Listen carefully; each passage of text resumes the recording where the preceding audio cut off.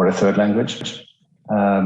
Maybe it's good to start our conversation with an exploration of what your specific linguistic expertise, your study of a European language, the country, the culture, has taught you about European studies, which you would have not been able to learn if you didn't have that linguistic expertise, right? So,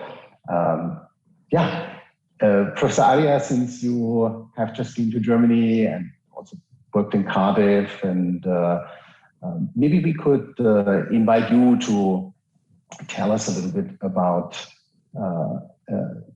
your thoughts about the role of your linguistic skills when it comes to your academic analysis of European studies. Thank you, Dr. Fisher, for this opportunity, and thank you, organizers of EURASIA Conference. We really have been enjoying the last 2 days. So I have, I'm an assistant professor at Law School, Pune, and I teach courses of torts, environmental law, humanitarian and refugee law. but have a deep interest in languages. And I started with French, then moved on to German, and then Spanish and Italian. And so although I do not teach the languages now, they have become such an integral part of me. And even in the law studies, wherever I'm able to use them, it gives me a lot of happiness to be able to connect law to literature, because both of them obviously are the use of effective language. And if lawyers use words, it's also how linguists use words. So to give a personal experience, like the French, learning French just opened vistas regarding their wide culture, the beautiful language that they have. But for me, it was especially a big learning in the French cinema. When I went and started learning German, it was another great learning, because it brought in a lot of literature aspects, and how it was Germans who actually studied Sanskrit. And you have Max Muller Bhavan in Pune, the Goethe Institute, again a tribute to the German knowledge which it brought. And German music was something which really interested me. And today, when I'm looking, or I'm trying to do some kind of a research on how you can have protest, whether in poetry, or you have protest in literature, or you have in poem, you have this wonderful singer called as Reinhard May, who talked about my sons are not there for battle, and something that moves me. And when I'm listening music at home, it's also the family members, okay, who's this musician, what is he singing? And the same thing goes with Italian. So that's how I started, because of the beauty of the language and the beauty of the poetry. So you have this great singer called as Andrea Bocelli. And in Tots, we have something which we talk about wrongful life. That it is not the doctor's prerogative to tell a woman to abort a child who that he may be, or he or she may be born as a handicap. And it was his mother who knew that he might be blind, and later on he might lose his eyesight, but she went ahead with the birth of the child. And today he's one of the most influential figures that we have.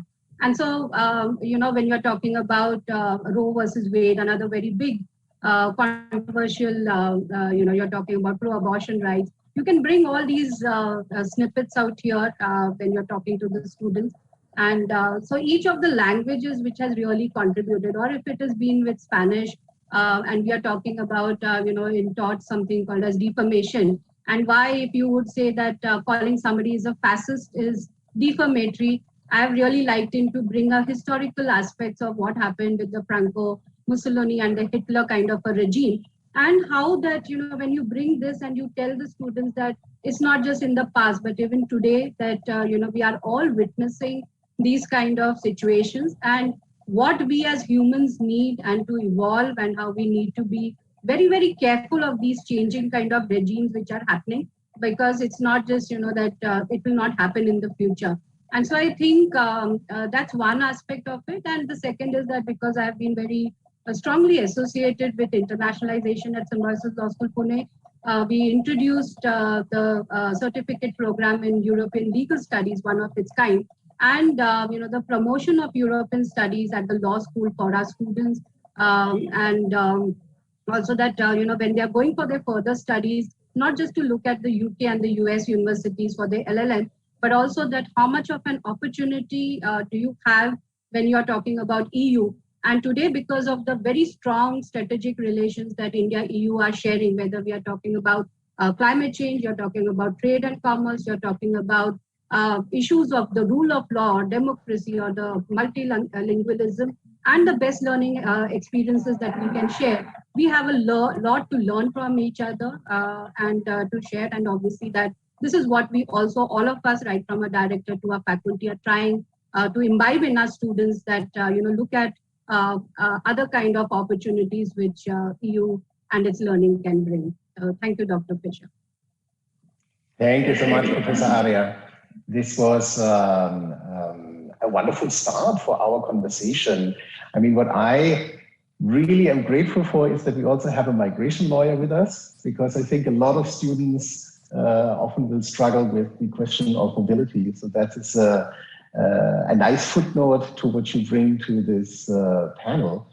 And because we also want to talk about the institutional and practical dimensions of language learning, right? I mean, it's fairly easy to intuitively understand how a language makes you a better academic. But there is this institutional practical dimension to it as well. And here I really have to say, it is so impressive to see that the Beijing Foreign Studies University as an institution which accommodates this enormous level of specialization in their teaching and research. You know, I mean, Latvian studies, Greece, Hungary, right? I mean, there are so many of the smaller European countries, one might call them. And to see, you know, that the linguistic diversity is not just accommodated with respect to German, French, Italian, but also with respect to Hungarian, Latvian, and Greek, is that was really, really, I think, yeah, it struck me as a very impressive feature. And so maybe we could ask Ms. Ying Chao to tell us a little bit about, in particular, how her language studies of Greek have taken her out of an Anglo-centric understanding of European studies, which maybe we often see, you know, when Canadian, American, or Australian scholars are approaching European studies. I mean, that's of course one of the great advantages of having more voices joining the field. Okay, thanks, Professor. Before answer your question, I want to share small stories firstly. And for me, I choose to learn the modern Greek because of the Olympic Games. I love the Olympic Games, so I choose to learn the modern Greek to know the culture and the history of Greece. And I also believe that there is a philosophy of people inside their languages. Also for me, after understanding Greek, some English words become easier. For example, there are about 6,000 English words from Greek. For example, the English philosophy is derived from the Greek philosophia. Philo means love, and the Sophie means wisdom. Love the wisdom is the philosophy. And another example, for example, democracy. Demo in Greek means the common people, the public, and cracy means power. The common people have the power. So it's very interesting. And when I decided to learn the Greek, I think these words are very interesting to understand the meanings. And then I want to introduce the Greek studies in China. I know it's a very big topic, but I think I will focus on modern Greek language learning and teaching in China, because I speak modern Greek. Modern Greek are different from the ancient Greek, different from the Latin. But I think before talking about the history of modern Greek language learning and teaching, please allow me to introduce briefly the development of Hellenic studies in China.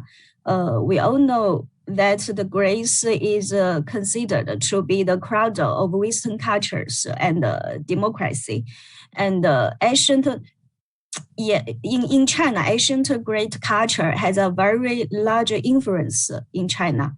And now there are many scholars in China doing research on ancient Greek history, philosophy, drama, culture, literature, and the studies about the ancient Greece and ancient Greek in China began more than 100 years ago, at the beginning of the 20th century.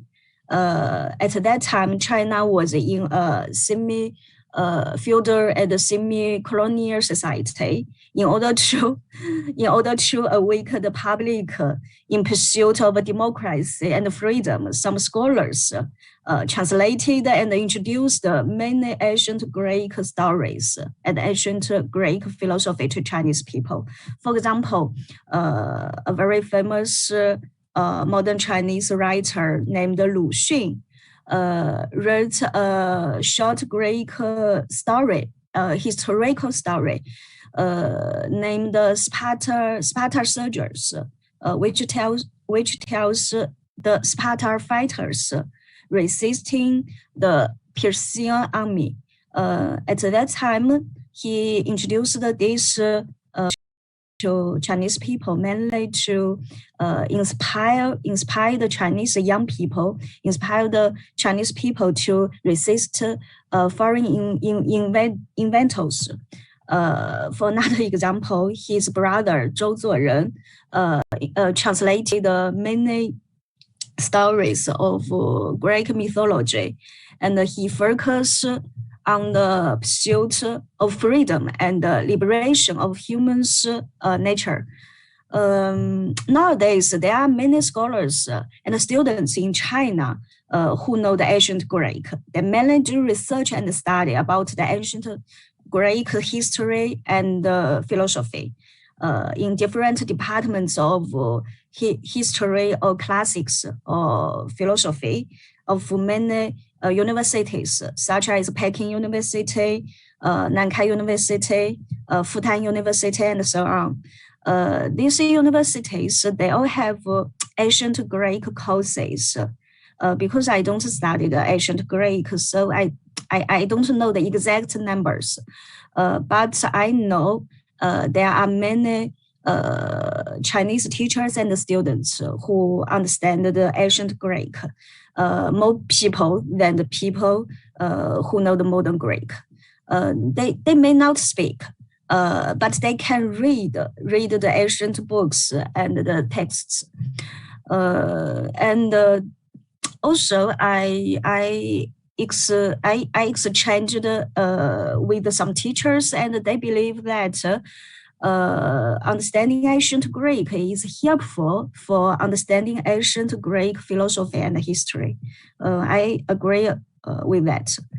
And of course, for me, as I have said before, because I speak modern Greek, and now I work at Beijing Foreign Studies University's teach modern Greek in the School of European Languages and Cultures.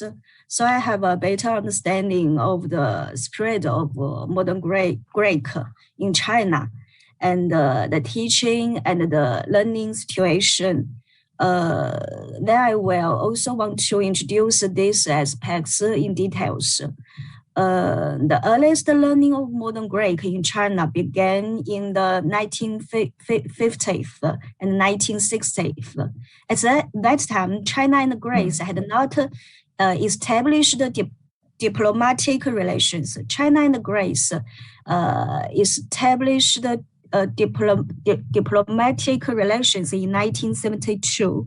But at that time, our Premier Zhou Enlai believed that more and more countries will establish diplomatic relations with China, and China needs a large number of foreign affairs staff, especially those who speak foreign languages.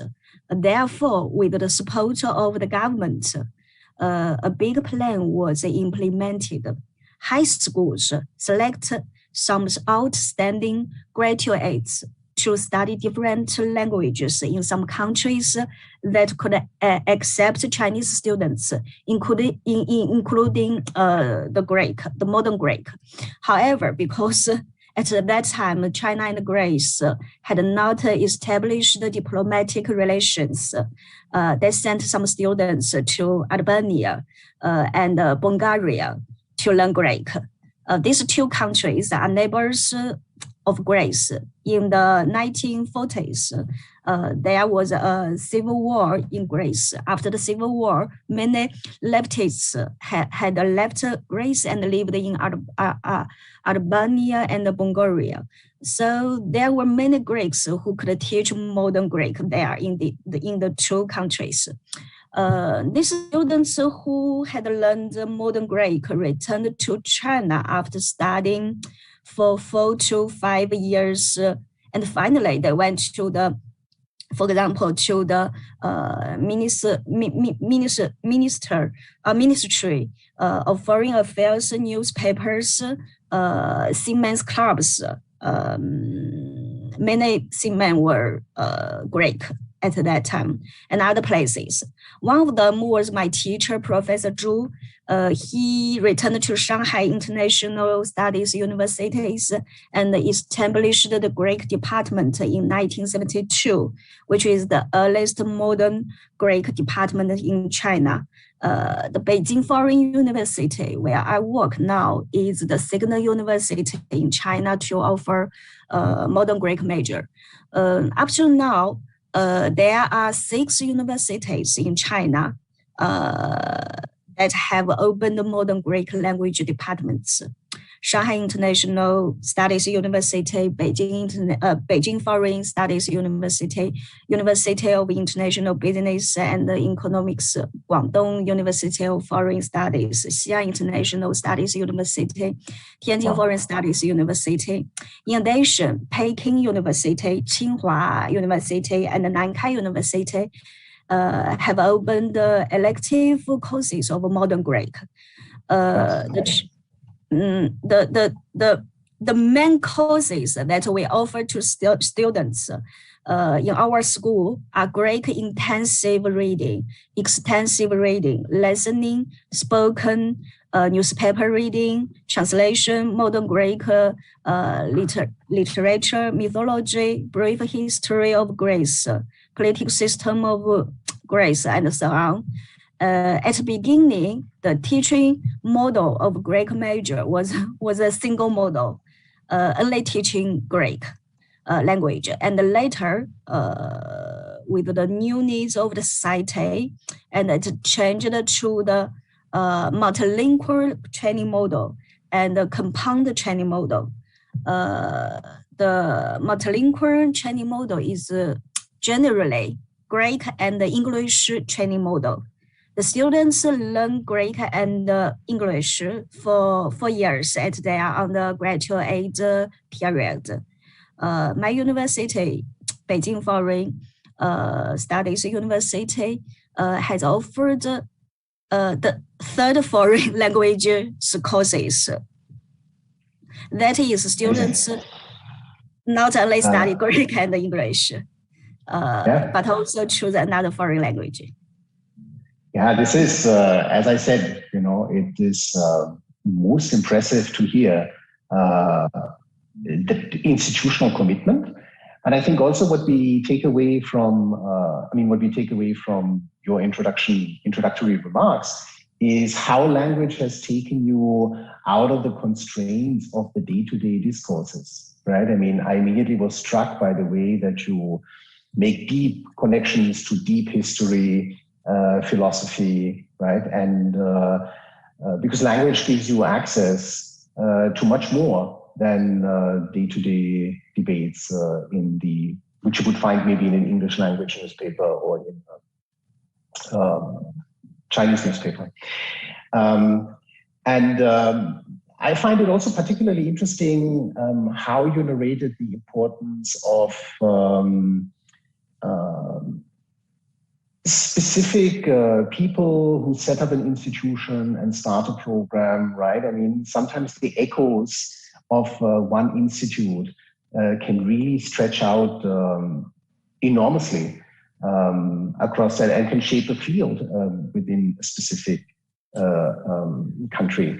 And in that sense, maybe we could hear from Ms. Yui again next, because her experience in Latvian language is sort of mixed with the theme of educational management, right? So some of her expertise also relates to language program management, things like student motivation, difficulties in learning, curriculum design, and things like that. Yeah. It is a great pleasure that today I can participate in this interesting session. And compared to Greek language program and the Hungarian language program, actually the Latvian language program in our university are quite new.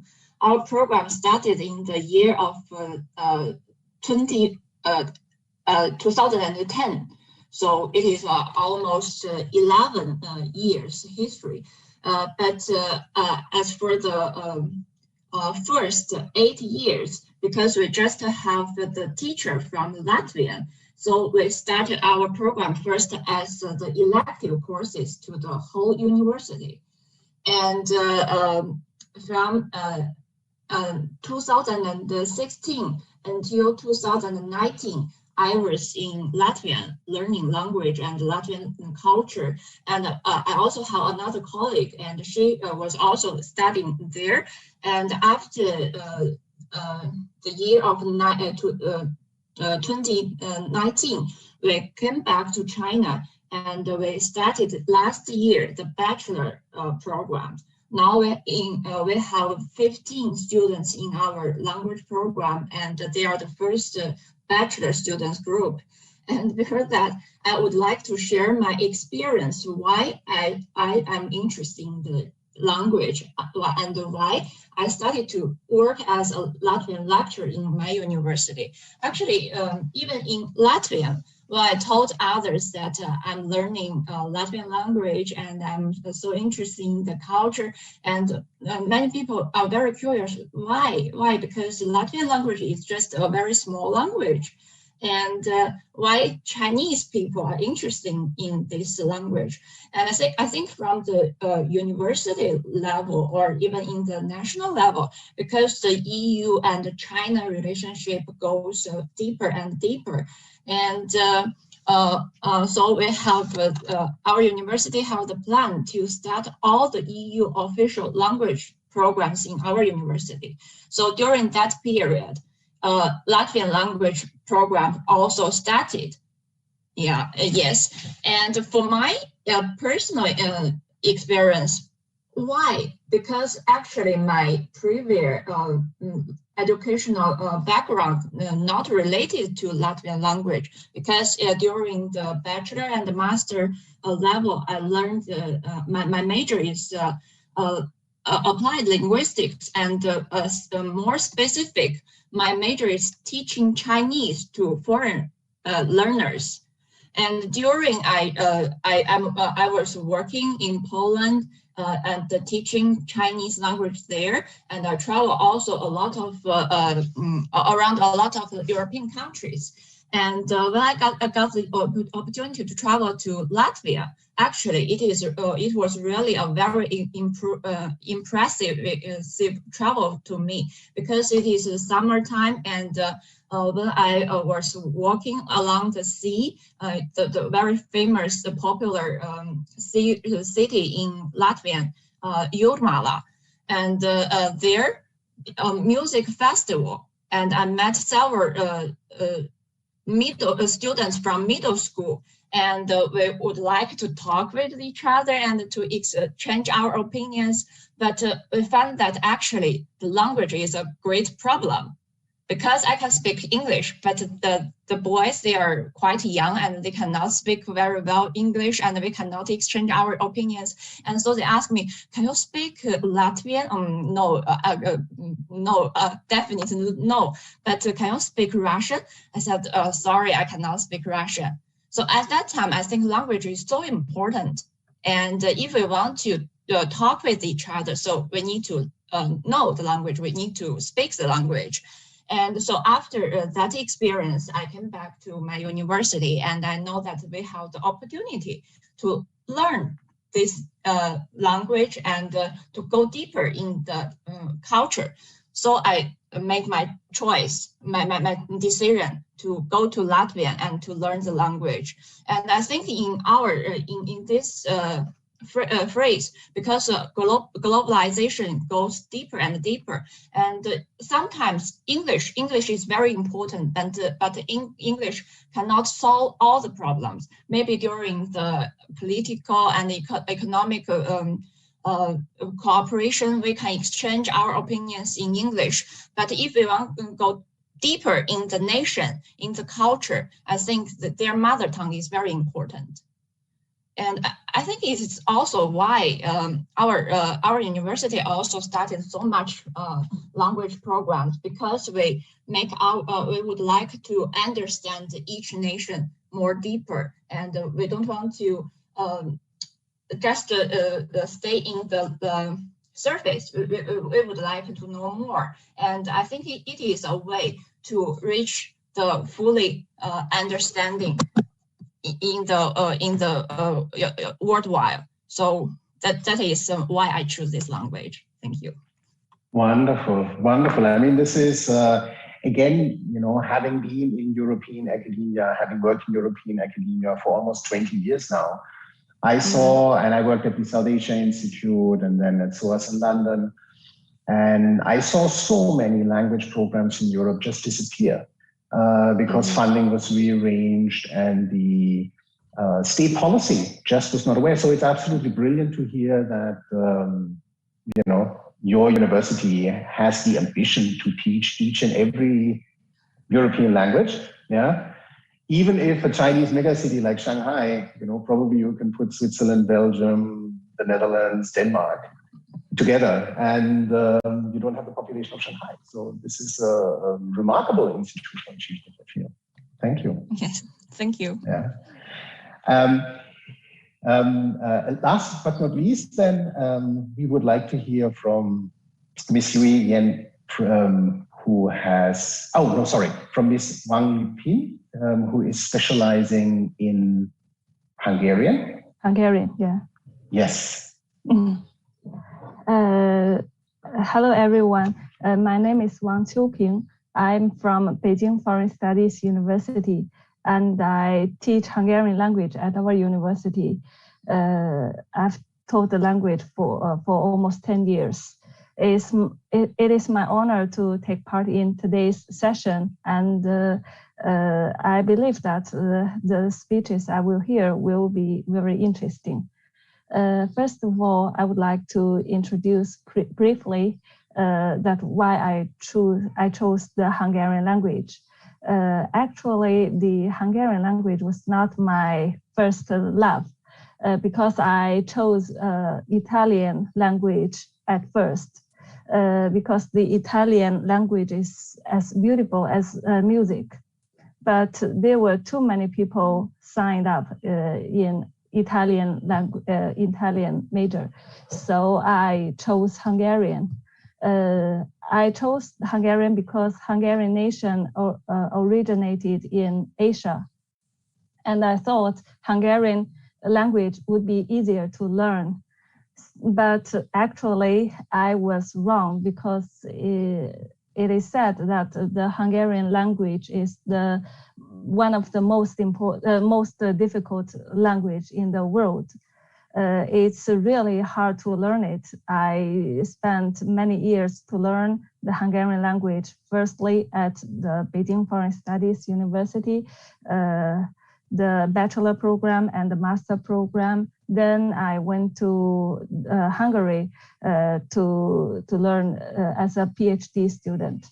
So, but even today, I cannot say that I can speak Hungarian like a native speaker. So actually it's very difficult language, but I can proudly say that I can speak two of the most difficult languages in the world.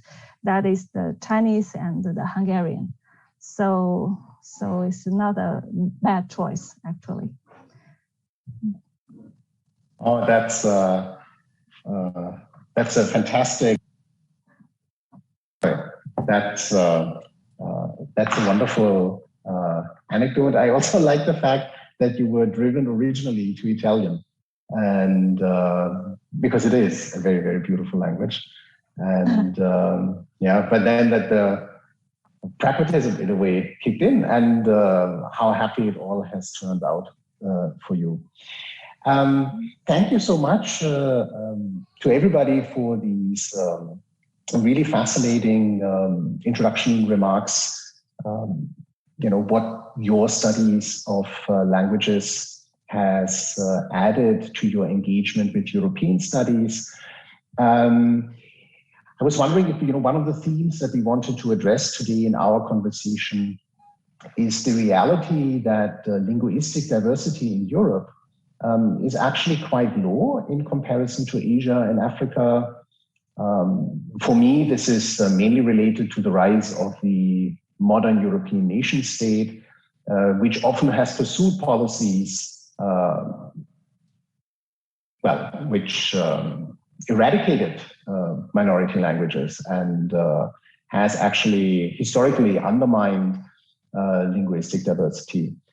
But of course, since the Second World War, this has gradually changed, and the European Union and the institutions of the European Union, whether it's European Parliament or the European Court of Human Rights,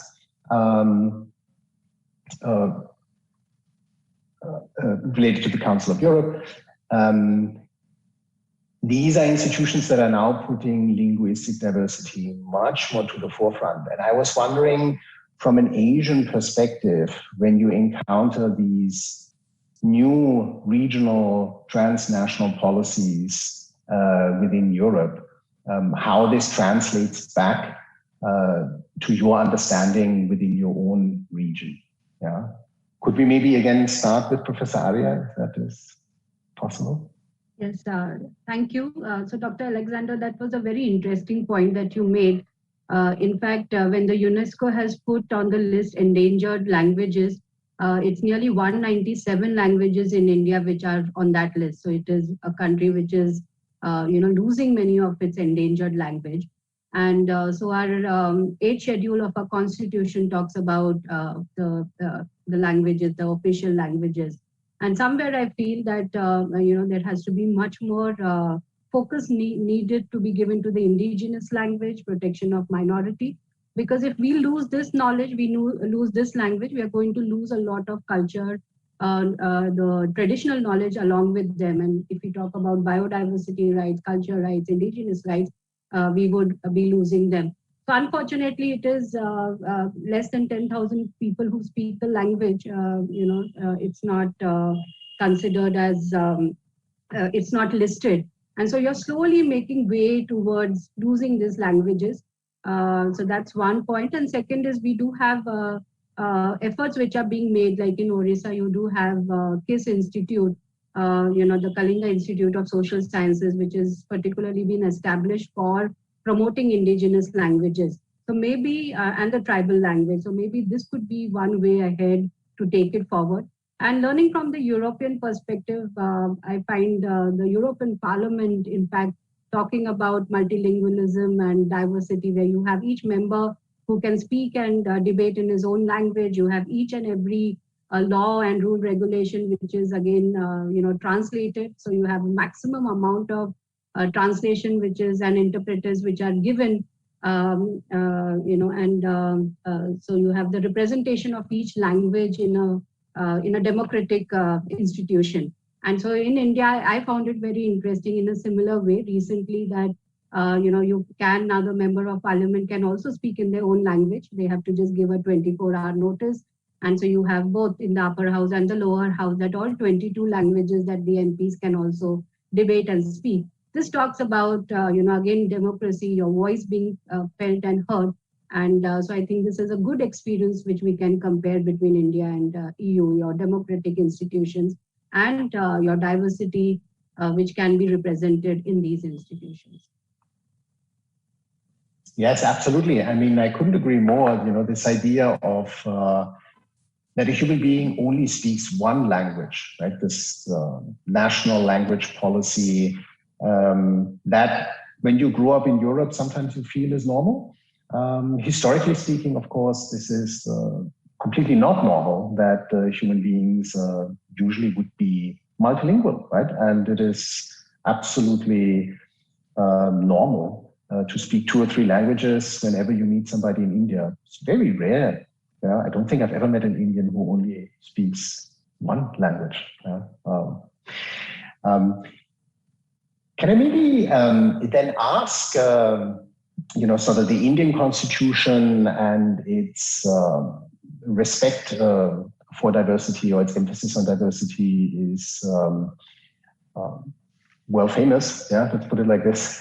How is, from a Chinese perspective, when you engage with this European effort to take multilingualism, linguistic diversity seriously, how does this translate back into your view and your understanding of the Asian context?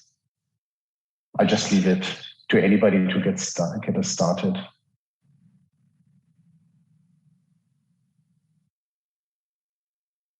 Whoever would like to contribute an idea first.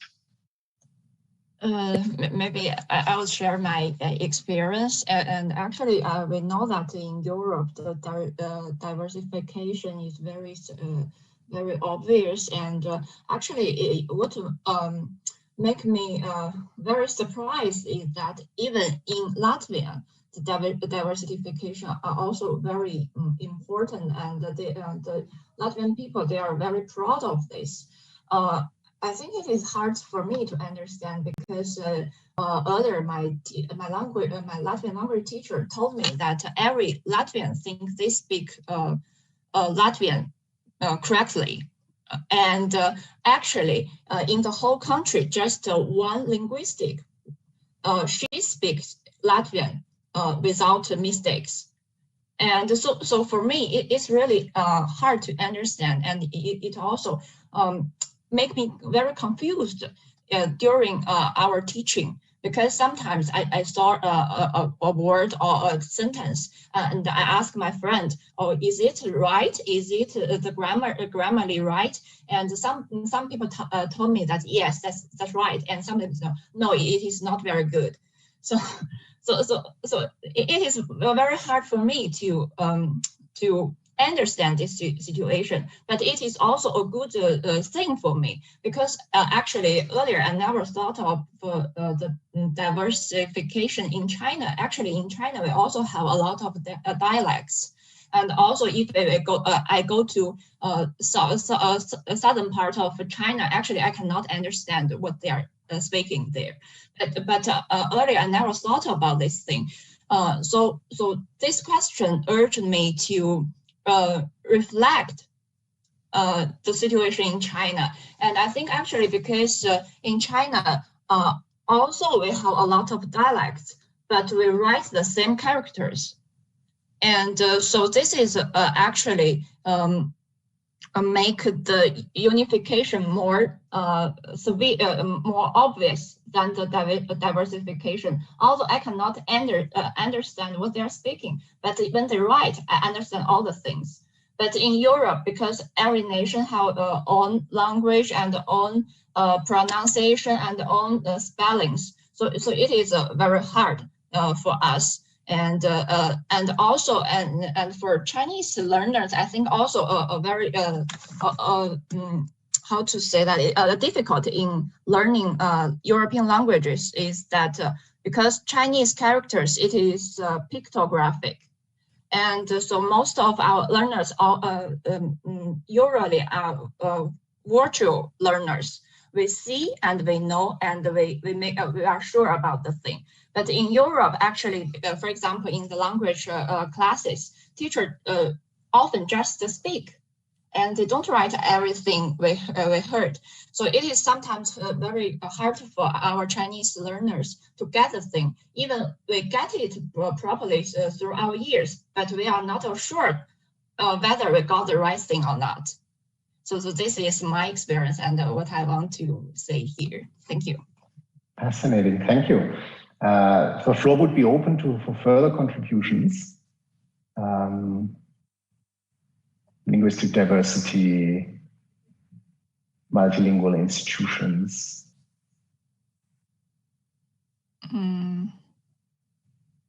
Yeah, thank you.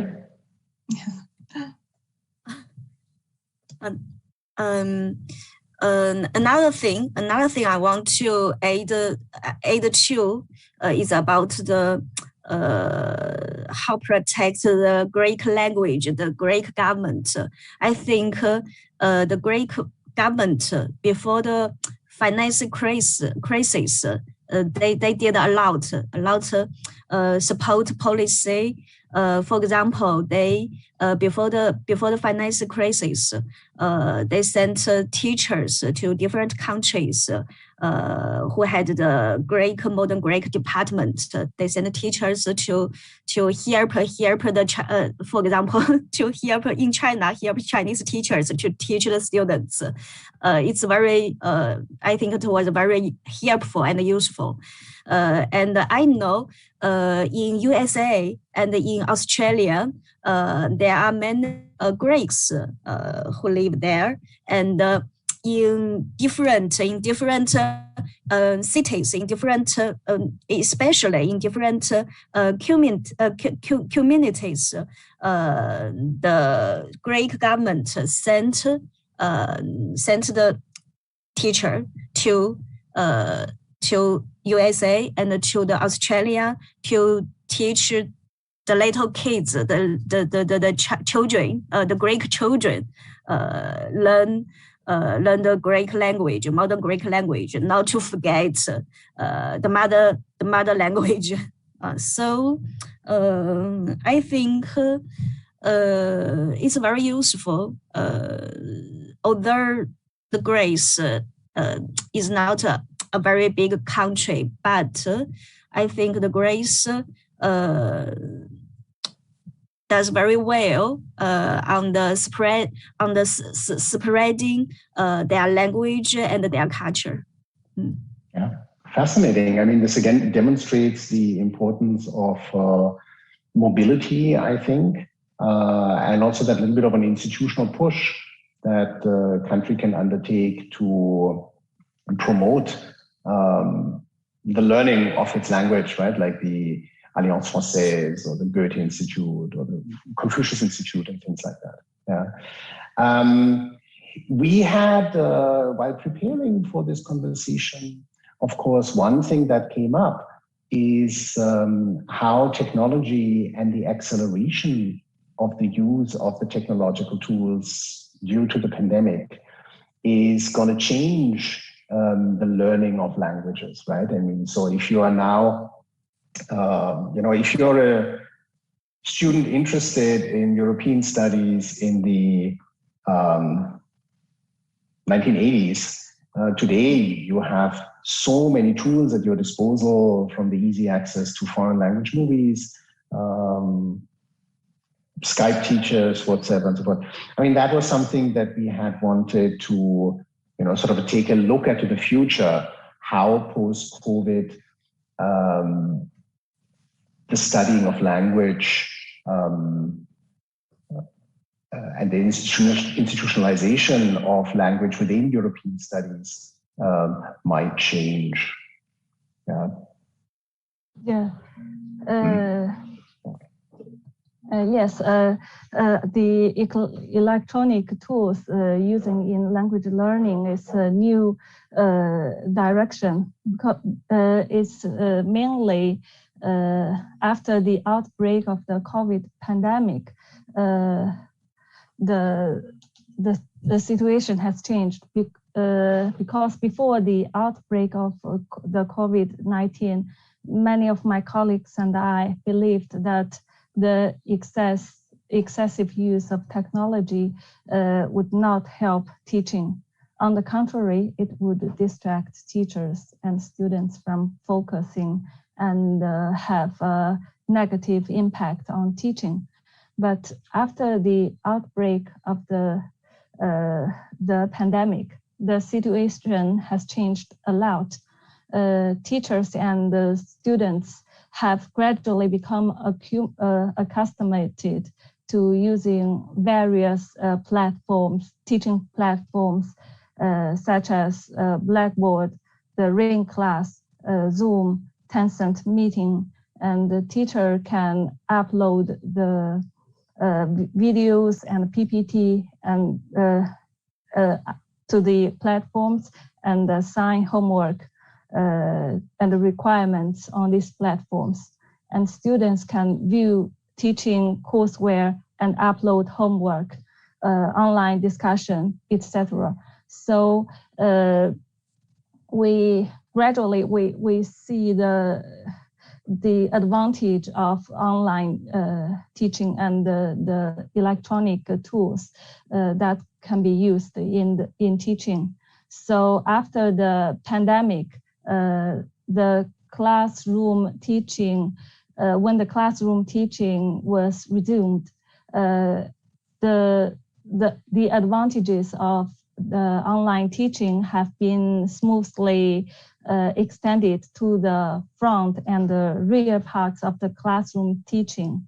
That is, the classroom teaching expanded to pre-class, which will go online, and the classroom, which is offline, and the after class is also online.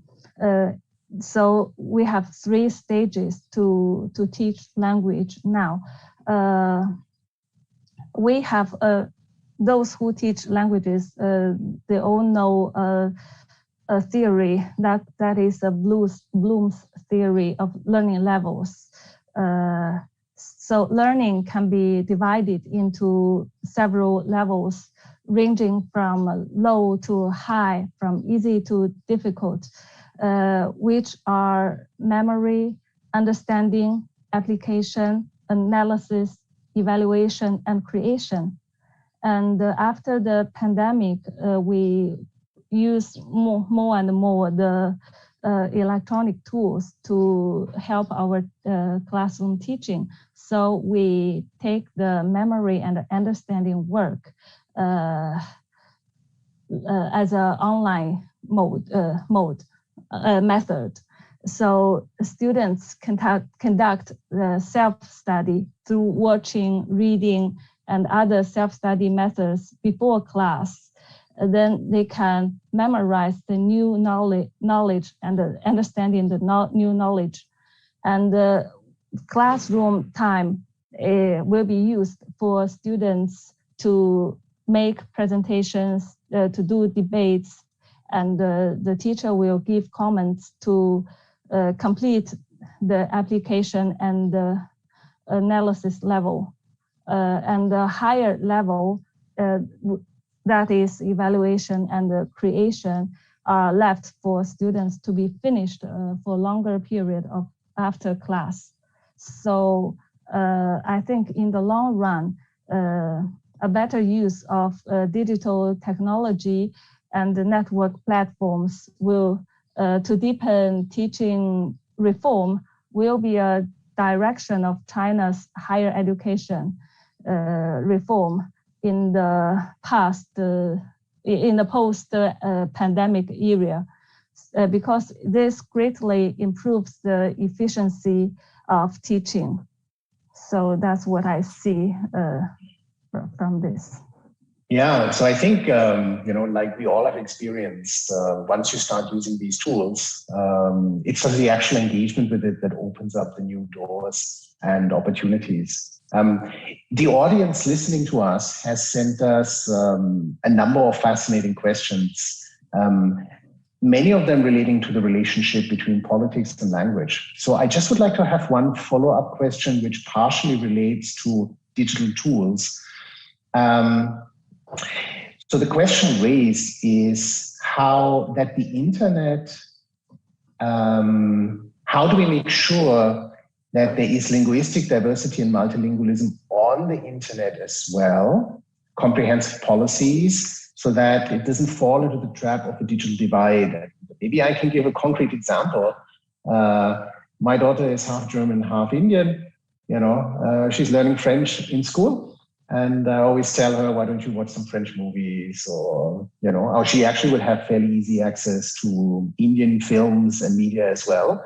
But she always gets sucked into the ease of the English language, right? And into the English cultural materials that are out there. So, how do we, when we're thinking about how our language is now more and more shaped in our online interactions and through the internet. How do we take this diversity into that realm is one of the questions that has come from the audience. And again, I would like to invite anybody to just get us started on the answers. So just a very quick remark, like you had, because the problem with Twitter and the Indian government, you have a lot of homemade apps which started developing and a lot of entrepreneurship which came up. And Ku is like for the Indian languages, but how you can connect to each other. So maybe, when you do have these kind of restrictions coming, or you would have a problem like COVID, which comes up, you do have these kind of also other kind of opportunities which also develop. So I think you can see, like you have mentioned, how do you bring back children and ensure that they are also learning these languages. So you have innovation would be the best way, one of the best ways to go ahead, and a lot of multimedia technology which can be used, and like you have blogs or you have other like ma'am already mentioned about these. So I think I just wanted to add about opportunity which came through because of the political fallout between the government and Twitter.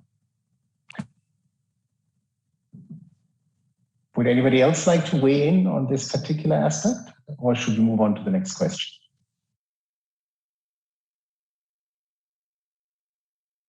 Yeah, okay. Then another question which takes us more back to the field of European studies. There's this international dominance of the UN languages, which has been pointed out by the person asking the question, and which to some extent clashes with the linguistic diversity within the European Union, right? So the person asking the question sort of wants us to address the problem. How can the European Union institutionally address this burden of a dominance of French, English, and Spanish? Is this not a tension that we see within the European Union? What would be your perspective on this?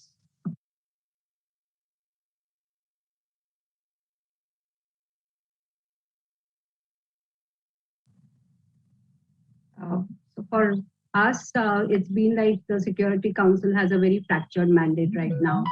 And, so unless you kind of see a lot of reforms which are happening with India having a seat for 2 years, and, so the changes which need to be brought. So maybe, like as you have other regions which grow up, you have a lot of other developments which happen in the geopolitical region. Again, language will be also one of it, which will have to be changing according to these geopolitical relations. So that's what I see, that how the soft power, as we call it, of languages can be used, and maybe it will take some time, but this change can be brought as you give more, how would you say, representation of the other nations within the UN. Okay, and maybe we can sort of bring it institutionally home again also to the Beijing Foreign Studies University. How do you handle this problem that there is this dominance of English, French, Spanish, English and French, of course, also as international languages? Yeah, I mean, how does this play out institutionally in your university? Would you say that all students want to do French because it is also more of an international language, or would all students want to rather do Spanish because there are so many other countries where Spanish is an important language?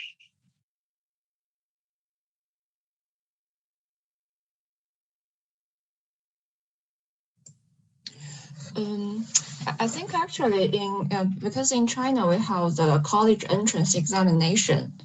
So with this examination, actually in institutional level, we can like to set the programs. And actually, for example, in our university, like the larger program, like English, French, and Spanish, they enroll students every year. But because our faculty is the less commonly taught European language faculty. So in our faculty level, we also have the different enrollment frequency. For example, for the Hungarian language program and Greek language program, they enroll students every 2 years.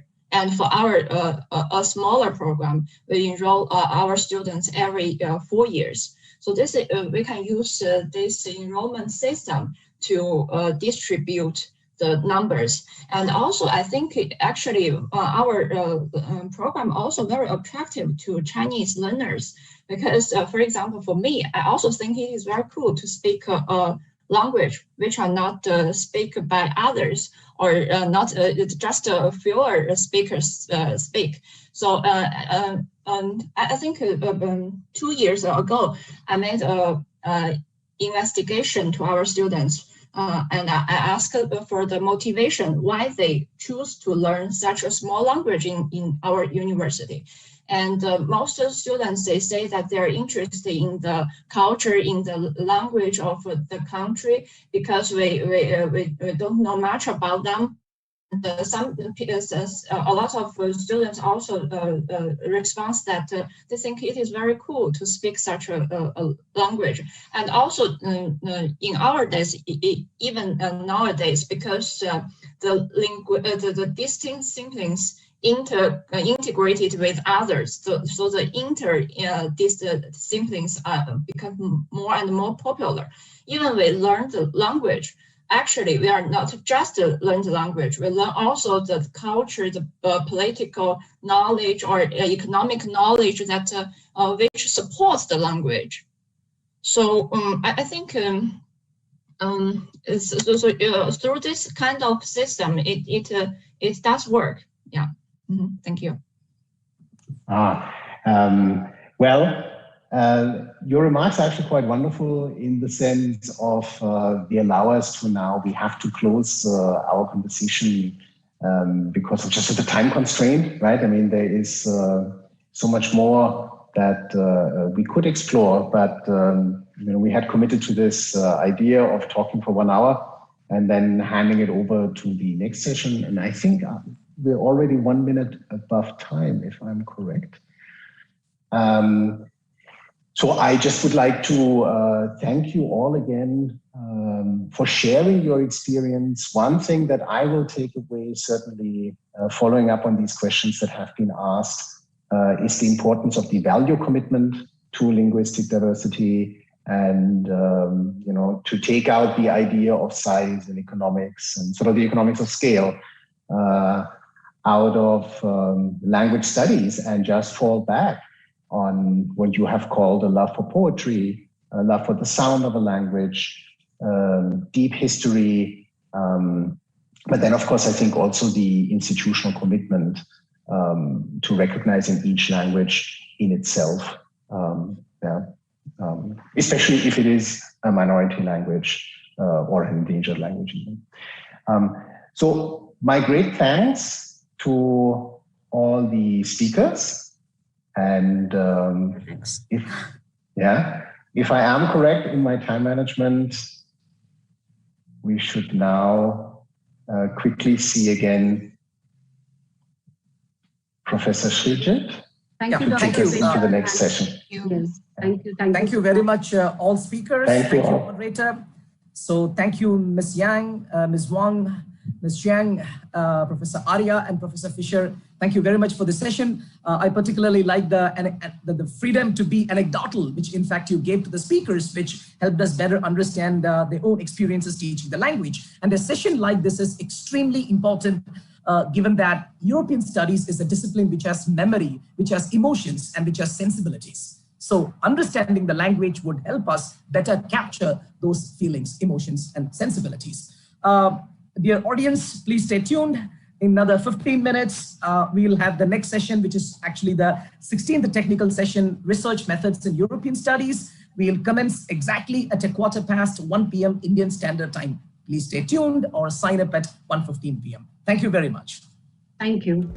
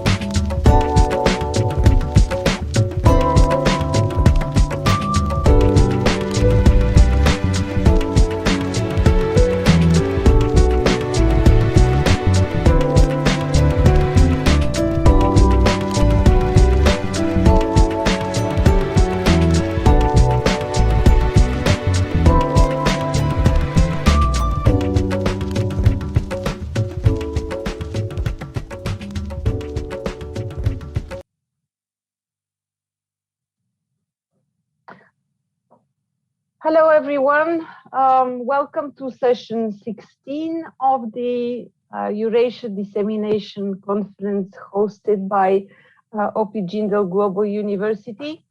The topic of this session is research methods in European studies. And I have here a panel of distinguished speakers. We have Professor Paul Bacon, professor at the Faculty of International Research and Education at Waseda University in Japan. Then we have Professor Sudeep Patra, assistant professor and assistant dean at the Jindal School of Government and Public Policy. We also welcome here Professor Abhijit Vasmadkar, assistant professor from the Symbiosis Law School. And our moderator today will be Professor Kirti Nakre, professor at the Jindal Global Law School. So over to you, Professor Nakre. Thank you, Professor Galina, and it's a great pleasure for me to be here today. And I'm very grateful to the organizers of this conference for making me a part of this conference today with very distinguished speakers who have extensive experience in European studies. One of the reasons why I'm very pleased to be part of this session is because of, as a comparative sociologist and a social policy researcher, I have constantly had a tryst with European studies and also with East Asian policy paradigms. And it is true that we are living in the age of globalization, and globalization is also undergoing challenges. And we as academics are also being challenged in the current circumstances, because even though we all share in this room universal theoretical concepts, but also as fellow academics and fellow travelers, all of us are also aware of the intuitiveness, importance of empiricism, and the role of empiricism and being based in field-based realities, and the importance of these empirical realities in our own understanding of the subject, and the evolution of this understanding in our own geographical context and cultural context. And therefore, research methods in European studies are embedded. And it is challenging because it's challenging, and also platforms like this give us an opportunity to exchange knowledge, which is empirically embedded. And therefore, this gives us an opportunity to exchange knowledge and understanding as well. And also, it is very important to acknowledge that each and every one in this panel has traveled.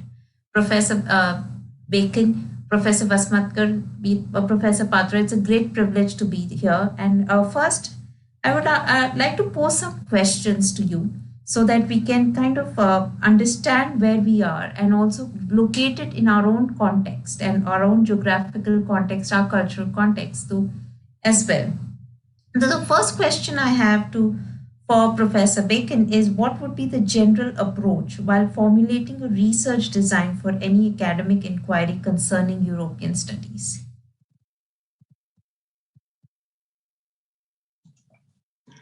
Okay, so first of all, thank you very much for inviting me to participate in this conversation. I'm a John Monnet Chair at Waseda University, so I'm sort of deeply committed to kind of universalizing the education of the European Union and sort of spreading sort of the teaching of the European Union as a subject and the research of the European Union as far as possible. It struck me, first of all, that kind of questions 1 and 2 are quite similar. So I'm not sure how to sort of differentiate my answers to the 2 questions. I think my main sort of response to both of these questions is that we need to be a very broad church, and that we need to be receptive to all sorts of different ways of coming at the European Union and European studies as a subject matter, because it can be post-colonial studies in a very important way. It can be sort of more empirical work, doing comparative work on political systems, all sorts of things. So I think we don't want to set too kind of strict a template for anybody that wants to come into European studies as a researcher. And there's a sort of a political reason for that, because we need more people to come in and do research. But also I think there's a sound philosophical reason for being as inclusive and as pluralist as possible. I mean, I suppose the best thing I can try and do is just briefly mention my research, because what I'm doing at the moment is I'm sort of putting together a group of people, including several Indian scholars, to look at sort of free and open Indo-Pacific and the EU's attempts to kind of engage with discourses around the free and open Indo-Pacific.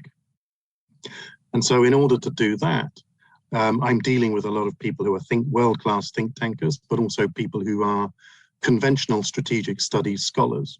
And they're sort of bringing their knowledge over and bridging it with people who have particular expertise in things like EU-Australia relations, EU-Japan relations, EU-India relations.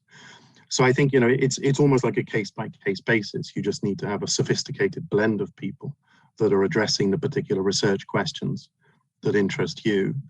I think one of the other things that I'm doing, and I was lucky enough to recently get something published in JCMS, Journal of Common Market Studies, on this, is norm diffusion. And so partly I've come up with a kind of a hybrid model to look at the question of norm diffusion. And it sort of joins together two kind of universal theories, if you like, the spiral model, Risa Ropp and Sickink, and it with the kind of the Europeanization literature led by sort of Boetzel and Risa. So that's quite a kind of a universalizing literature. But what I've also tried to do is join that together with some of the sort of particular localized sensitivities that you briefly mentioned sort of in your introductory remarks. So we need to look at people, the work of people like Amitava Shreya, talking about localization and subsidiarity. And one of the really important things that I've come to realize, partly because of being a foreigner in Japan and traveling to other places like Thailand, that kind of local research interviews are incredibly important.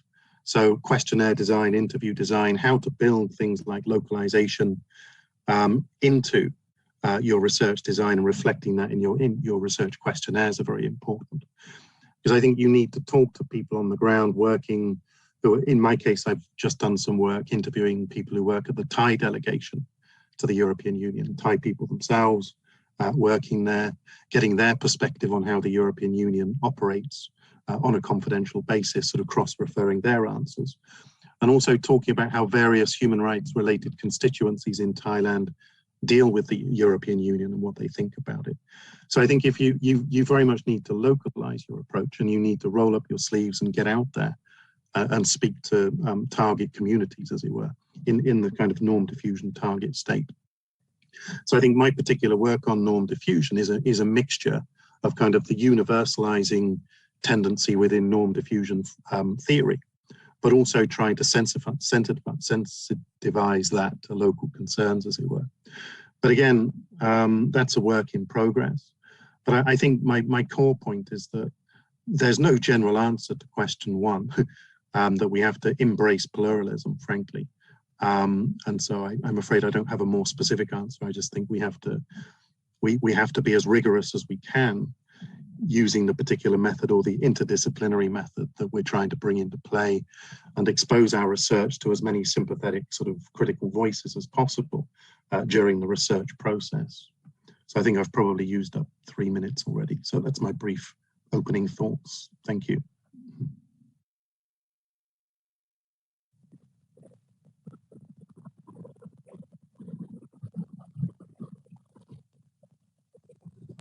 I'm sorry, thank you very much. I was on mute.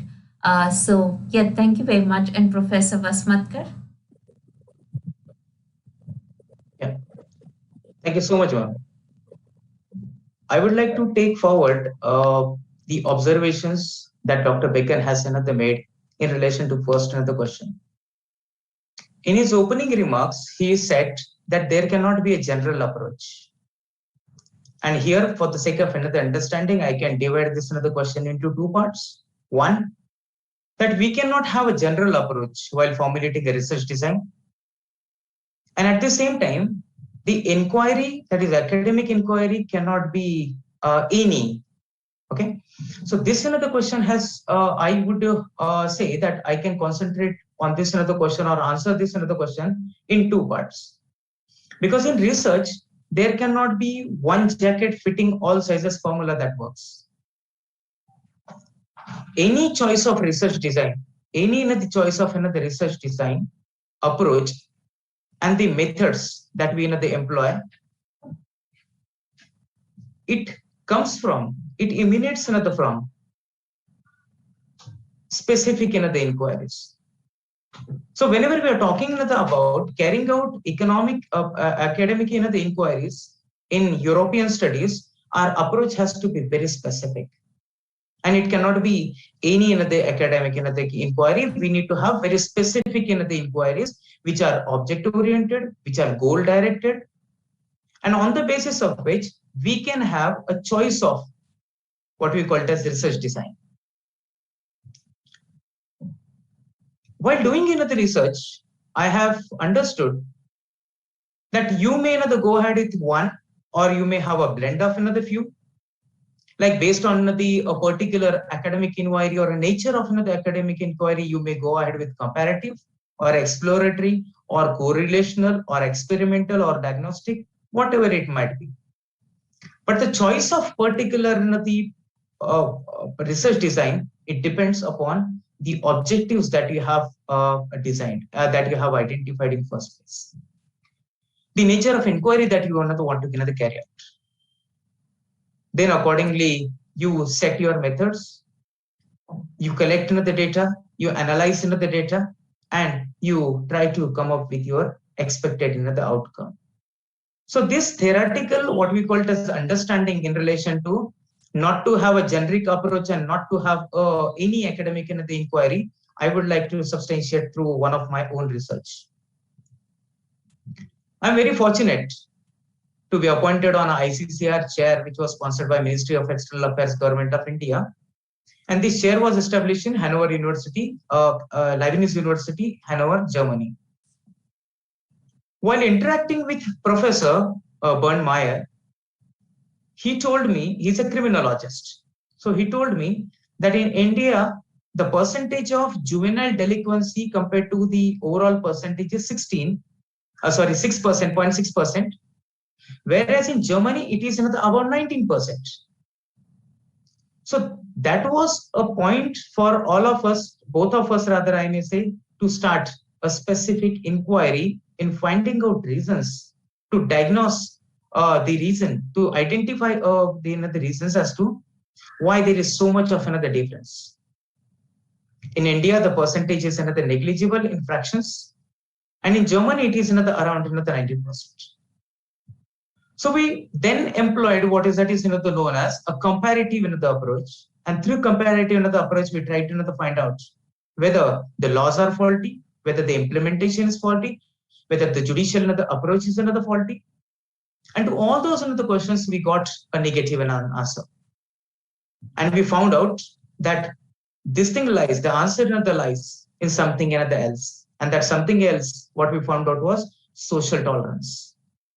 Many cases, they go unreported in India when committed by, or by when those delinquent behavior is done by the children. Admonition is the first approach. Admonition may be the last approach. And that's so, as cases are not reported, though NCRB, National Crime Records Bureau, is not able to make a note of those cases, and thereby the percentage is very low. So I would like to conclude this the answer by saying that when we are carrying out certain the inquiries even in European Union studies, that time we need to be very specific in our approach, based on which a particular type of research design can be adopted and the desired outcomes can be obtained. Thank you, Kirti. Over to you. Thank you very much, Professor Vasmatkar. So I would like to request my colleague, Professor Patra, who also whose research profile is very interesting, and to some extent he shares the same predicament as Professor Vasmatkar of being an insider and outsider in European studies. And yes, Professor Patra, over to you. Thank you very much. Actually, getting back to my own research, first of all, so that I can try relate. I work in the interface of natural and social sciences. So I mainly work in the area of complexity science and also econophysics, which is kind of using the philosophical and mathematical setup in natural science models and try to see how it can extend to social science. Now here I would like to mention one interesting research center which we have just inaugurated, and it has been established as an international center as of now at Government and Public Policy School, where I'm a founding member. That is Complexity Economics Center, which we call as Complexity Economics Applied Spirituality and Public Policy Center. Now, what I find is that the research methods which we adopt at that particular center is very apt to studying this kind of courses, and mainly the course that I taught, which is European financial markets. So it is like very evolving and very complex in its own right.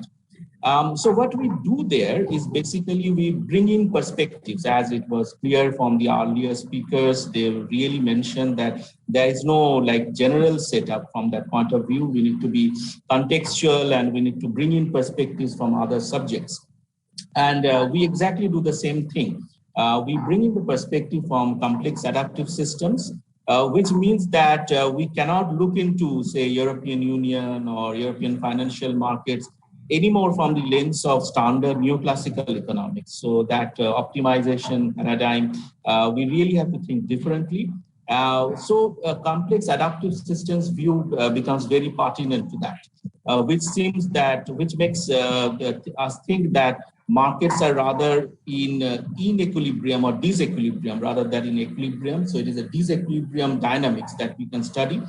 And frankly speaking, with the help of tools from the natural sciences like econophysics or even say norm diffusion, I think I just heard from Professor Bacon, which is really very related to what we do, that can really be applied to all the interesting things happening in financial markets. For example, one specific paper that I worked in and that was also published in Physica A, as a noted journal, which was looking into, say, how investors' opinion in European financial markets, they impact the asset prices. And to explain that kind of a model, we really brought in some mathematical tools from quantum physics, basically. And that was this particular tool of quantum information theory. And we found that that was really interesting to predict the behavior better. So these are the various interesting kinds of inclusiveness we can bring in to our research methods.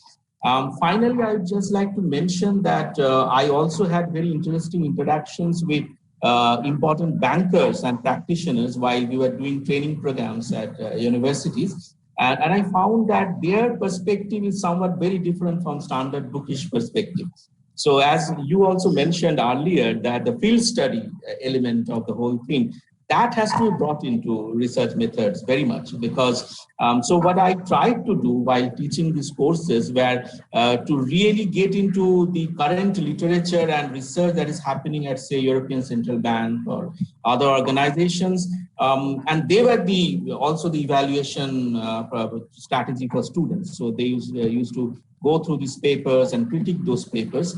But definitely I would be very keen to elaborate on that much more, because due to this pandemic, we really couldn't do it in a very kind of like full-fledged manner. But that would be my take, that since I work in this natural social science interface, so I'd be very keen to bring in more elements from physical science and philosophy and mathematical frameworks of that, and study systems like European financial markets. That this will be my initial points.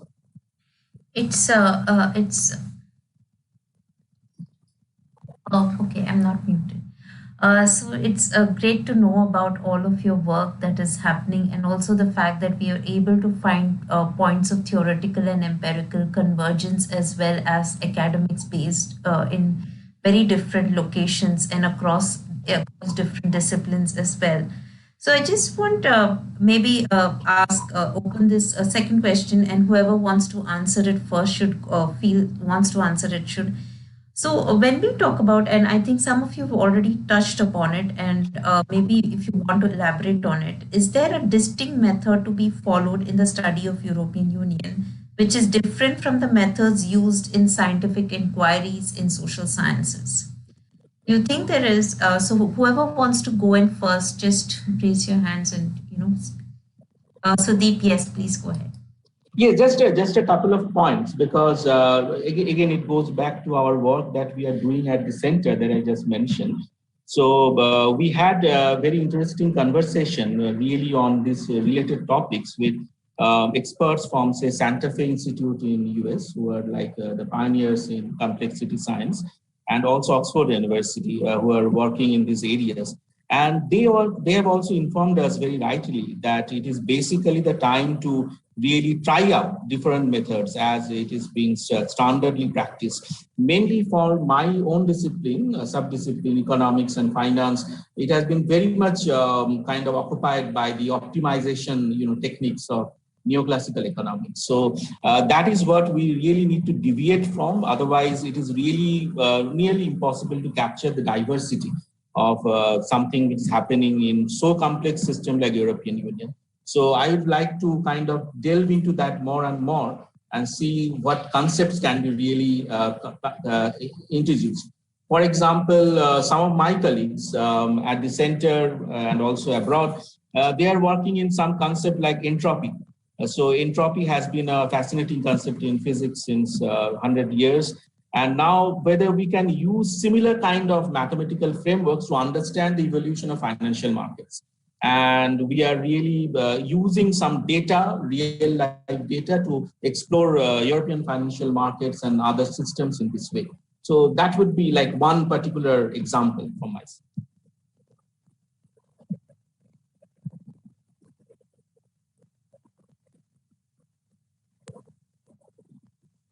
I think you're muted. So I would just ask Professor Bacon or Professor Vasmatkar, would you like to respond, or do we move on and integrate the follow-on discussion with the next question? What kind of academic training does one needs to possess? I would like to speak a little on question number 2 itself. Yes, that would be great. Yeah, thank you so much. In my opinion, when we talk about can we extend certain methods that are used in social sciences to European studies, to this question I can have I may say a mixed approach. I may say yes, at the same time I may say no. I say no because, in my opinion, European Union studies is a cohort. It's a discipline which is a blend of humanities, international relations, history, literature, political science, anthropology, pedagogy, law, economics, philosophy, and many other disciplines that got merged into one. And extending the time-tested methods of social sciences to this cohort is not problematic, because those are time-tested. Those have proved their utility beyond another reasonable doubt, I may say, in legal another terminology, beyond reasonable doubt, they have proved their another utility. The only thing what we need to do is, based on, again, going back to my another own observations in relation to first question, that based on the nature of another inquiries under European legal studies, we can choose a or a blend of another methods. Like, at times, you may have to go by cross-disciplinary methodologies. You may have to have, at times, transdisciplinary or multidisciplinary approach you may have in order to carry out certain other inquiries in social sciences. It is very pertinent to understand that any disciplinary, every another discipline has its own limitations. And any disciplinary methods, methodologies, and the kind of distinctions they use, processes we use in order to carry out scientific inquiries may not give, when blindly implemented in other domain, may not give desired results. So we need to be really cautious. We really need to be what we call as taking those extra efforts in understanding that whether a particular method, maybe from social sciences, would give us a result or not. And if no, we can have a blend of few. I'll give you one example. I have presented a paper to a forum in Germany called as East-West Forum in Germany, which is there to facilitate investment from West into the East. And to this another forum, I have presented a paper on EU-India Free Trade Agreement. And there basically another my point of this thing was inquiry another was the positive and negative impact this EU-India deal free trade agreement would have on both economies. So here when I have started my another inquiry, I had to look at social sciences from another perspective of the society, that is what would be the implication of this on the society. Secondly, I had to see it from the point of view of the economics. I had to see it from the point of view of the law. I had to see it from the point of view of international politics. I had to see it from the point of view of international relations. So when I carried out studies in this particular area in finding out what would be the positive and negative implications of this on India and European Union, I had to employ many what we call as processes, known processes from the social sciences as well into this studies, and thereby I was able to come up with what is known as a positive the result, and I could give some the positive suggestions to both the economies as to how can we minimize the negative the efforts, and can we have how can we have positive impact of this deal on both economies. Over to you, Kirti.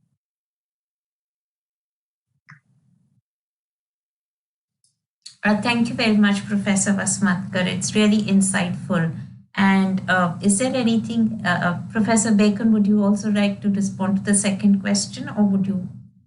Yeah, I'll just make a very quick comment, if that's okay, because I mean, I'm not sure exactly what the second question is sort of getting at. It seems to be trying to sort of say that, make a distinction between social science and European studies.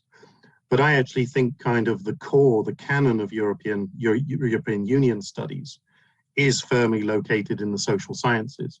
And so I think it's very important to be able to conduct interdisciplinary studies. Maybe it might be sort of sophisticated econometrics, like Professor Patra, if I understood what he was saying correctly, or sort of doing sort of culturally sensitive norm diffusion analysis as I'm doing. So I think it's fine to sort of blend and have that interdisciplinary connection. But I think if it's to be meaningfully kind of EU, it ultimately has to feed back into answers to the questions that are generated by the core sort of EU canon, as it were. Like you can be interdisciplinary in a sophisticated way, but for it to count as EU studies, you have to bring it back to the 10 or 15 core questions in European Union studies, which in my case is what is a normative power? Is the European Union actually a normative power? How do we quantify that? How do we conceptualize it? These sorts of things. So you can reach out to all sorts of different things to answer that question, but you've still got to bring the answer back. And the canon of European Union studies is conventionally social scientific. So I think we should acknowledge that that canon is social scientific. That's all. Just one point on this question. Yes, indeed. And also it goes back to the question about, because Professor Vasmatkar is also a lawyer by training. And I think that's where also the intersections between law and society also come in. And also, I think, and this second question has actually brought us to the third point, that as academics and as teachers and as researchers, so what kind of academic training one needs to possess to ascertain the contours of European studies fully? So may I request Professor Vasmatkar to share some of his insights first? Yeah, thank you, Kirti.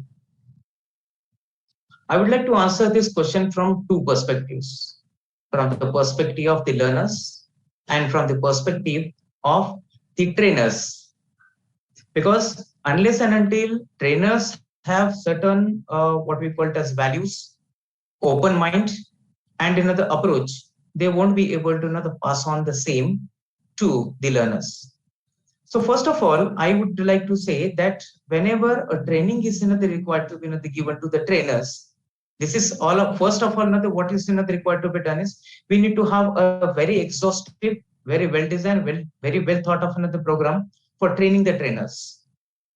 Because without another training being imparted, they will not be able to cascade it to the students and to another this thing further. And that's why there need to be systematically designing, of this, the program. Like, it can start with providing contents about European Union functioning, working, the practices, the predominant doctrines that are there in the European Union. After that, there need to be a joint collaborative teaching that can happen, joint collaborative projects that can be taken. Then they have problem solving, the methods, comparative analysis can be done, and through which the trainers can in first place acquire a full-fledged knowledge about the European the Union. Looking at this European Union studies from the perspective of students, I would like to say one thing, that we need to incentivize, because about the contents I have already told, that they need to have a problem solving the approach, they need to have a comparative the approach, they need to basically they have what is that is known as a diagnostic the approach, in order to what we call as study from the European Union's the perspective. I'll give another one example in this another connection. In India, we have what is that is known as adversarial model of another criminal of another justice system, wherein we start assumptions from the point of view of what is that is known as accused. And the French system is exactly the opposite, which is known as inquisitorial system of another trial. So there what happens is they do not favor accused the way we do in adversarial system. Because of the adversarial system, there is more number of acquittals than convictions. And in reverse, in France, we have seen more number of the convictions than the acquittals. So taking into consideration the social, legal the problem that happens because of the increase in crime and criminality in India, we thought of bringing in some of the best practices from the system which is working in France. So what we did here is we try to understand first the system, then we try to do what is that is known as an interactive the study, whereby we try to understand that if we incorporate or if we borrow a particular principle or a doctrine from French system, how would that work? How would that work in our own system? So this type of problem and solution based analysis and approach, if we can first imbibe to our own what we call as trainers, and then to the students, that would really make a lot of difference. And I was talking about incentivizing. First of all, I would like to put here on the record that in India, there is no awareness about European Union studies. There are very few universities who are carrying out a program or a specialized course or a diploma or a certificate program in European studies. And that it is happening in a part of or in a segment of the universities, mainly private universities. And there are a lot of the chunk of students who are left out from being trained in this domain. So more and more content development, more and more incentivization, more and more what we call it as profit driven kind of because unless and until you tell them the benefits of taking up this particular course, European Union studies, from their futuristic perspectives, I don't think students and also the teachers would be interested in studying this area to be an area of these studies. And that is how, when it comes to the contents, I may say more and more case studies, more and more the experiential learning, maybe the first-hand experience by visiting the European institutions, that may make a lot of difference. Thank you, Kirti. Thank you very much. And I really appreciate you touching upon some of the pedagogical approaches, because I do agree to some extent that our education system in India is more inward looking and we're not actually aware of European Union studies. So Professor Patra, you want to bring some insights from your own work? Yes, thank you.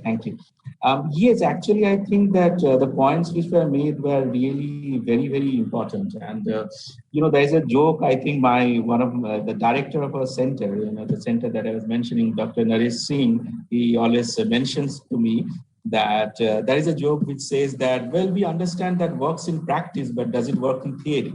So, but that is like kind of like a common way which we think, but that thought has to be really changed. So we really have to move towards the ground reality and then see that how it can be kind of related to a suitable theoretical framework. So we start from the real world and then move towards the suitable methods which can be used. For example, if I come back to my own research, that is certainly what I was talking about, this interface. In that interface, what we see is that, in the standard decision theory, for example, which is so well kind of applied to economics and finance and various other subdisciplines, that is based on the standard, what is known as to be the Boolean logic framework. But again, what scientists have found that when human beings do really make choice under various contexts, for example, in a political scenario or various other scenarios, then the standard Boolean logic really doesn't work. So we really have to look beyond that. And therefore, we have to bring in the framework of so-called non-Boolean logic. So whether it is fuzzy logic or various other type of logics, which can then be used to understand the real world problem. So it is not the other way around that, okay, we know that how human beings behave and then try to explain that. That won't really work. So I think that this kind of reality to theory or reality to suitable framework will be of utmost importance for a course like this, which is related to such a complex system like European Union. And again, I'd also like to mention from our own experience that at the center that I just mentioned, we are setting up kind of collaborations with various European Union organizations.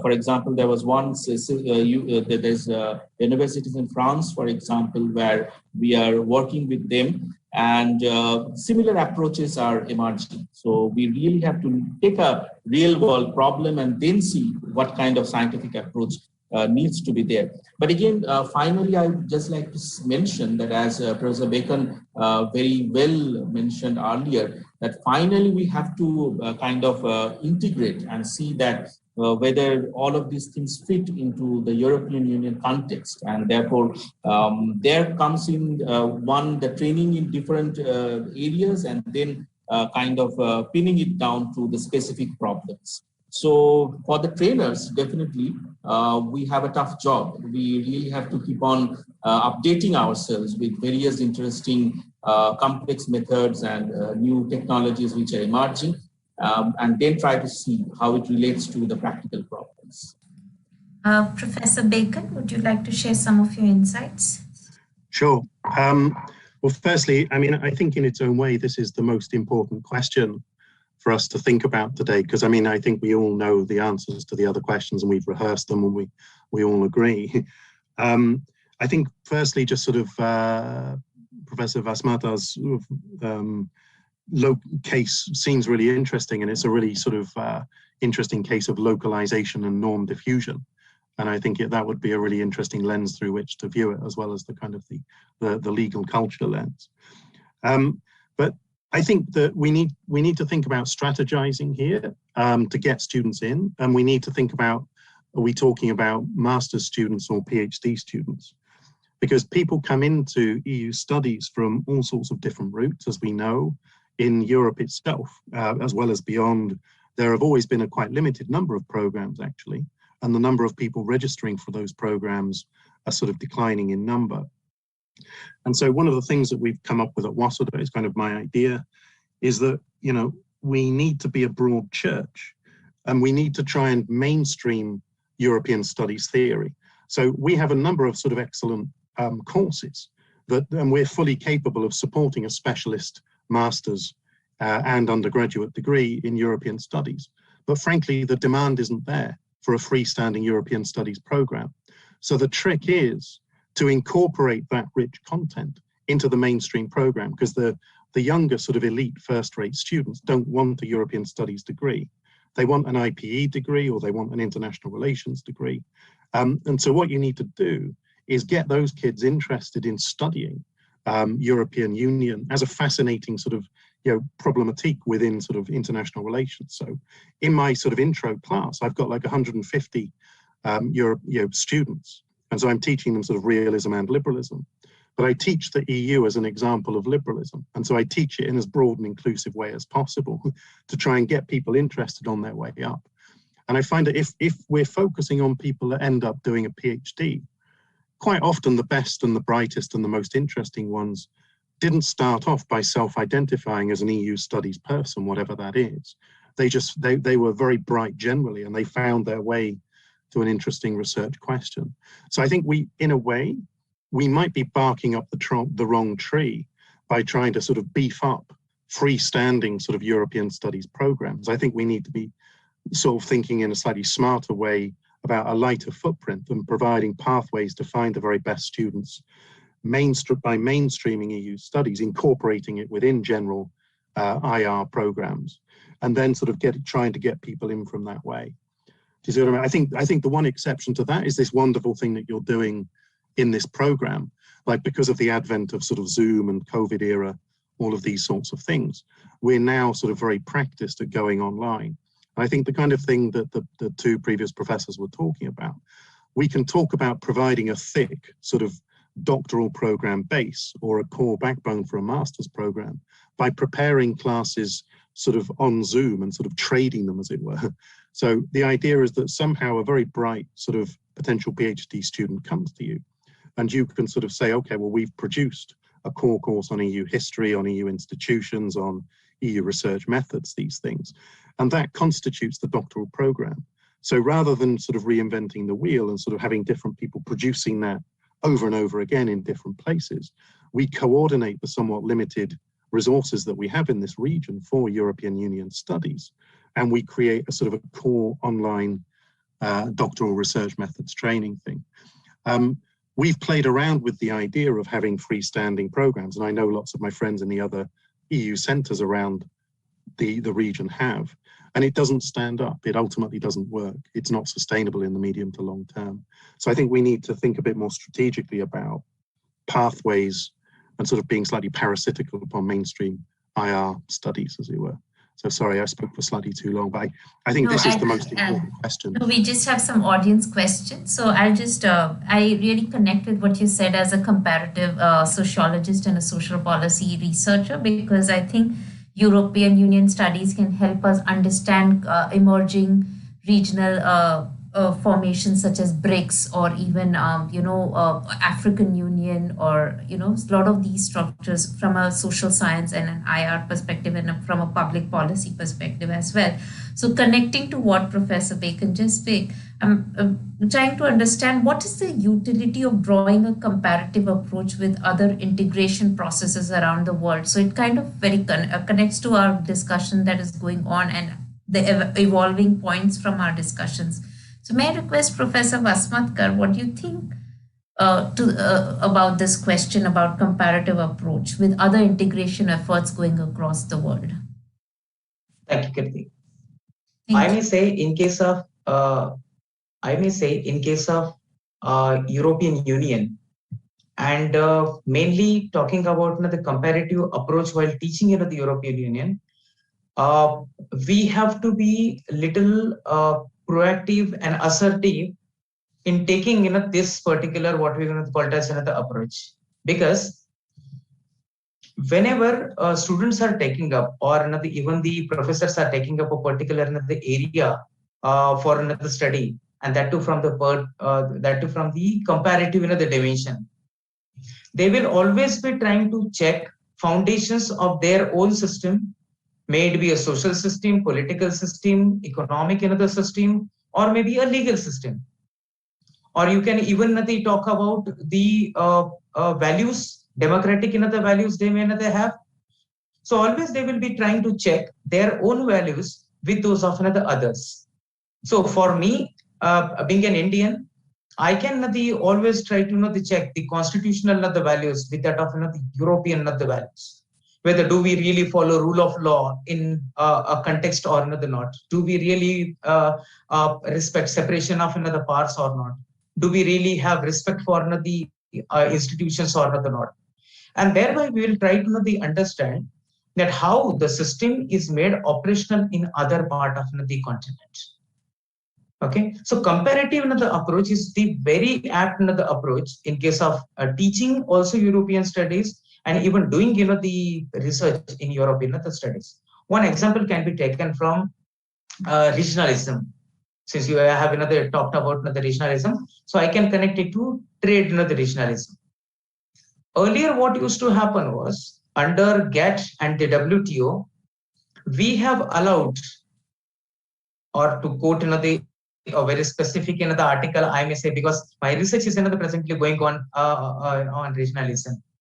So we have allowed under Article 24, the regionalism 24 of the GATT, the regionalism, and we could see that small what we call as there was a mushrooming of this regional centers that has started.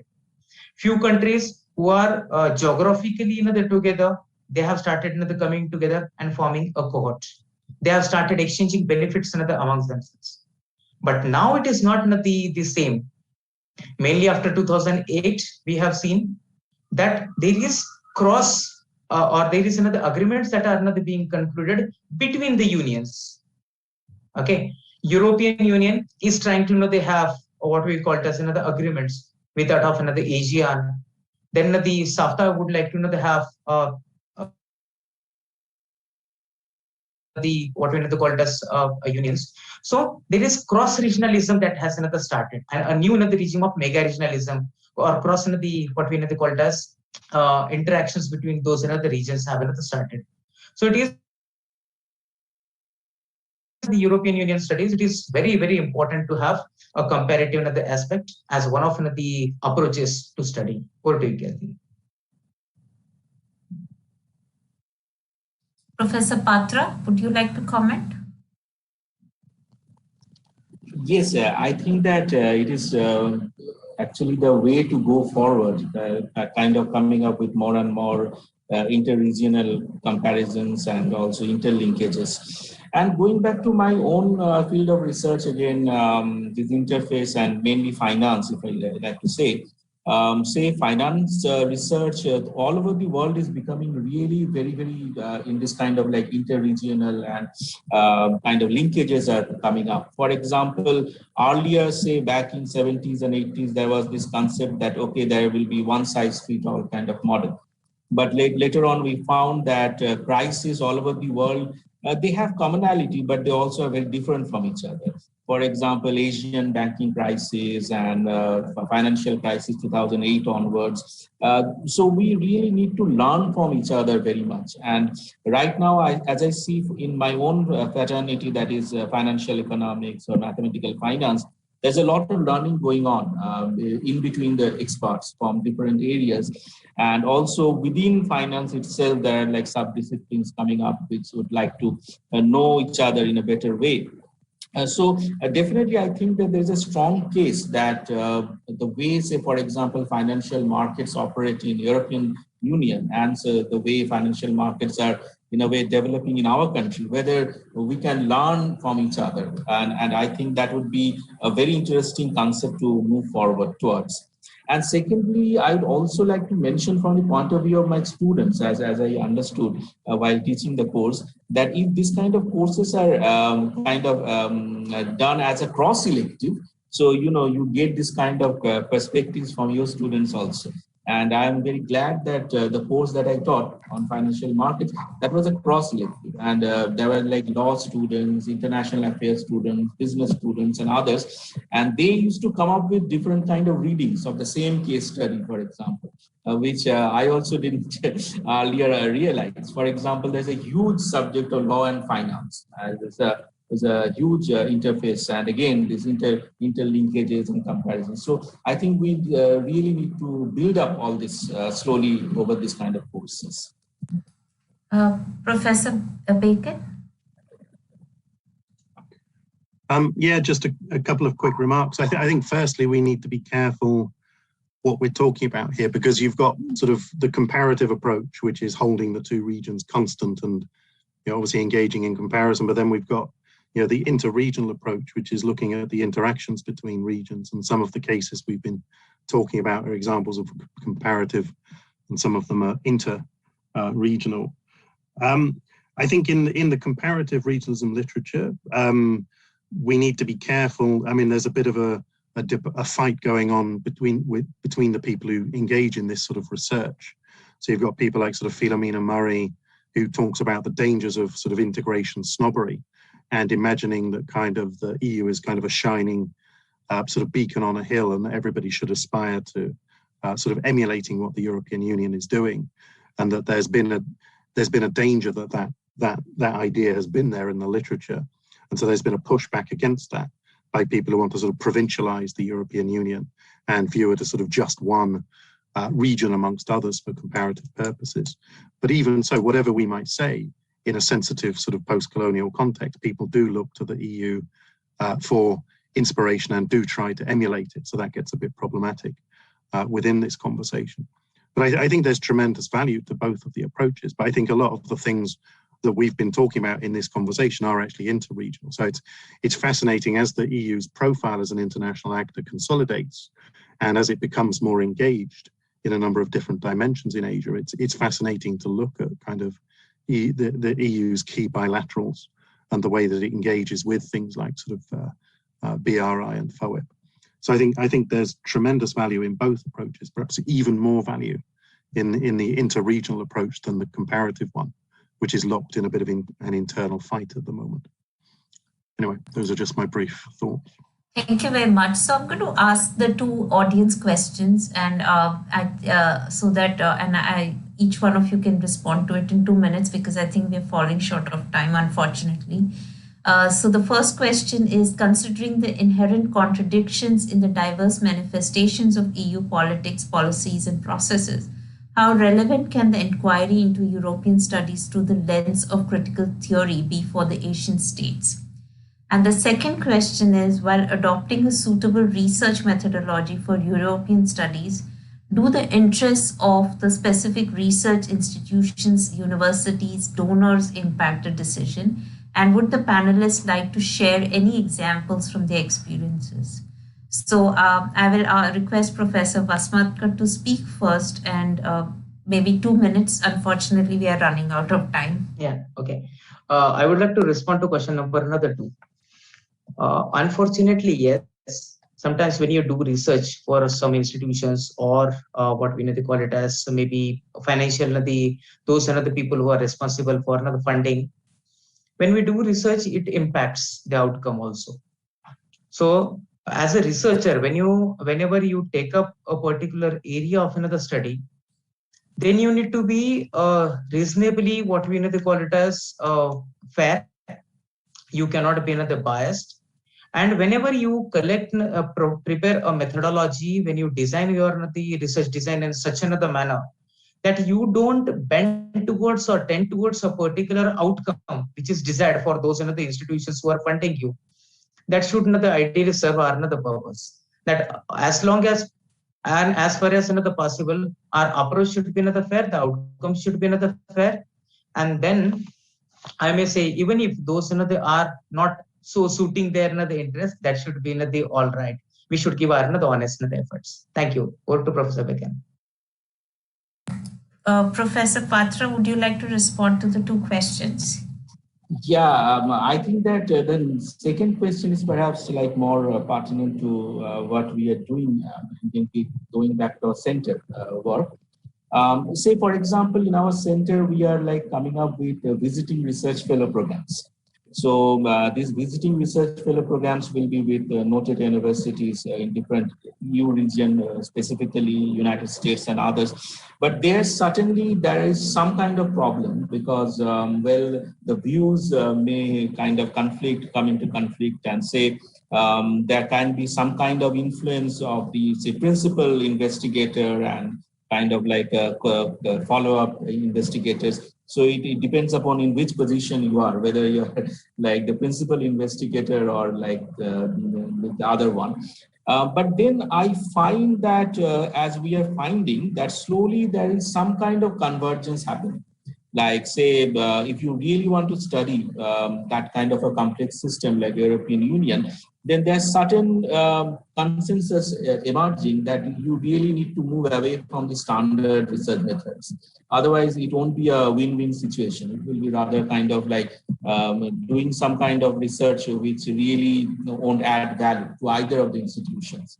So I think that we really need to negotiate that, and we need to kind of push that hard, that we need to move out of the box and think about different other kinds of research methods. And then there is also another way of doing things, which is like kind of working with some, rating agencies and various other corporate agencies, but there also the things are a bit more difficult because they have their like kind of very frameworks, and then you have to work according to those frameworks to produce the results. So autonomy may be a question there. But I would rather suggest more and more in this kind of research fellowship programs which can be developed between institutions.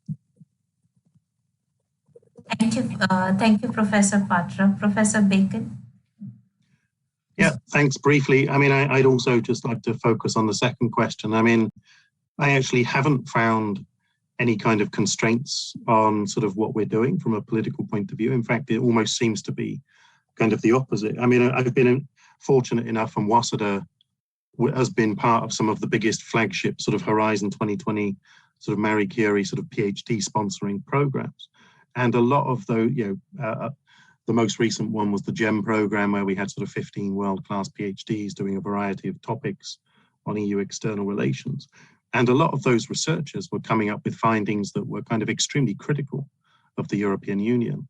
And so I really haven't found that at all. I found that, if anything, like quite a few of the people who want to sort of take advantage of these scholarships are critical in a constructive way. And I think that's a very good thing, that kind of the EU does fund that kind of research, and hopefully is learning lessons from it. In my own personal research, just briefly, I mean, I find that I'm working against negative assumptions, because the prevailing conventional wisdom in the EU studies literature, even that very sort of proud normative power literature, assumes that the EU has almost zero normative power in this part of the world. But some of the research that I'm trying to do shows that that's not actually true.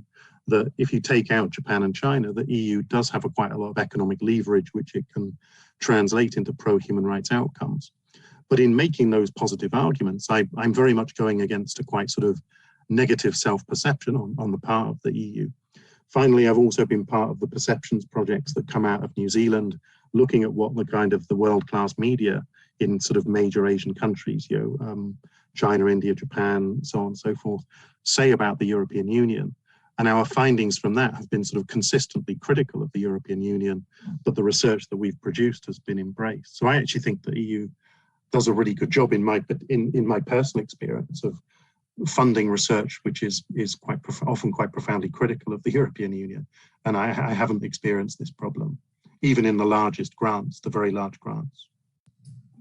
So anyway, thank you all of you, and it was a wonderful session. And just my key takeaway from this session has been that traditional social sciences in India, I'm a social scientist, so I've always questioned this whole binary between colonialism and post-colonialism that social scientists India refer to. And I said the potential of European Union or European studies for us, and also to look at a knowledge diffusion as a very powerful medium, theoretical lens to understand empirical realities of relationships, as professors have also mentioned, empirical realities around us, and also the importance of evolving, looking at knowledge as evolving and not stagnant. And that's where I think where I concur with all the fellow panelists on the importance of understanding knowledge diffusion, understanding comparative methods, and also understanding new methods of understanding society through complexity theories. And I think that there is great potential in this dialogue continuing. And I hope I am part of more panels like this where we continue these dialogues and evolve knowledge in this field. And I thank you. I'm very grateful to all of you for your insightful comments. And over to Professor Galina. Thank you, Kirti. This has been a very rich panel indeed. It's clear that European studies is more of a field rather than a discipline, and so it has to borrow from other disciplines its own methods, and you have articulated that really brilliantly. So thank you again. And to our viewers, I would like to say stay tuned for the 17th session of this conference, which will start at 2:30 p.m. And the topic of session 17 will be EU institutions and Asia.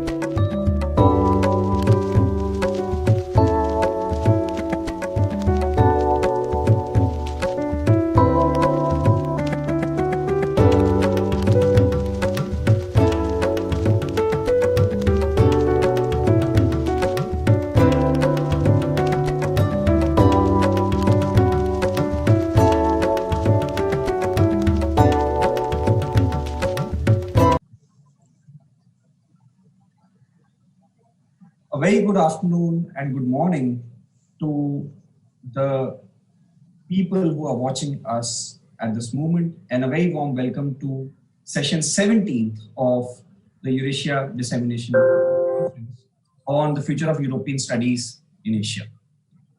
The title of this session is EU Institutions in Asia, and I have with me 5 highly distinguished panelists. Professor Dr. Elaine Fahey, Professor and John Monnet Chair in Law and Transatlantic Relations, the City Law School, University of London, UK. Professor Dr. Vivek Vishnudas Nimane, Assistant Professor, Symbiosis Law School, Pune, Symbiosis International University, India. Ms. Elena Pedienu, Diplomat, Foreign Service of Romania. Dr. Irene Vigzorek, Assistant Professor, Durham Law School, University of Durham, United Kingdom. And our moderator for this session, and a very dear friend of Jindal Global University, Professor Dr. YSR Murthy, the founding Vice Chancellor of RV University, India. I would now like to call on Professor Dr. YSR Murthy to take the session forward. Over to you, Professor Murthy. Thank you, Dr. Manveen. I extend a warm welcome to all distinguished panelists and other participants to the session 17 on EU institutions and Asia. As the moderator, I'd like to briefly set out the context. The Asian continent is unique in many ways. Though it has nearly 30% of the Earth's land area, it hosts about 60% of the world's population. There exists a huge diversity in Asia, be it in social, cultural, economic, or political systems. We have democracies that coexist with monarchies or communist regimes, military dictatorships, and other authoritarian regimes. Today, the Asian continent faces many challenges. These include, among others, poverty, climate change, terrorism, armed conflict, corruption, rights of women, children, and minorities, treatment of migrants and refugees, and many other challenges. If you take, for instance, the South Asian region alone, though it accounts for nearly 25% of the world's population, 48% of the world's poor live in South Asia. You can at once imagine or visualize the magnitude of the challenge. Asia accounts for 7 of the world's 10 countries most vulnerable to rising sea levels. They include Bangladesh, China, India, Indonesia, Japan, the Philippines, and Vietnam. There doesn't exist a robust regional human rights mechanism in Asia. There are big normative gaps in legal framework as well as institutional framework at the regional level. If you look at the multi-dimensional poverty index developed by the Oxford University or the Human Development Index, the Gender Inequality Index, or Corruption Perception Index, many Asian states are lagging behind their European counterparts. Robust institutions are therefore key to handling many of these current challenges at national, regional, and international levels. My first question is directed to Ms. Alina, a diplomat from the Foreign Service of Romania.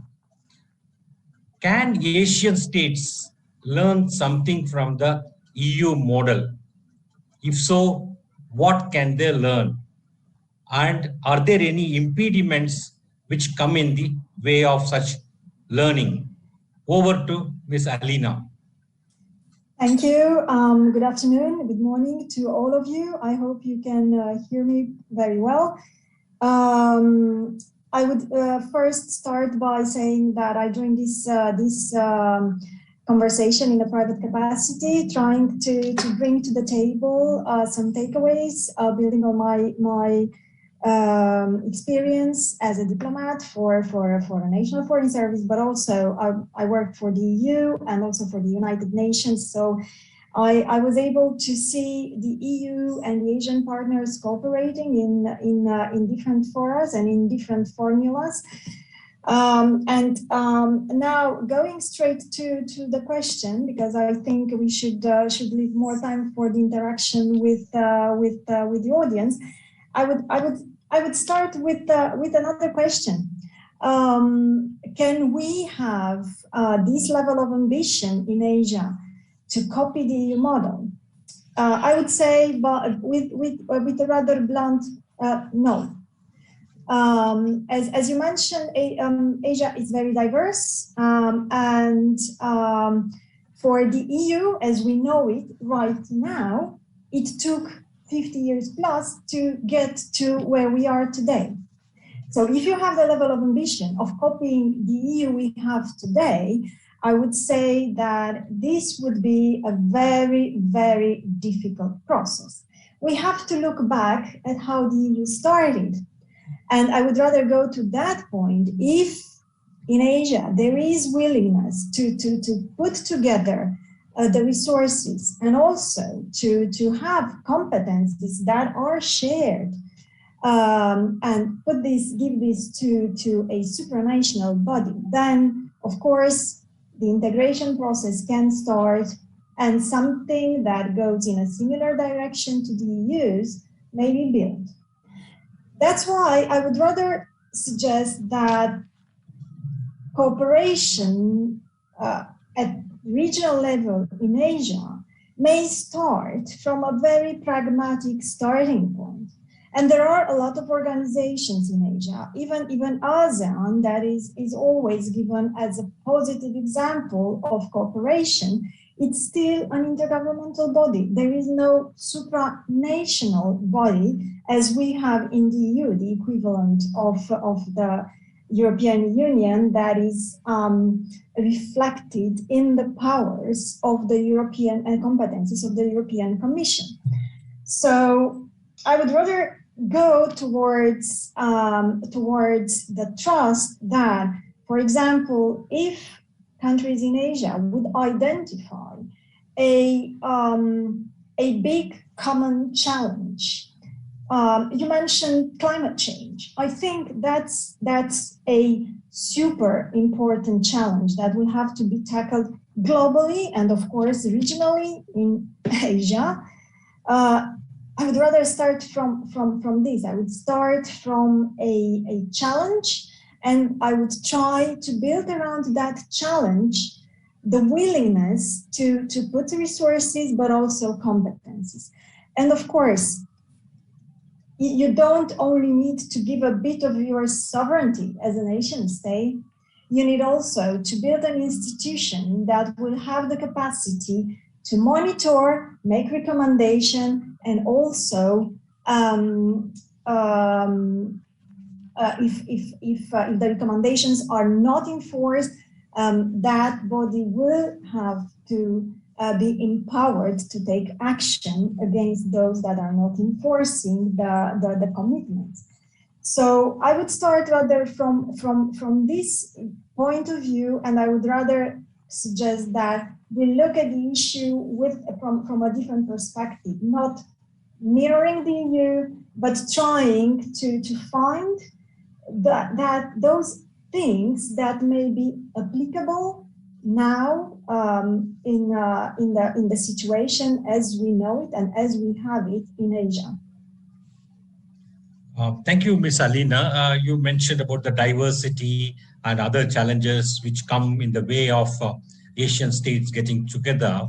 And you also mentioned the way, they can use some of the existing challenges to cooperate.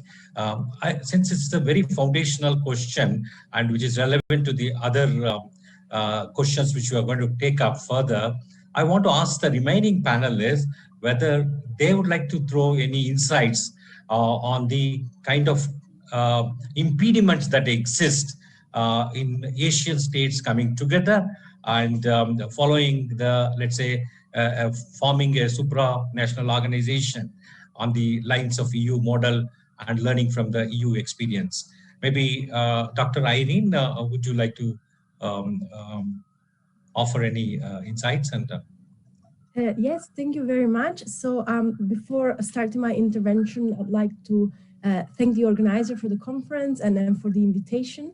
I'm really thrilled to be here. And I also would like to really compliment the organizer on the conceptual note that they sent us. I thought the question of what should be the focus of European studies in Asia, whether the integration process or the external relation with the EU, I thought that was really interesting and very intellectually sophisticated. So it was really good food for thought for me. And those are discussions that we are having in the UK at the moment. So what to do with EU law after Brexit, what's interesting for EU law from an outsider perspective. So that was really inspiring. That coming to the theme of the session, so I read with attention the conceptual note for this session, and the first comment that I would like to make, which kind of bridges to what has been said so far, hopefully that answers the question as well, is that I felt the normative hypothesis behind that was that the EU has reached important objectives thanks to supranationalism, and then especially in terms of protection of fundamental rights, and therefore has something to teach to other parts of the world, which I cannot disagree with. But I also think, from my perspective, that was a bit of a far-fetched argument that was made, because I, as an EU scholar and an EU citizen myself, I don't think, in Italian we say that not everything which shine is gold. So I don't think that supranationalism has been the solution and has led in all contexts to an increase of protection of fundamental rights. So I'll bring an example. Hopefully that is a bit of an answer to your question, but please tell me if I'm going a bit too off topic. And this also is framed a lot against the background of the decolonization academia movement that is taking place, that I'm aware of in Europe and North America, but I'll be very happy to hear that whether that is taking place in other parts of the world, which basically boils down to the idea that there needs to be a shift in paradigm, that Europe is not the only source of knowledge. So, and then we should look at other contexts and see how things are done differently and learn from that, which I think it's a bit the spirit of this conference. So in terms of supranationalism, what can Asian states learn from the EU? As I said, I'm already slightly uncomfortable with the question because it starts with the assumption that the EU has something to teach. But anyway, certainly there's been great improvement, and certainly we have mechanisms in the EU, such as the presence of the Court of Justice, that is a supranational institution that is able to sanction states if they violate European Union law. However, I'll bring an example of where this is not working in my view and in the view of the main academics in Europe. So as I'm sure you are aware, there are a number of reforms going on in states like Poland and Hungary, though the problem lies also with other EU member states. For instance, when it comes to the treatment of refugees, there is a big issue that is being discussed right now in Europe, and questions on how much the EU is respecting fundamental rights in that context is heavily debated. But focusing only on Poland and Hungary, what's happening is that the national government is adopting a number of legislation that is believed to curtail the power of the judiciary, so infringing separation of powers. And what's happening is that Poland is constantly ignoring the ruling of the Supranational Court of Justice, which shows that even the presence of a supranational mechanism is not a guarantee of solutions. We have other mechanisms to enforce human rights in Europe, well, within the EU, so I'm not speaking about the Council of Europe, only within the EU, that are more, we could say, political mechanism, because they do not involve the court, but they involve the Council of Ministers, where all the representatives of the EU member states sit to sanction a member states. But that still remain intergovernmental. and therefore states can create political alliance to prevent from sanctions to be imposed on their political ally. And in this context, it is Hungary that has vetoed the sanctions to be imposed on Poland. So I think this example shows that supranationalism is not always the solution, and B, that not all, even Europe has not reached a stage where there is a fully only supranational control over the action of member states. Now, this is not to say that nothing works within Europe, but I think we should have a critical lens on what other parts of the world could draw inspiration from. And I'm afraid I'm just a lawyer, so I think you should probably ask the question to an expert in international relations or a sociologist to see whether being part of an intergovernmental organization where each state feels they have a voice might not create a framework in which there is more compliance, rather than having a top-down approach in which there is one non-state organization that imposes sanctions. So I think one should look at the two. And then final remark, I don't know how many minutes I have left. The other thing I wanted to say is that within the EU, the supranationalism has also led to systems in which fundamental rights are more endangered than they would be in a context in which sovereignty is the guiding principle. And I'm thinking about the principle of mutual recognition, especially in the context of criminal justice cooperation. So the principle of mutual recognition creates a system whereby extradition operates very quickly within the EU. There are less controls. So if an extradition request comes from the US, European states can halt the extradition and say, we don't want to surrender the person because the person might be subject to death penalty, or there might be violation of fundamental rights. And that goes the same for all non-European countries. And there have been a case actually involving India and Italy that has gone on forever. And that has really caught the media attention in Italy. So this doesn't happen in the EU, and there are a lot of questions being raised on whether this fast-track extradition is not more problematic from a fundamental rights perspective.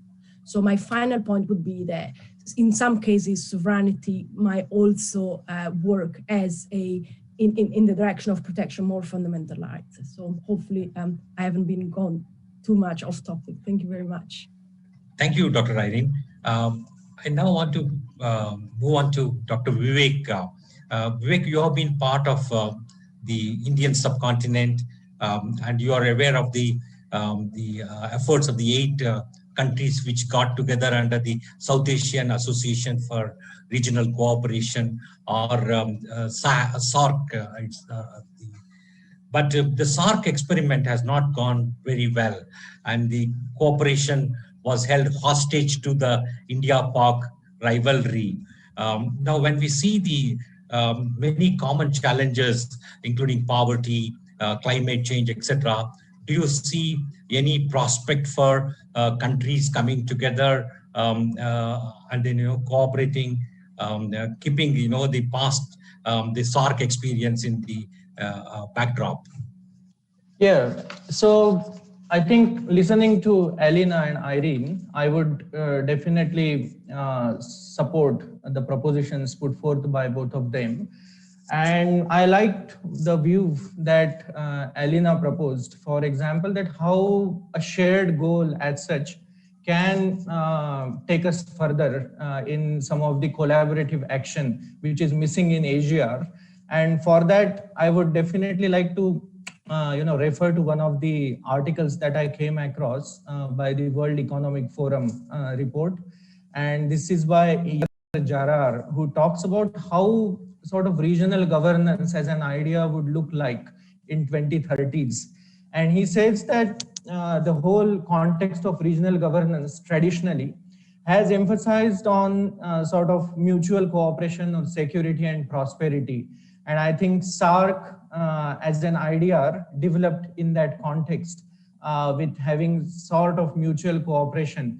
But then he says that moving onward, 20th century onward, we will see a sort of pop-up culture within the regional governance, wherein it's about a shared interest or a shared goal that will take a primacy within the whole context of this fourth industrial revolution and how the challenges are coming up within a region also.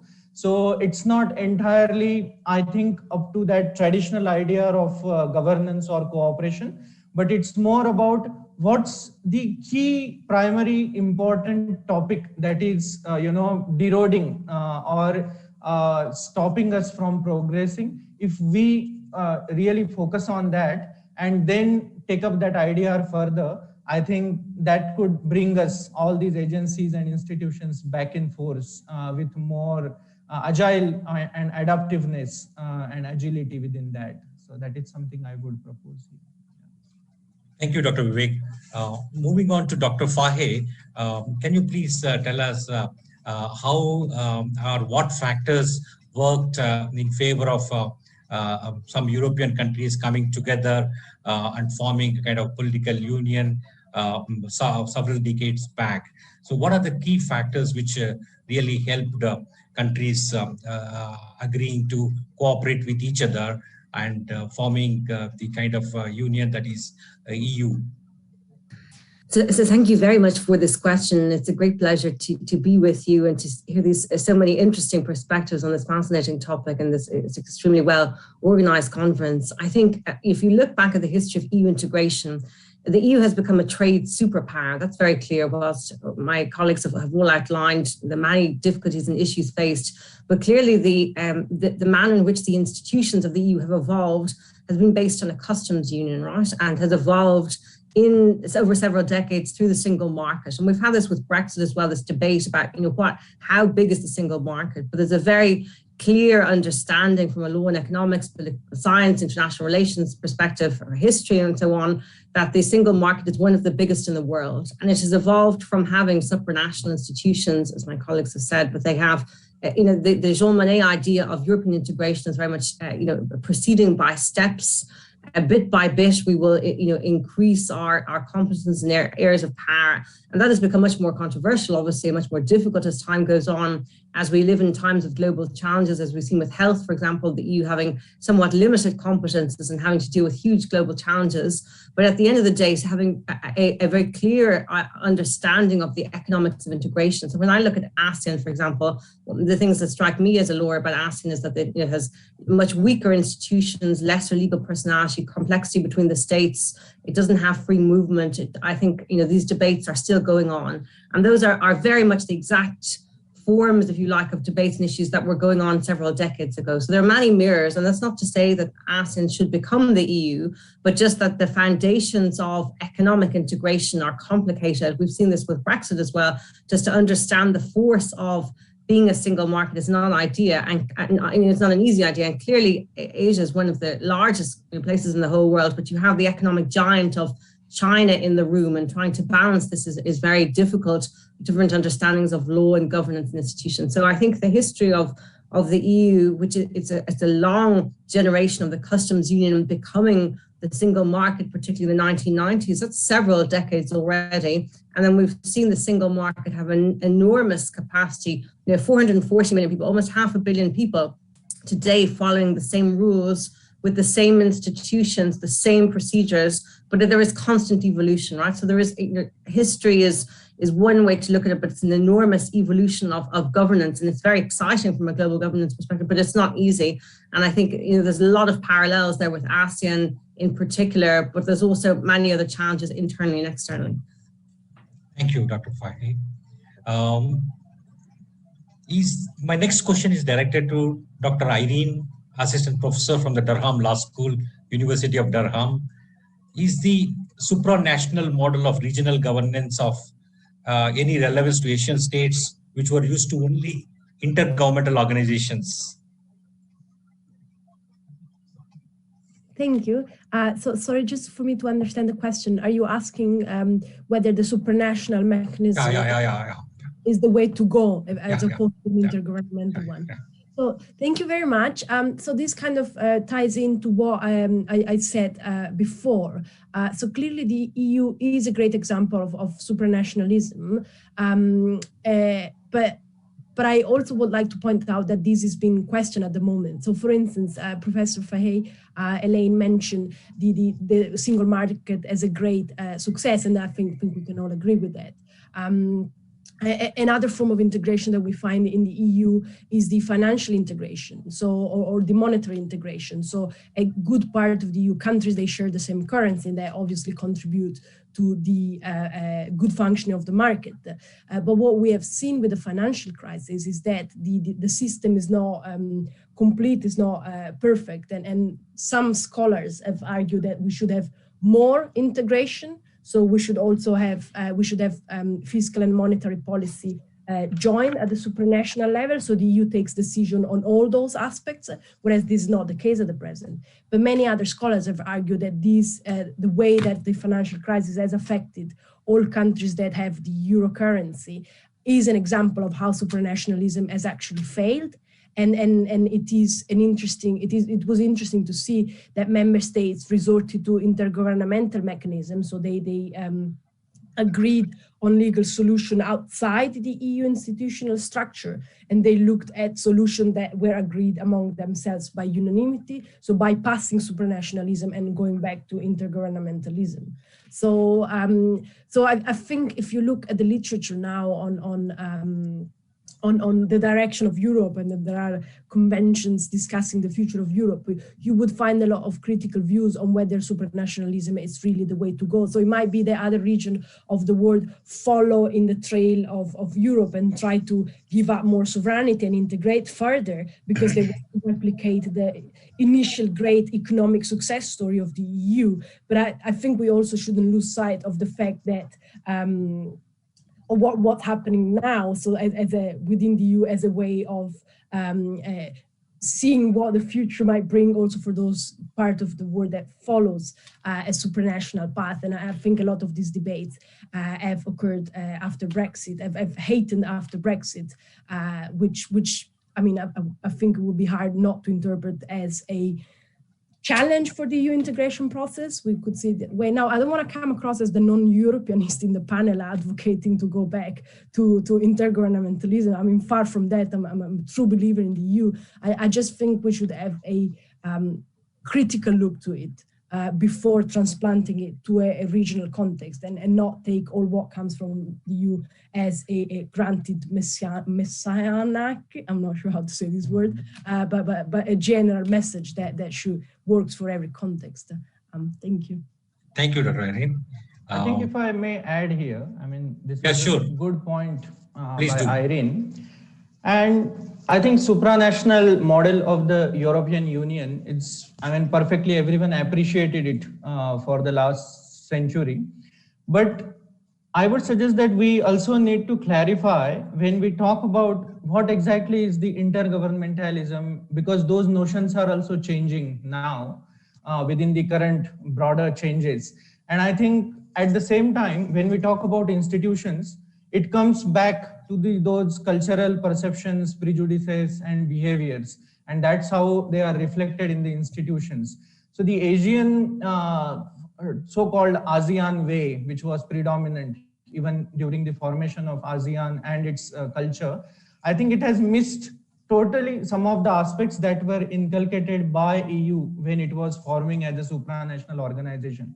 For example, if you look at the formation of the European Union, it is very well rooted on a robust EU law, which is totally missing in the Asian context. And in fact, that law has guided the behavior and the overall structure of the EU institutions over the period of time. So I think inculcating some of those positive aspects, even though we are not kind of duplicating the supranational model as such, but some of the positive points are really needed, because this has created a loose idea of what ASEAN is about. But the EU law, the way it has come up with that stronger agility and formed the institutions, that some of those aspects are definitely needed in order to structure the Asian institutions in future. Secondly, what Irene has pointed out in the context of the problems of the supranational model, some of the studies, especially about the quality of government within the European Union, of course, give a totally different idea wherein all the member nation states do not have the same sort of government and development so far. So which gives us the sort of distorting picture of how supranational model works in reality. And in Asia, if you apply that, we already have so much diversity, not only in terms of culture, but the way government works. And most of the indices, like let's say the corruption, effectiveness, accountability are too high. So somehow directly replicating the EU model is definitely not a solution. And I would definitely go by what Irene had suggested, that some aspects we can definitely inculcate in order to make the institution stronger, and then kind of use that as a starting point and then develop it in Asian way, but keeping the whole Asian culture and institutional setup in mind. Yeah. Thank you, Dr. Vivek. Professor Fahe, my next question is directed to you. Which EU institutions are most suited to offer lessons to their Asian counterparts? Can human rights bodies / instruments offer more scope for collaboration and learning than areas like trade, commerce, and security? Well, that's a very interesting question, a very important question, because the EU is founded upon robust institutions and it continues to generate them. It has not been a standstill process. And there are many agencies, over 40 agencies, for example, in the EU that continue to evolve in a whole range of powers and competences. And so, for example, in one of Europe's most strongest rights that differs so substantially from the rest of the world, and particularly from Asia, for example, the area of data protection, we see a huge network of actors evolving. The EU sets up, it's a whole eco-structure of actors and institutions. And I think it's not necessarily the model that I think should be followed in the Asian context, but it's something to learn from the idea of institutional design, that in every state, a national data protection authority has lots of powers, that there's an overarching supervisory body that supervises these entities, and there's a supranational court on top of this institution. So I think this idea of multi-level composite structures with strong powers of judicial review, checks and balances, and but it's still just a very difficult question for the EU. For example, if Facebook, Twitter, or Google have their headquarters in Ireland, and the national authority is supposed to have the most powers there under the EU's GDPR, that's become a real challenge of institutional design, to have a small member state with less power, resources, less funding, dealing with the world's global media giants. So I think it's a salutary lesson for those wishing to replicate the EU model about levels of competence and powers. Usually in the EU, when we have a crisis, it means that there hasn't been enough powers given to the EU and there aren't enough institutions. The classic case is migration crisis, Eurozone crisis, but in other areas where you have stronger powers and competence, you have much more, better institutional design. If it's founded on the internal market, for example, if it's founded in something to do with trade. So I would say that the EU has many institutional features that are extremely strong, that are robust, that are innovative, that are dynamic, that are world leading, but they have to be seen in the broader context of an institutional apparatus that is multi-level and that continues to evolve, that is not, is not standing still. Even at the highest level, the European Council, the most executive level of the EU, is constantly evolving, has become more legalized, more institutionalized. So it's it's a brilliant question, because this gets to the heart of how is the Asian approach to institution. It varies vastly across Asia, in particular my work and also Irene's work, our work on EU and Japan, for example. It looks very different to EU-China relations, very different to Singapore, EU, Korea, and so on. There's a vast range of engagement, and the EU has to learn, in fact, also from Asia in this context, that you can't have the same expectations as institutional design across such a huge region. See, this is a very interesting question, as I find there are a number of law professors in this panel. Like where exactly, is it human rights arena, or is it trade, commerce, or security? Where can the Asian countries learn from the EU experience? Would Dr. Irene or Dr. Vivek would like to respond to this further? Irene can go first. Okay, thank you very much. So a couple of points that kind of builds on what Elaine and Vivek have said.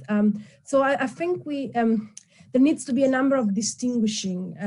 So we need to distinguish about a number of things. So first, I think we need to distinguish between healthy functioning of institutions. So institution where there is no corruptions, institutions that are accountable, democratically accountable, and so forth, an institution that works according to a supranational model. So I think the two are two different discussions in a way. And then building about what Vivek, if I can use your first name, was saying. So I think there are a number of, despite what I said about Poland and Hungary before, which by the way pains my heart because I'm half Polish as well. So it's not nice to speak against one's own country. But despite what that's happening, I think in terms of, I think the economic index and the corruption index will tell you that in Europe we have less problem with these than in other parts of the world. So I think it would be, intellectually dishonest to deny that. So I think there are a number of aspects that can be learned from that in order to create a healthy institutional environment in different parts of the world. So I'm not disagreeing with that. Now, when it comes to comparing different healthy functioning institutional designs with different parts of the world, that's, I think, where the critical reading should kick in. And I think Elaine painted an excellent picture of the institutional complexity of the EU, which is not only, it's not only the main 5 or 7 institutions, but it's a broad range of agencies and organization. Now, I'm far less expert in that than Elaine is, but what I was thinking of is our research is at the moment focusing on the role of the European Parliament. That is probably, from an external relation perspective, the best addressee of question concerning protection of fundamental rights. So it's probably the institution which is more responsive to the need to protect fundamental rights within the EU and outside the EU, even though in our research we do develop findings from other authors that explains that the Parliament is also acting strategically, so it kind of picks its battles. It's not always putting forth the fundamental rights agenda. Sometimes it privileges trade. So to answer your question, what could be, which I think was question 3, what could be the institution that we look at as a fundamental rights advocate? My answer would probably be the European Parliament, and I can bring one real-life example. So I've done some work on EU-Japan cooperation in criminal justice matters before, and we were in touch with the Japan Federal Bar Association. They are the strongest advocate for abolition of death penalty in Japan, and we put them in touch with the European Parliament because that was the institution within the EU that could provide more resources and also support for their campaign, and that kind of worked relatively well. So that will be my answer. But as I said, Elaine knows much more about how the institution works within the EU. So this will probably be a very limited answer from my side. Thank you. Dr. Vivek, would you like to add on anything on this? Yeah, I would say that, like taking lessons or kind of replicating some of the principles, both normative and practical aspects from the, let's say, European Court of Human Rights or ECJ as such, and trying to get those institutions in other parts of the world is a good idea. But apart from that, the whole conception of what exactly the human rights protection is for the Asian people is also one of the questions that is rooted. I remember listening to one of the scholars from Melbourne University in Australia, who was involved in kind of framing the ASEAN Charter of Human Rights. So the fundamental question came as, what is human rights for Asia? Is it different from what is the Western conception of human rights is? So I think this conceptual clarity and what are the expectations from the institutions should be very clear. And that's where I think what Elena proposed in her initial thought, that what is the shared interest within Asia in order to formulate a cooperative institution, regional. That idea, if that is confirmed at a practical level, then it's feasible to decide that which aspects we need to replicate from EU institutions and what institutions from EU should be prioritized for the human rights or other priorities that we are deciding. So that is my a bit abstract but specific answer to this. Thank you, Dr. Vivek. Dr. Alina, I would like to ask you whether you can throw some light on the challenges faced by the EU institutions or the Council of Europe institutions currently. What is the nature of the challenge? Well, I would refer first to the human rights and the architecture of the existing in Europe, and I would like to bring some clarity as regards the this association of the Council of Europe and the EU institutions, because the Council of Europe as such is not an EU institution. All the EU member states, they are also members of the Council of Europe. For example, Russia is also a member of the Council of Europe, but Russia is not a member of the European Union. So, but of course, the EU as such, as a body, is also now part of the European Convention on Human Rights. So there is this very complex architecture and the play between the European Court of Justice and the Human Rights Court of Court. So, and regarding human rights, of course, there was a lot said about the protection of human rights within the European Union. And I would be less critical than Irene on the capacity of the EU, because we have also to keep in mind one very important element. The EU is not supranational completely. We still have this interplay between supranational and intergovernmental. And I think that bit that creates sometimes problems with the human rights, it's rather, in my view, the intergovernmental than the supranational. But I understand fully the argument about extradition and procedures in the area of criminal law. Regarding the challenges for the EU institutions, I would also go back to what Elaine, but also Irene pointed earlier in terms of expectations from the citizens. And what we saw during the COVID pandemic was that basically the EU delivered even in those areas where it had only competencies in terms of coordination. There was no exclusive or shared competency for the EU. And in the end, the EU was able to deliver much better by joining forces than at the moment when member states started to work on their own. That was, I think, the explanation for this may be the high degree of integration of the internal market that Elaine mentioned, and that, in my view, is an important added value, because from this degree of integration generated also the need for cooperation in areas that had nothing to do with the competencies of the Union. In terms of, because COVID crisis was a health crisis, or we can describe it as a health crisis, but in reality, for the EU citizens, it had multiple effects, had effects in terms of freedom of movement, which is a part of the internal market. It had effects on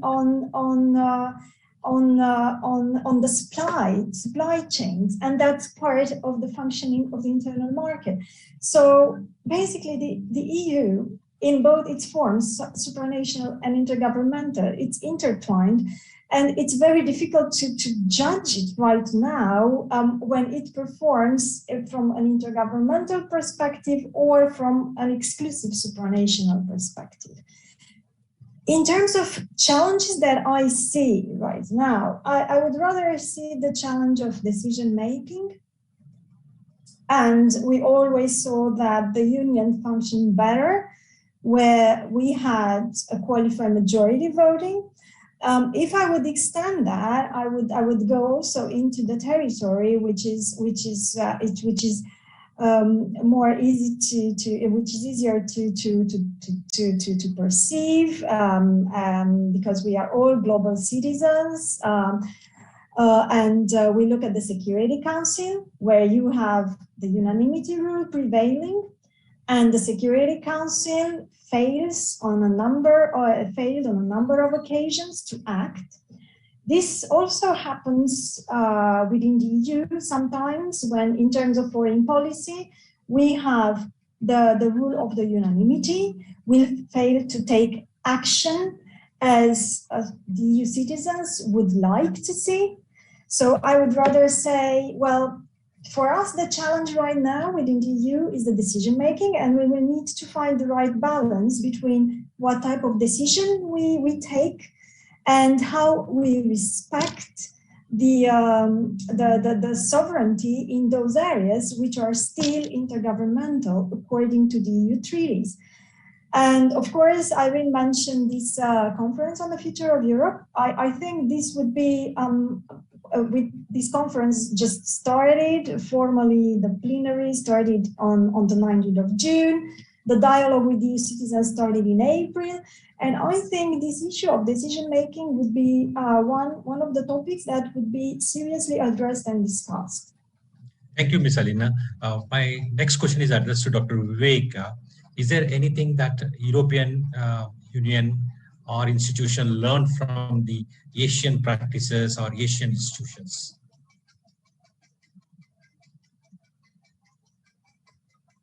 You are muted, Dr. Vivek. Please unmute yourself. Yes, sorry. Yeah, so I said that's a bit hard and difficult question to answer, especially with 3 EU experts sitting in front of me. But yeah, based on my own experience staying and working within the European Union, then in some of the other developed countries with prominent international organizations or intergovernmental organizations in the States and Australia, I feel that the institutions are usually the behavioral product. And if you look at it from that perspective, what is the willingness, perceptions, and the cultural, mechanics that are rooted in the people's behavior that typically get reflected within the institutions. If you look at the EU institutions, perfectly well organized, and when we are comparing it with the Asian models of how the institutions are structured, we see some of that organizational discipline or the organizational characteristics apparently are definitely inculcated or should be taken from the EU to Asia. But some of these aspects of the cultural diversity and the ideas of rooting the core normative aspects of democracy and governance with that sort of broad attitude that could be inculcated within the EU institutions. That's where I think EU has become a more sort of a very black and white kind of machine with lots of bureaucracy. So that sort of broadness in accepting the concepts has been lost within forming this model. That is what my impression is. And I think this is coming from my own research on the institutions and the behavioral side of it, the human dimensions of it. But probably others may have totally different perspective. Because if you look at it from the mechanistic institutional side of it, economic model, some of these behavioral aspects are lost. But I think those are also very important.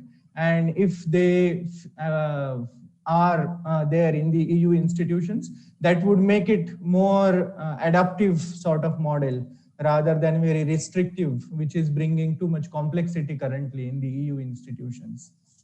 That is what. Thank you, Dr. Vivek. We have 3 questions received from the participants. I'll take up the first one. while understanding the internal mechanism of EU institutions, it is important to recognize both the role of individual members on shaping the policies of EU institutions, as well as the impact of these institutions on the national policies of member states. What lessons can Asian states learn from both these perspectives? Could you give some specific examples? This question is addressed to all the panelists, and who would like to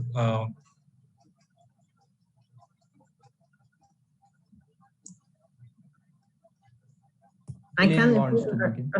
Sorry. I'll begin. That's a really great question. I think a good example of how this is certainly a complex question indeed is if you look at trade, for example, one of the most powerful areas of EU law, but still we see a lot of pushback in the member states against aspects of the deepest, most progressive, most newest trade agreements. For example, CETA with Canada, there's been a huge amount of opposition to various questions arising as to investment and investor-state tribunal kind of mechanisms for dispute resolution. And I think it goes to show how the idea of trade in a globalized world, deeper trade, 2.0 trade being much more inclusive of questions relating to labor, sustainability, data rights, and so on, climate change. We can't take it for granted that there is a homogenous idea of any policy, and the EU is just filled with multiple examples of member states, particularly national parliaments, questioning, even in areas of where the EU has extraordinary competences, there's still always questions about things at the margins of those competences. So I hope I don't sound too technical or too difficult, but that it is not, and I think it's very important that member state parliaments question these things or have a role to be involved in a multi-level Europe. At the same time, the EU, it becomes very difficult to do business with the EU, to do a trade agreement with the EU, if there's a huge amount of pushback in national parliaments, if things are being held up. So the EU has many examples of national parliaments and has lots of very sophisticated systems where national parliaments can raise the so-called red and yellow cards to stop the legislative procedure in different contexts. But member state parliaments also increasingly have a role to play in other contexts. But trade is a good example of the complexity of this. So it's not a clear-cut example, and it's important to show, particularly in areas diverse as Asia, that I think to assume homogeneity, to assume a simple system, probably it's unrealistic to learn from the EU context. And that, if anything, to learn from the EU context is that contestation is important, subsidiarity is important, that lower levels of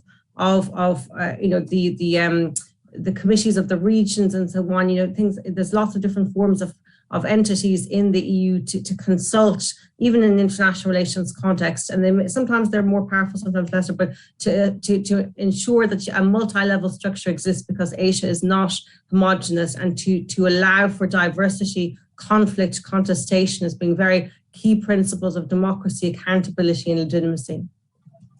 Thank you. The next question is rather long. I'll read out the second question from the audience. With the recent developments in globalizations, we have witnessed increased economic power of Asian states. Few scholars suggest that, owing to such developments, protectionism is again high on EU agenda, and Western actors are hesitant to reform key international organizations such as UN Security Council, IMF, the World Bank, and the G8 to better reflect the world's population and changed political economic realities. Is this true? Could the panelists throw light on this perspective?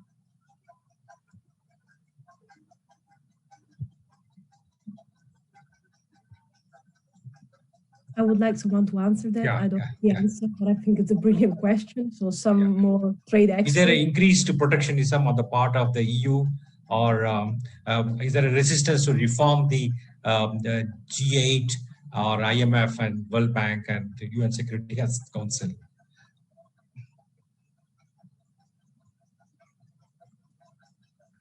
I can jump in, but I've just spoken. But I mean, if anyone else wants to jump in instead of me, I'm happy to. Please go ahead. Please go ahead.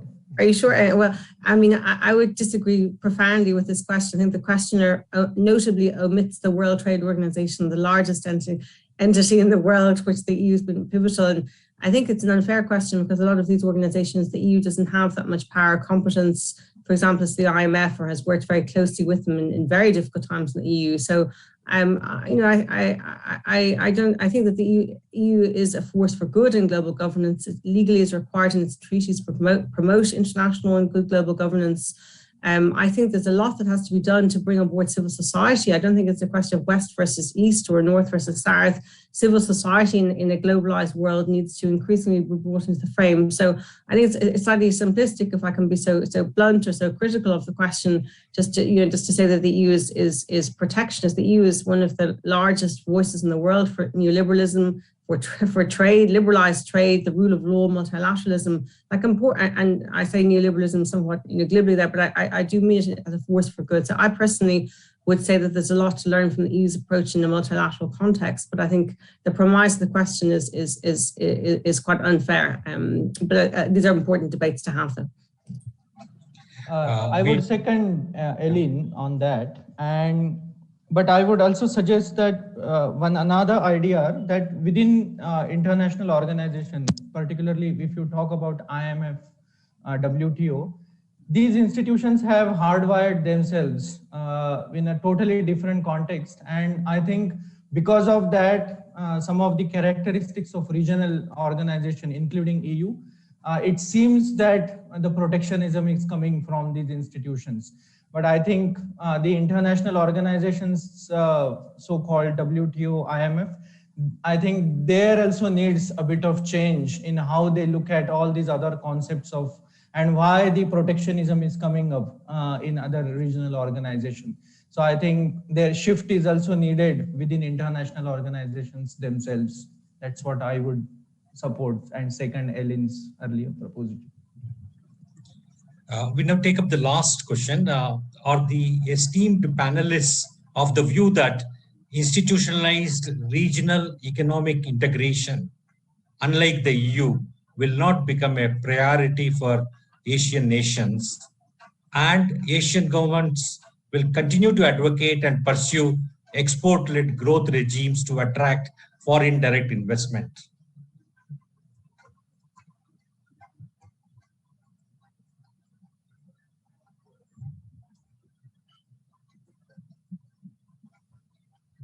Any takers for this?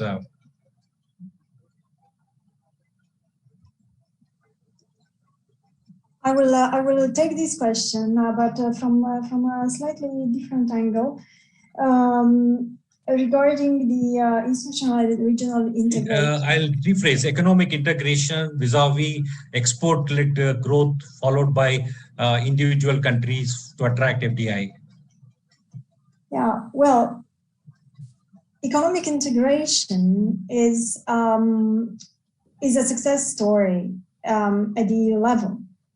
And the prosperity that the European community brought to the Western Europe increased the attraction of what we have today as European Union, and produced also the enlargement towards Central and Eastern Europe. So we have a good lesson in terms of economic integration, and that brought a lot of prosperity for the countries that joined the Union from a different angle, with a different angle of development than the countries that were part historically of the Western Europe before the fall of the Berlin Wall. Of course, I think there is merit in looking at regional economic integration, not only considering the challenge that are brought by other very big actors in Asia, like China. I would say that, yeah, it's pretty difficult to act on one's own without having a broader network and a regionally integrated market. I think I would rather look at this question from this strategic viewpoint rather than from are we going to have economic growth if we have FDI? Well, there is a mix of issues here, because you talk about infrastructure, you talk about sustainability of that investment, you talk about political stability. So FDI, it's not the solution for everything, and definitely, in my view, it's not a long-term solution if there is no infrastructure to make development sustainable. Thank you, Ms. Alina. I have had this thing of visiting the Strasbourg institution, and I have seen some of the things they have created. For instance, the Framework Convention on the Protection of National Minorities, and many other conventions. In fact, some of the conventions on terrorism, data protection, and corruption, etc., have inspired similar legislations by several Asian countries or the African countries. And I want to pick up the European Commissioner for Human Rights and the Commissioner for Protection of National Minorities.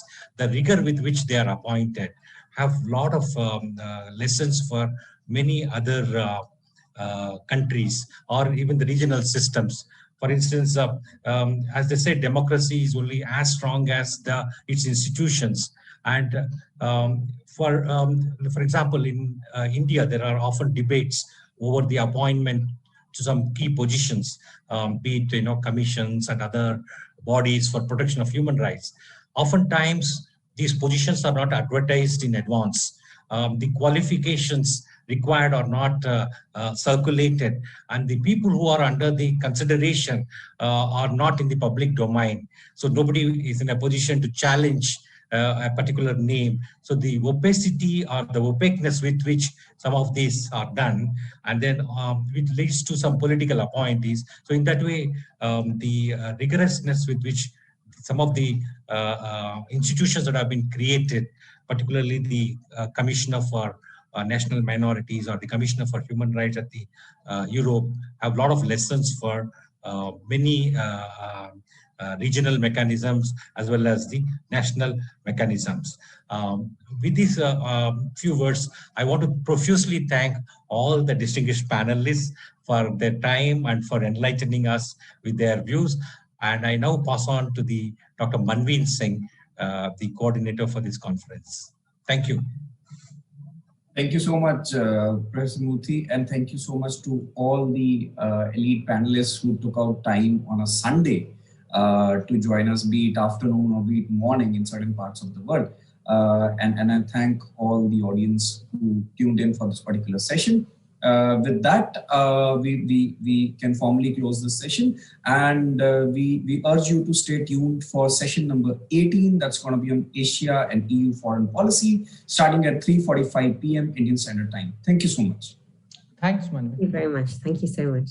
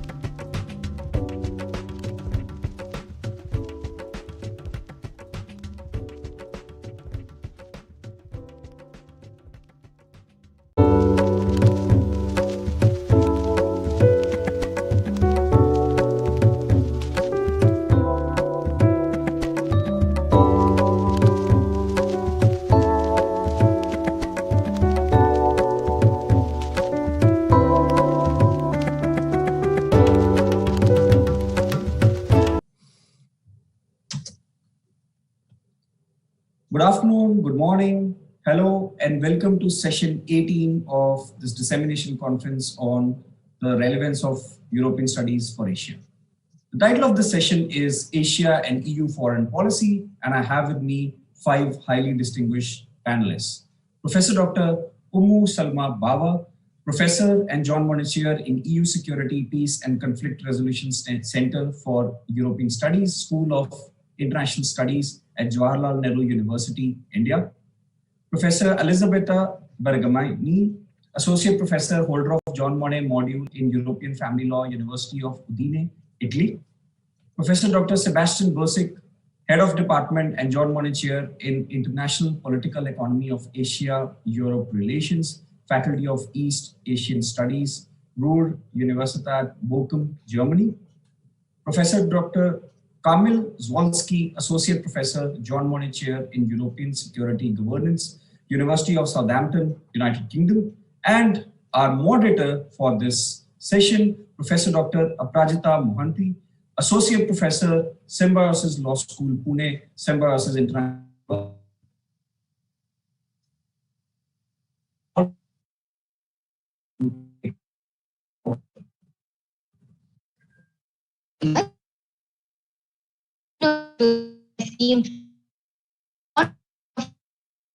And the consortium. The session follows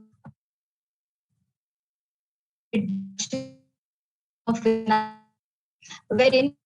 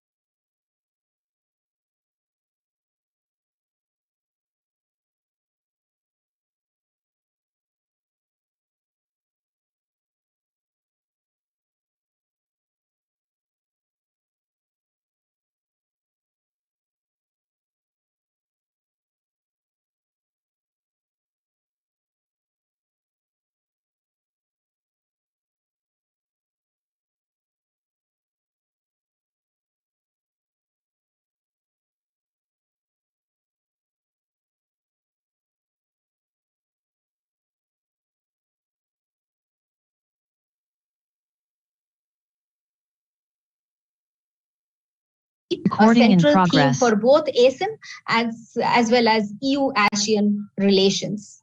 Besides, the EU in recent years has made a concerted effort to be more visible in Asia-Pacific region in response to American pivot to Asia. Having said all these, the fact remains that predominantly trade and development-related subjects still continue to form the main EU footprints in Asia. That is the reason why, over a period of time, the EU has transcended, or rather trying to transcend, from mere EU-Asia trade relations to assume a more meaningful and effective role in terms of its political influence, responsibilities towards building up a stronger economic, political, social ties between Asia and the European Union. Thus, the EU has sought to engage with Asia in more global issues such as climate change, regional security issues, and transnational challenges like maritime security, terrorism, and the pandemic.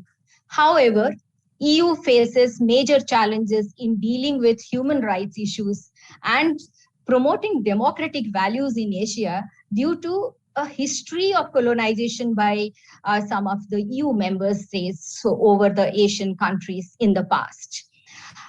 With this setting, or with this as the background setting, I would like to put before the panelists the first question.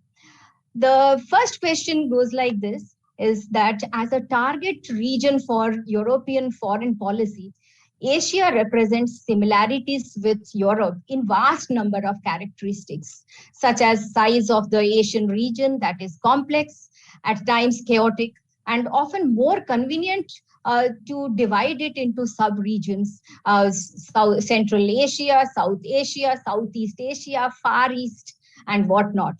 From the European perspective, this poses challenges in responding to diversity and even attempts to create your own Asia in response to EU's internal needs.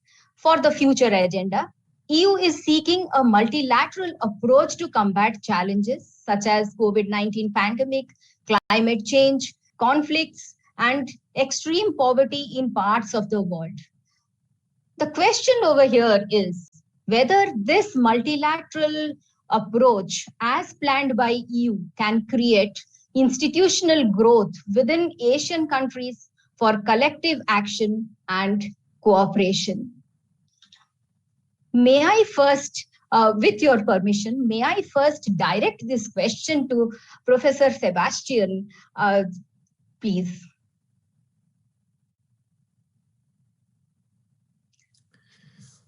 Yeah, thank you very much, Dr. Mohanty, for your question and also for arranging and organizing this very pertinent and important panel within the conference. Well, this is a important question, and it's a question that the European Union has pondered upon and dealt with, and is part of the EU's foreign policy now for a couple of decades. And I think that the end of the systemic bipolarity is important here, because it was then, that is in the middle of the 1990s, that the EU responded to interests on the Asian side, that is within Southeast Asia, to set up an institution that is the Asia-Europe meeting process that would address many of the issues that you have related to. And however, it has to be said that many expectations were not met. For instance, seen through the eyes of Europe, the community building processes that were thought of and expected to happen didn't materialize. There is ASEAN, you referred to that. Now there is the relationship has been elevated to a strategic partnership, whatever that means, we have to see. We see processes that can be explained with the concept of balancing in the region, right? With India, for instance, joining ASEM. There are those who argue, well, this is actually now balancing China against India, so geopolitics getting in the equation here. And the quest for multilateralism, as it has been sought from the European side, is still very much under pressure. But that is nothing that is related to Asia. In particular, we have seen that across the Atlantic, there are different perceptions as well. So I think it actually is a question in how far the European experience and history, that is with regard to sovereignty, plays out in other areas and regions all over the world, also in Asia.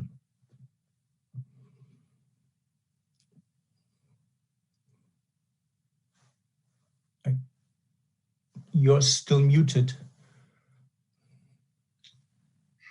Thank you so much and for your response. May I direct the same question to Professor who also happen to be an authority in international relations, and in this panel you are the sole representative, Asian representative.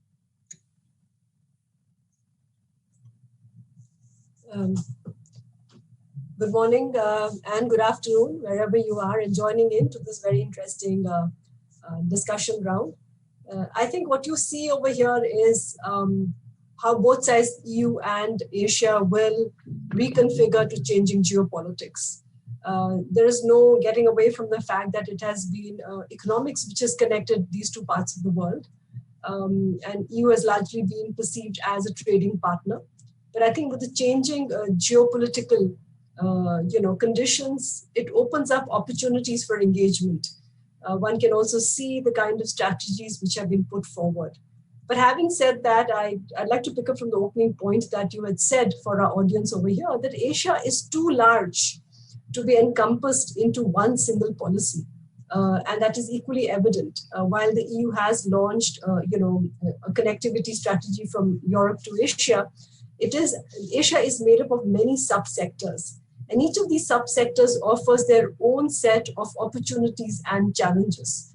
If you look from an Indian vantage point, then one has to bring China into the discussion over here. There's no running away from it. Sebastian is an authority on that area. And I think he will bear me out that the entire Belt and Road Initiative also was, in sense, played back through the connectivity strategy. And now, of course, remember Europe is also pushing for a larger global connectivity strategy, scaling it up. If you look at it from an Indian perspective, then India is one of the few select countries which also has a strategic partnership with the European Union. So in a larger scheme of things, the question then to ask is, what is the basis for engagement? And I think here you could look at it in two ways. For our young researchers, let me put it, you could take a policy document and ask what is the focus area of this policy document and engage that and say, well, here is an economics way of looking at it. If you look at the 2016 global strategy, that offers you a strategic political way of looking at the world from a European perspective, right? And so I think that becomes a critical point of looking at how you could, create this. What is also interesting over here is to also look at how the EU has also come forward more recently in the light of the pandemic with its own engagement on multilateralism. And I think that merits further consideration and attention over here. You could look at that as the the what, the why, and the how. If you look at the document, so what are the main challenges as the EU posits? How does the EU intend to go about it? And one should also understand the EU internally is multilateral by design, right? How does that then fit in with the rest of the other critical actors in Asia is an important question. So India is again very strongly committed and wedded to multilateralism. India also stands for a rule-based global order, wants to have also be treated in that same way and have access to the institutions which are part of global, governance and global decision making. Yes, yes. So I think there is a lot of synergy which is possible.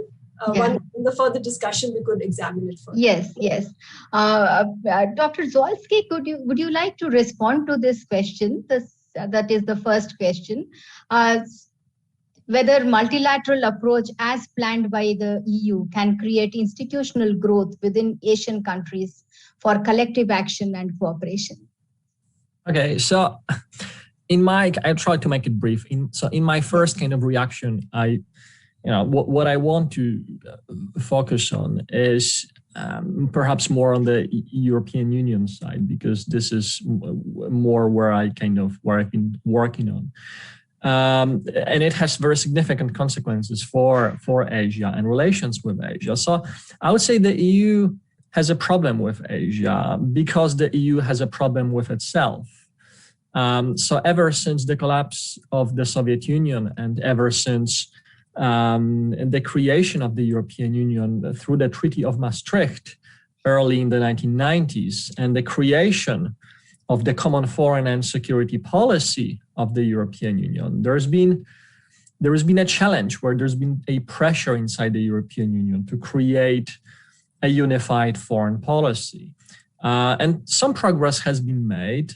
Subsequent treaty reforms have introduced significant changes, with the most recent Lisbon Treaty creating the European External Action Service, and there is the High Representative for Common Foreign and Security Policy.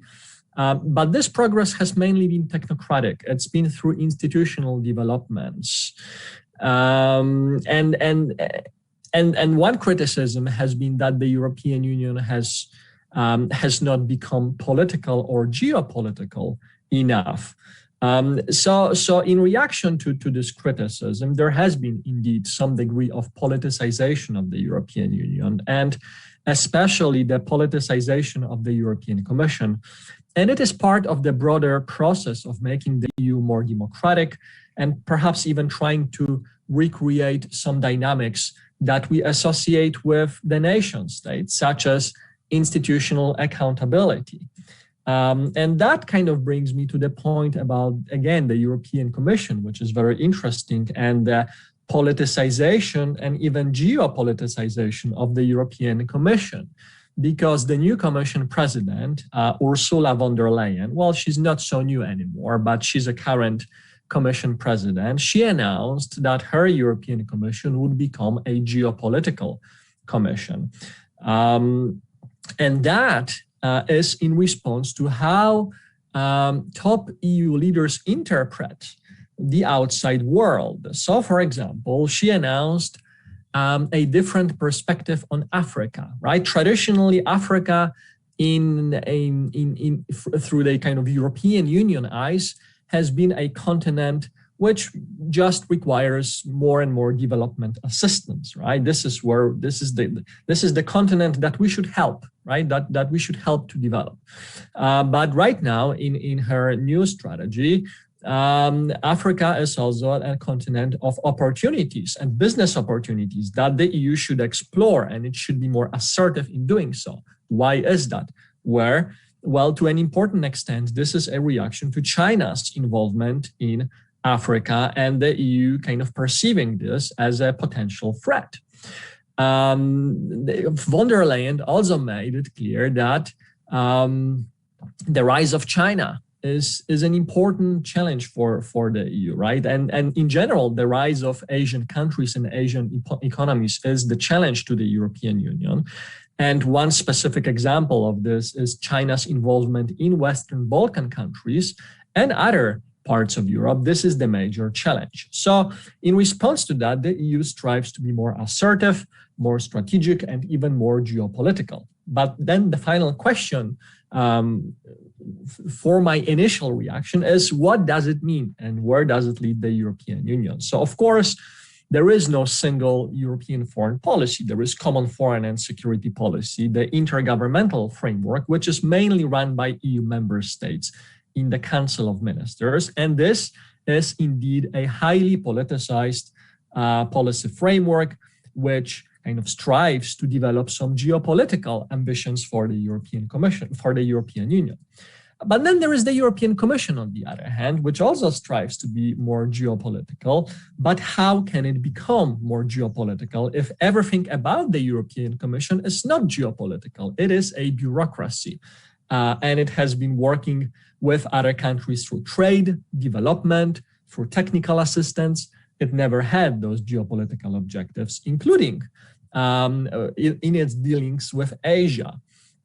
So the final point that I will make is that if the EU indeed moves to become a somehow more geopolitical actor, including in how it approaches Asian countries, it means that it might have some benefits in that it will try to better reconcile the questions of geography and power and how to take advantage of different opportunities, but it also has significant risks because it can further alienate some of its partners, and it can lead to more disagreements and potential kind of diplomatic conflicts.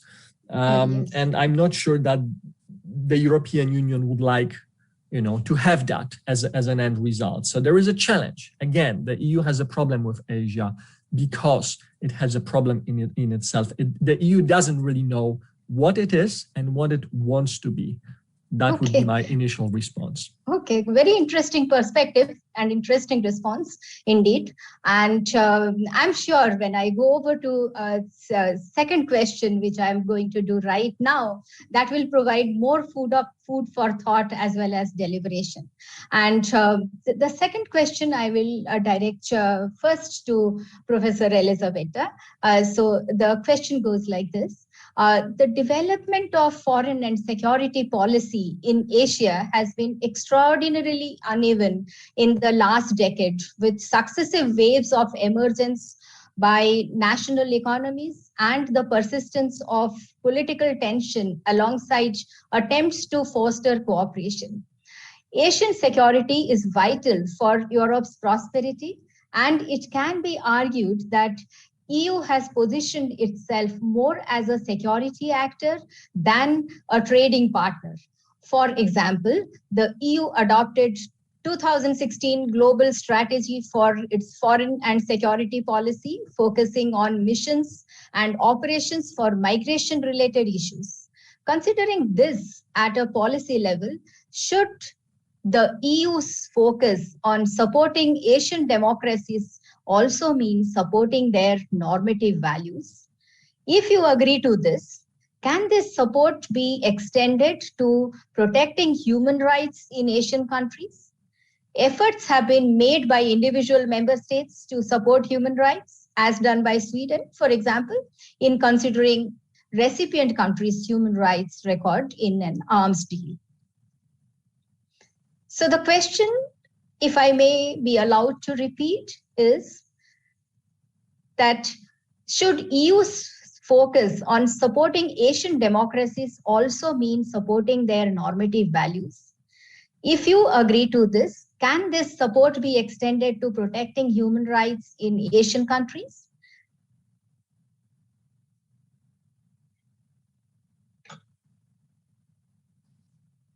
Okay, so thank you very much for involving me. Good afternoon, everybody. And I think that's a really interesting question. And I also share what was said before me by Professor Zwolski.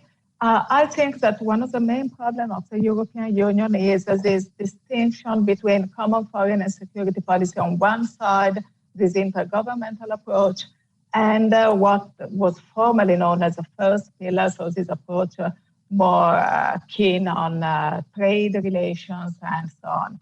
So the two different focuses are quite difficult to be connected, and this is really creating a problem in this approach of the European Union to external relations.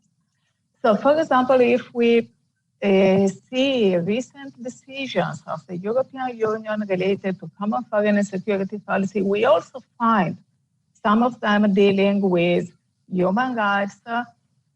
So let's take, for example, the decision which was approved related to the case of Myanmar and Burma, which was approved in 2021 as a decision number 482.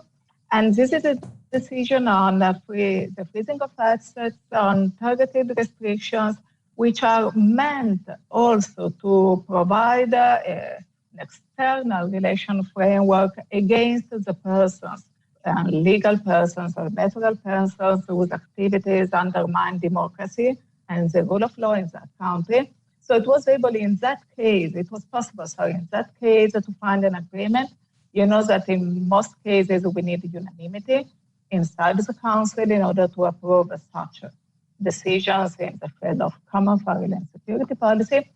But this clearly is just a punctual approach for specific problem, and it's not comprehensive at all. It is not a possibility, there's not a possibility to face all the problems of international relations with Asia through this kind of measures. So we need to focus more on the trade agreements, because the trade agreements, I know they have been created inside this framework to cooperate in this free trade area, we could say. But even if they are meant with a kind of economic approach, they are also being used by the European Union to protect human rights and to protect democracy values.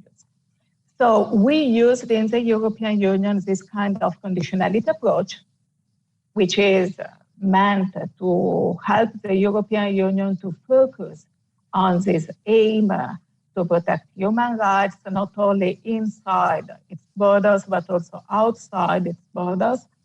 So protection of human rights, the protection of the rule of law, protection of democracy. And if we see the more recent free trade agreements which have been signed between the European Union on one side and Asian countries, we see that not in all of them the European Union really managed to focus on conditionality rules and protection of human rights. So I'm not saying it's a failure of approach by the European Union, but we are quite near a not satisfying approach, at least.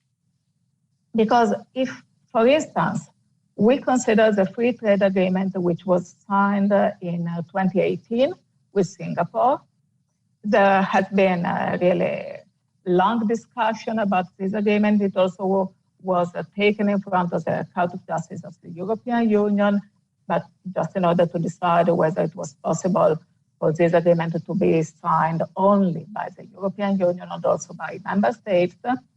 So connected to what you were saying earlier, we have this kind of multilateral approach, but also we still involve member states.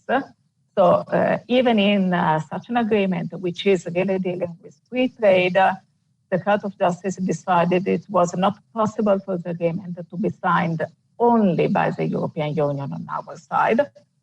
So we also needed to involve member states. And moreover, you probably know much about this debate.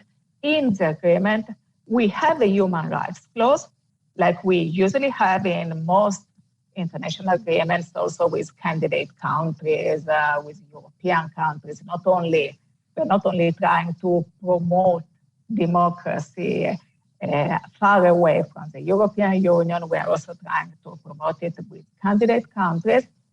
But the main debate which was related to this agreement is that there was a side letter, so put aside from the agreement, but really integrating the text of the agreement, in which what we tried to put as a human rights clause in the agreement was taken away. So in a way, we formally inserted in the text a human rights conditionality approach, democracy promotion, and so on. But on the other side, we had this side letter on the non-execution mechanism in order to recognize the actual level of Singapore's human rights protection. Well, the main problem in that case was related to death penalty.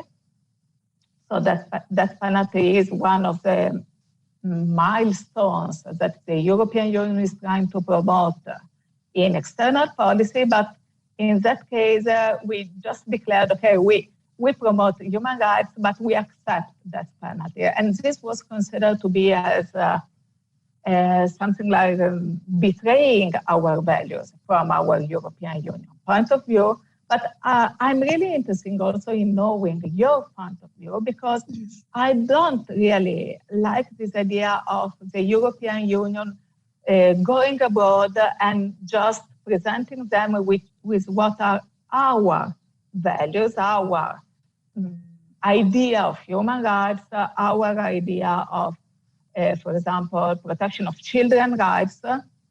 Yes. So we have all these milestones. We are against child labor. We are against restriction to freedoms and whatever, but we are not always really understanding the different framework yes, in which we are working. Yeah, thank you so much for your response.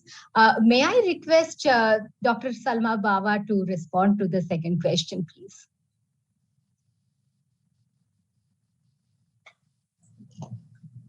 So Professor Bawa. Yeah, thank you so much. Specifically on this issue on whether you should focus on supporting Asian democracies also means supporting normative values. I think let's put it first and foremost, no one country or a region has a monopoly on values. I think it's important to understand that values are specific, and if you're talking about a group of countries which are democracies, then they all share the same set of political values. Having said that, I think the important point over here is also to ask is, what is it then that is done with it? Values cannot become a tool by which a group or a region then uses that as a fig leaf, to push its policy or its agenda in a third country or a third region. When we come to the specific decision of the EU and its own set of values, there's nothing wrong with that, right? Respect for, democracy, rule of law, all of these are values which also resonate, let's take from an Indian perspective, also for India. So they are extremely important. But when you come to this point is that, should the support be extended to protecting human rights in Asian countries? I think this becomes a very, very ticklish question. The reason being, what does one imply by, extending what we would call as protecting human rights? One is by saying that countries in Asia, which do not have a very good track record, for example, on human rights, they would better improve their human rights. But it should not be that is used then as an instrument for political intentionality, right? We have seen at the global level, the discourse moved from humanitarian intervention right after the Cold War to responsibility to protect, which has come in after 2000, right? And so that means protecting human rights can also become a vehicle of pushing for that and saying, well, the EU intervene in a third country for protecting human rights. And that then would be a very, very dangerous kind of terrain and ground. How do I see a commonality? I think the commonality would be that, if you look at the Sustainable Development Goals, all of them, in a sense, are talking about human rights. The absence of any one of them is an absence of basic fundamental human rights. And there I would see a far more positive and constructive way of building a dialogue, right? But if you can see, the EU is using the instrument of sanctions, for example, where human rights are violated in some of the Asian countries. China is a case in point. There is not a full-fledged breakaway of a relationship with China. So, you can see the duality which exists. It is the largest trading partner for the EU. At the same time, the reality is that reality then embeds itself into the discussion on normative values. So I think these discussion on normative values have to be grounded in a much larger framework. Let's not forget that the Convention on Human Rights, took place only after the Second World War, and the largest war at that time was fought in Europe. So, history of Europe is much recent. This love for human rights is only something post-45, and India was part of the exercise when the Human Rights Convention was being designed. So it's not to say that aberrations don't take place. I think there's a need to look at how a constructive dialogue rather than intervention becomes a language for making robust adherence to human rights. Yes, thank you so much. Professor Bursik, could we hear your response with regard to question 2, please? Yeah, sure. Salma just raised the example or the case of China here, People's Republic of China. And what is quite important with regard to the sanctions that the EU adopted vis-a-vis China in March this year is that this was a coordinated move by the EU, the US, the UK, and Canada. So clearly, there is more to it than just normative aspects. And again, geopolitics, the concept of geopolitics comes up here certainly, and the EU has over the course of the last five years probably also increased its public diplomacy when it comes to normative and institutional, to the normative and institutional dimension. I'm thinking here of this term European way. There used to be an Asian way. Now there is a European way as well. So that is related to human rights and a rules-based world and so on, rule of law. So what we see is, on the one hand, we have a value-based foreign policy, and yet again also an interest-based foreign policy, and this is quite that shouldn't come as a surprise. But the question is, how do you balance that, and what do you do if the objectives contradict each other? They are very often contradicting, and China is a case in point. And what we see here is that the EU and the member states as well are now far more ready to confront China. There is Camille mentioned that there is a more assertiveness on the European side, yes. But obviously there is also much of assertiveness in the international system per se, and also China. So we also have to consider the risks that are that evolve here, and where does more confrontational foreign policy lead to? What are the instruments that we have to also find a way to a more cooperative way of interaction? Because after all, I think we agree that in the face of global non-traditional threats, like for instance pandemics or like climate change, there is need for governance, for regional, for global governance, for multilateral approaches. And so any value-based foreign policy has to be seen in this broader context, and that makes it extremely difficult.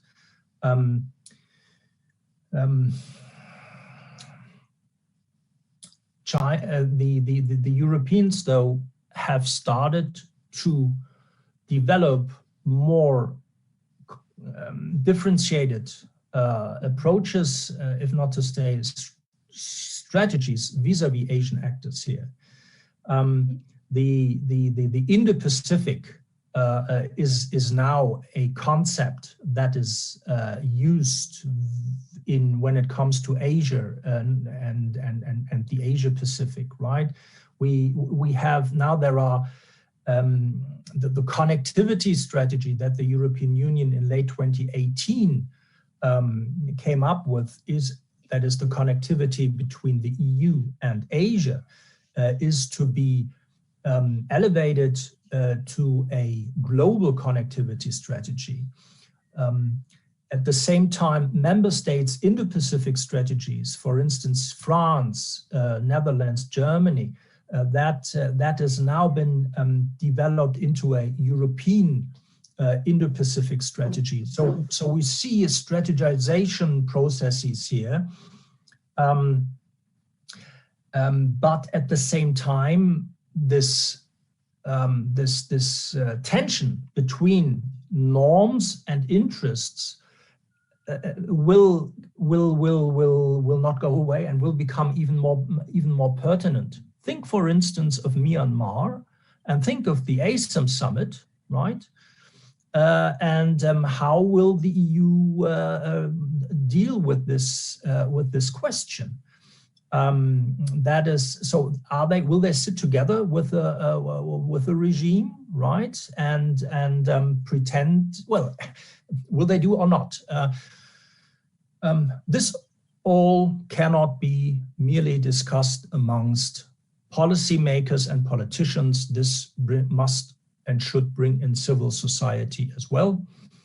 That is that is something that we also need to keep in mind. And so I think for Europe, this is just about learning as well, learning that foreign policy is not about interests, as geopoliticians and a realist would have it. It's about norms as well. It's about interdependence as well. It's complexity and the need to find agreement. Yes, thank you so much for such a wonderful response. Yes, the EU, EU as well as the member states in Asia will, I think, they will continue to explore to find a dynamic foreign policy where there will be some kind of a balance between norms and interests. Let's be very optimistic on that front. And Dr. Zwolski, would you like to respond to this question, or with your permission, can I move over to third question, which also is more or less of similar nature? I will leave it to you, sir. Okay, so ask your question, and I will see, what. Okay. Okay. Thank you so much.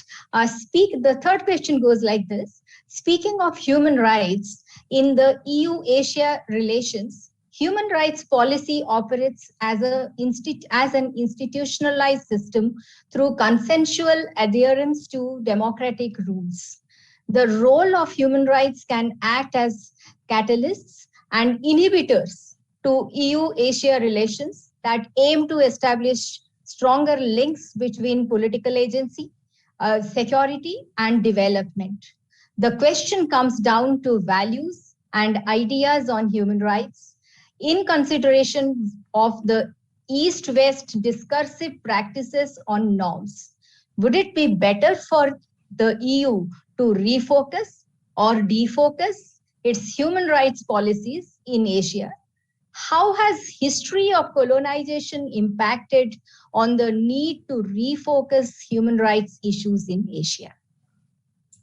Okay, thank you. Yeah, I think these are somehow kind of similar questions, maybe phrased a little bit differently and kind of putting emphasis on different things. So what I will say is the European Union does kind of strive to be a normative power. It has always kind of had this objective. And it's only natural because the EU is based on values itself.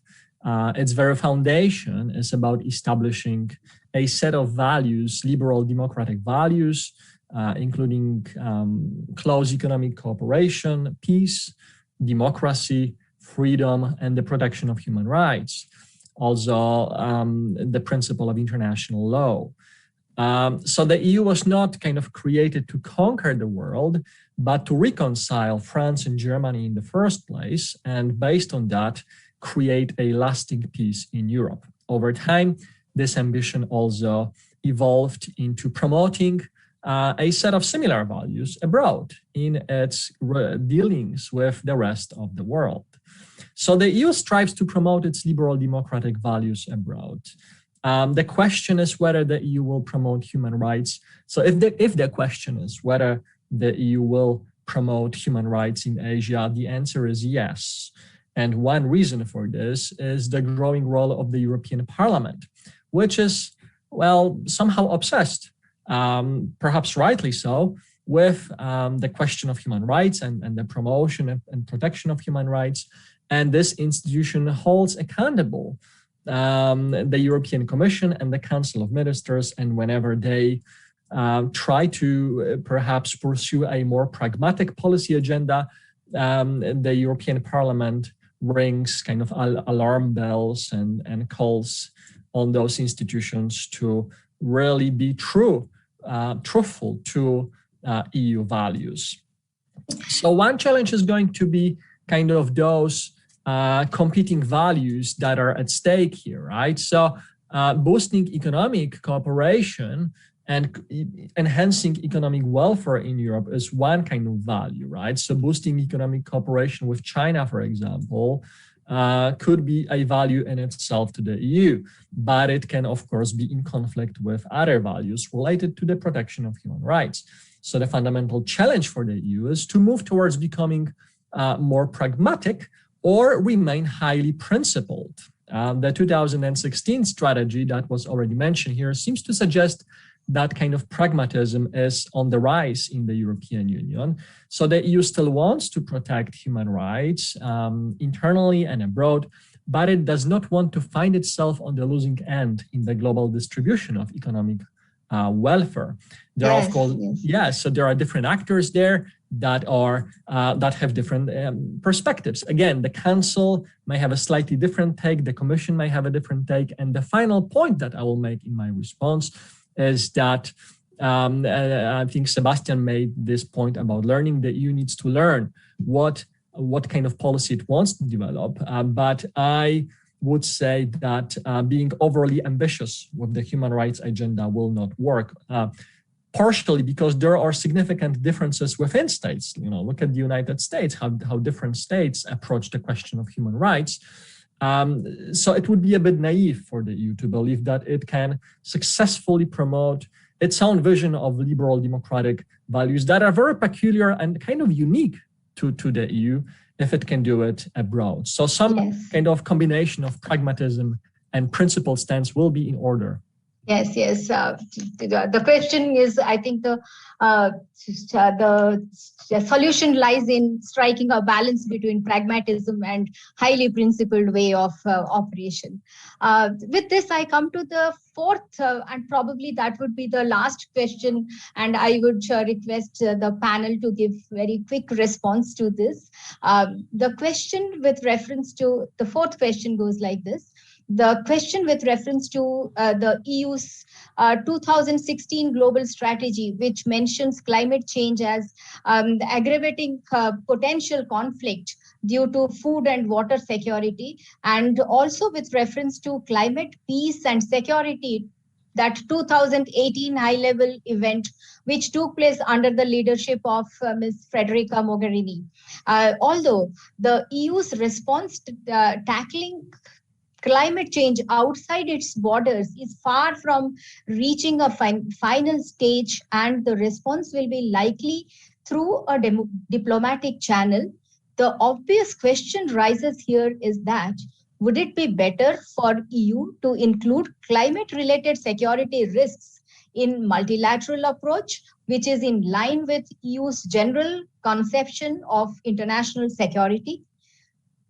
Or should EU's future action contain a response to prevent security concerns, since preventive measures are not part of them yet? And what would this mean for Asia as a strategic partner? A quick response from all the panelists, please. So, if I may take the floor, yes, please. I'll just give a really short response. Yes. Well, I think, climate change as also sustainable development should be focused by the European Union, not only through climate diplomacy, as we are doing right now, and not only through climate finance for developing countries, which is one of the other main issues which have been tackled by the European Union right now. It's clearly relevant to have a huge amount of money devoted to financing developing countries which may be interested in receiving money in order to further go into this line of climate change protection and prevention. But I don't think this is really sufficient for an effective action of the European Union. I think we should try to put in the free trade agreements similar kind of clauses to the human rights conditionality clauses in order to link our trade relations also to protection of the environment and everything that needs to be done against climate change. Thank you so much. May I now go over to Dr. Salma for a quick response? Thank you so much. First of all, I think it's important to emphasize that Asia is not a strategic partner. There is nothing called Asia per se. It is specific countries who are a strategic partner. And so within that, one would have to see where is climate fitting into the larger strategic partnership. Point number two, I think the countries located in Asia and some of the larger countries, let's name it, whether it's India and China, are also responsible stakeholders. India in particular has stood by that it is in the process of completing its agreements for the Paris Agreement. So that means it is not a one-way street, and it cannot be that just the EU is going to take an initiative. Yes. And let's see that the climate issue is also all about CBDR, common but differentiated approach, because it talks about differentiated responsibilities to the same task. That's right. So that's extremely important to emphasize over here. And the third point is that, if everything is linked to a trade-related and conditionalities included, you will also get a pushback. It assumes that Europe or the European Union area does not have any violation of human rights and everything is really fine. So I think a little bit of, it's important for the EU also to be self-critical, its role in handling the refugee crisis, the aberrations within certain member states, the rising emergence of right-wing issues, all also point to problems at home, which also are reflected then in the engagement with third countries.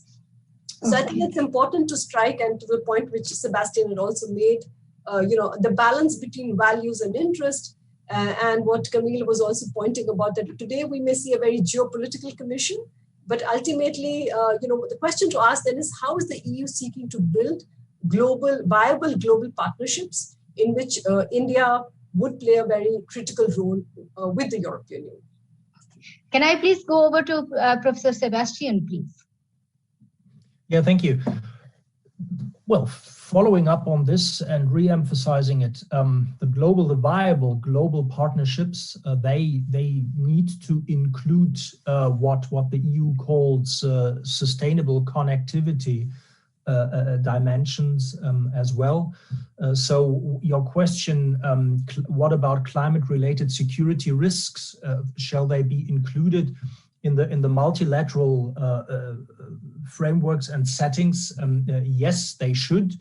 That is, and that concretely means that when it comes to the formulation of standards, norms, and regulations, that here climate protection needs to be there needs to be a mainstreaming policy when it comes to that, and obviously all stakeholders need to be brought in here. That is the private sector as well, because after all, the question is who is financing all these infrastructure projects, for instance. And here again, we see the China factor. We see the question in how far the Belt and Road Initiative is environmentally sustainable. And that brings in then counter projects, right? Not only by the EU, also by Japan, for instance. India is still developing on that, right? We have the G7 has come up with a more US-steered new approach. The Japanese one was endorsed by the G20, which is multilateral in nature, right? And even brings China and India and other actors together. Yes, it is necessary. And then again, we are back to the question of how to balance norms and interests. Yes, thank you so much. And Dr. Camille, can you please give a 1-minute response to this question? Okay, I'll do my best. Yes. So the question of climate security for the EU is very interesting. When I was doing my own PhD interviews back in 2007 and 2008, I was spending time in Brussels. I talked to the very people who securitized climate change in the EU context, right? And it was the peak period for the EU to think about climate change as a security issue. And it was largely thanks to Javier Solana, who was then the high representative, and he really saw climate change as a security problem. And he was kind of talking to China about climate change as a security problem. I think this moment kind of has passed. The climate change is still kind of seen as a kind of security issue, but this kind of securitization has passed to some extent. It will be included in all EU strategies, that's for sure, including the global strategy, because that is now a requirement. But the second brief point I will make is that the new European Commission is very, very serious about climate change. The Green Deal is revolutionary for the EU, and it has an important foreign and kind of normative component. So climate change will definitely play an even bigger role in EU relations with China, with Asian countries in general, including China. Will this be through security lens? Probably not, but it will be very important. Thank you so much. With this, I come to the end of these moderated discussion, but there are quite a few questions put up on the chat box, and I would like to take up one question for any one of you in the panel because of the paucity of the time. One of the questions which have been put up by the audience is, how does the utilization of regional institutions help in strategizing the development of foreign policies between EU and Asia? Should I repeat it? How does the utilization of regional institutions help in strategizing the development of foreign policies between EU and Asia? Would anyone from the panel like to respond to this question, please?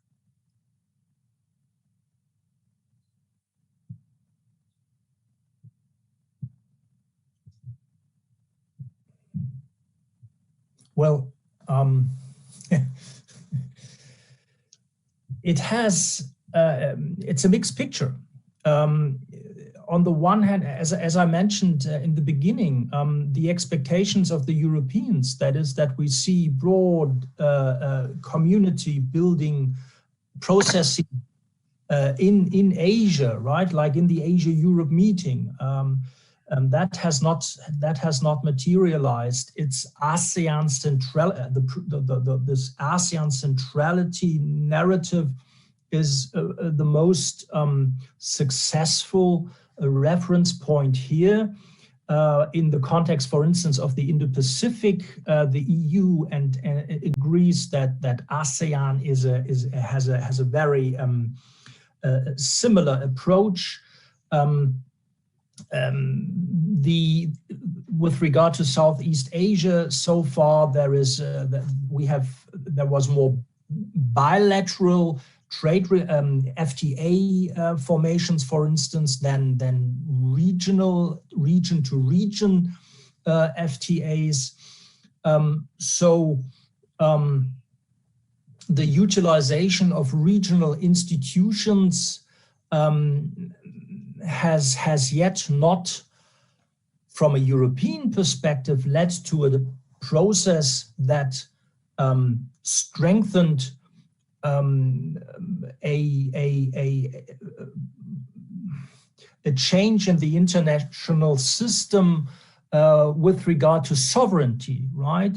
So the world still lives in a Westphalian state and Europe in a post-Westphalian, so to speak, and it has not materialized yet that this would change. So okay. The whole question of regionalization and interregionalism is a mixed picture. Yeah. Yes. Yes. With this, we come to an end of this session, and it has indeed been very engaging and enriching session.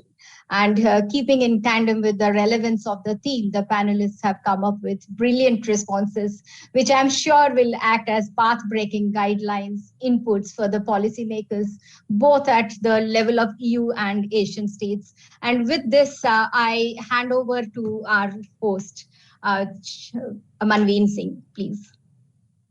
Thank you so much, Professor Mohanty, and thank you to all our distinguished panelists for that wonderful session. I would now like to announce the next session, that is session 19, Lessons on Democracy from Europe, which is scheduled to begin at 5 p.m. Indian Standard Time, that is 15 minutes from now. Till then, please stay tuned. Thank you so much.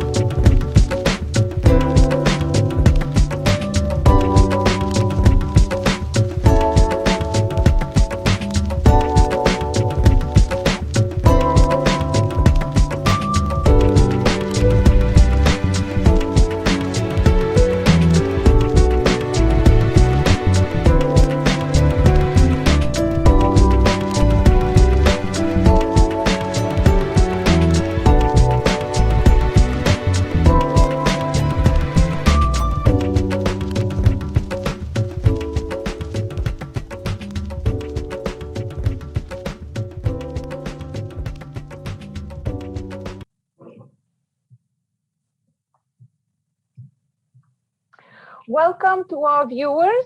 We are starting the 19th session of the Eurasia Dissemination Conference hosted by OP Jindal Global University. And the topic of this session is Lessons on Democracy from Europe. And we have a brilliant set of panelists today with us. We have Professor Maria Romana Allegri from the University Sapienza of Rome. She is professor at the Department of Communication and Social Research. We have Professor Özgür Eris, assistant professor, but also Jean Monnet Chair in EU Awareness, Relations and Cooperation at the Mais University in Turkey. We have with us Professor Vihar Georgiev, assistant professor at the European Studies Department of the Faculty of Philosophy of Sofia University St. Clement Ohridsky. And we have Professor Sucharita Sen, assistant professor at the Jindal School of Liberal Arts and Humanities of OP Jindal Global University. Now, our distinguished moderator today will be Professor Atmaram Shelke from the Symbiosis Law School in Pune. So over to you, Professor Shelke. Good evening, everyone. Thank you, ma'am, for introduction. Europe, this is one of the wonderful topic in this theme, I think. That is lesson from democracy from Europe. Democracy, the Europe is responsible for laying down the trinity of principle, that is freedom, equality, and participation. And that has further given the birth for the democracy. In democracy, I see the shifting of the constant game. And right now, it is the state-centric or geographical centric. And Europe has started the regional-centric kind of democracy known as European Union. And in future, you can see the global democracy. And I hope and I believe that this one, European Union will take lead in that and will be able to see the global constitution, which is more than even O, or global federalism, wherein federal principle will play the important role, and global sovereignty, global regional sovereignty, and state sovereignty will play the role. And in future, you can see something known as global parliament, regional parliament, state parliament, and decentralized power will be playing the role.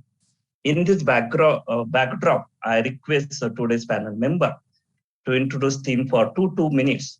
First, I request of Professor Vihar Georgiev to introduce the theme or talk about theme. And after that, we'll go to the question answer. Thank you. Over to Vihar, sir. Okay, thank you for that. And first of all, it's really a pleasure for me to be here with all of you and to discuss this very, very important topic. I think that if we look back at the last 10 years, we are going through a really, really tumultuous time. And it poses a lot of questions, not only for the European Union itself, but also for the member states, for the way we organize this community or this union. So there is a lot to unwrap here, and I'm actually looking forward to the specific topics that are included in our talk today, and yeah, to a fruitful discussion with all of you.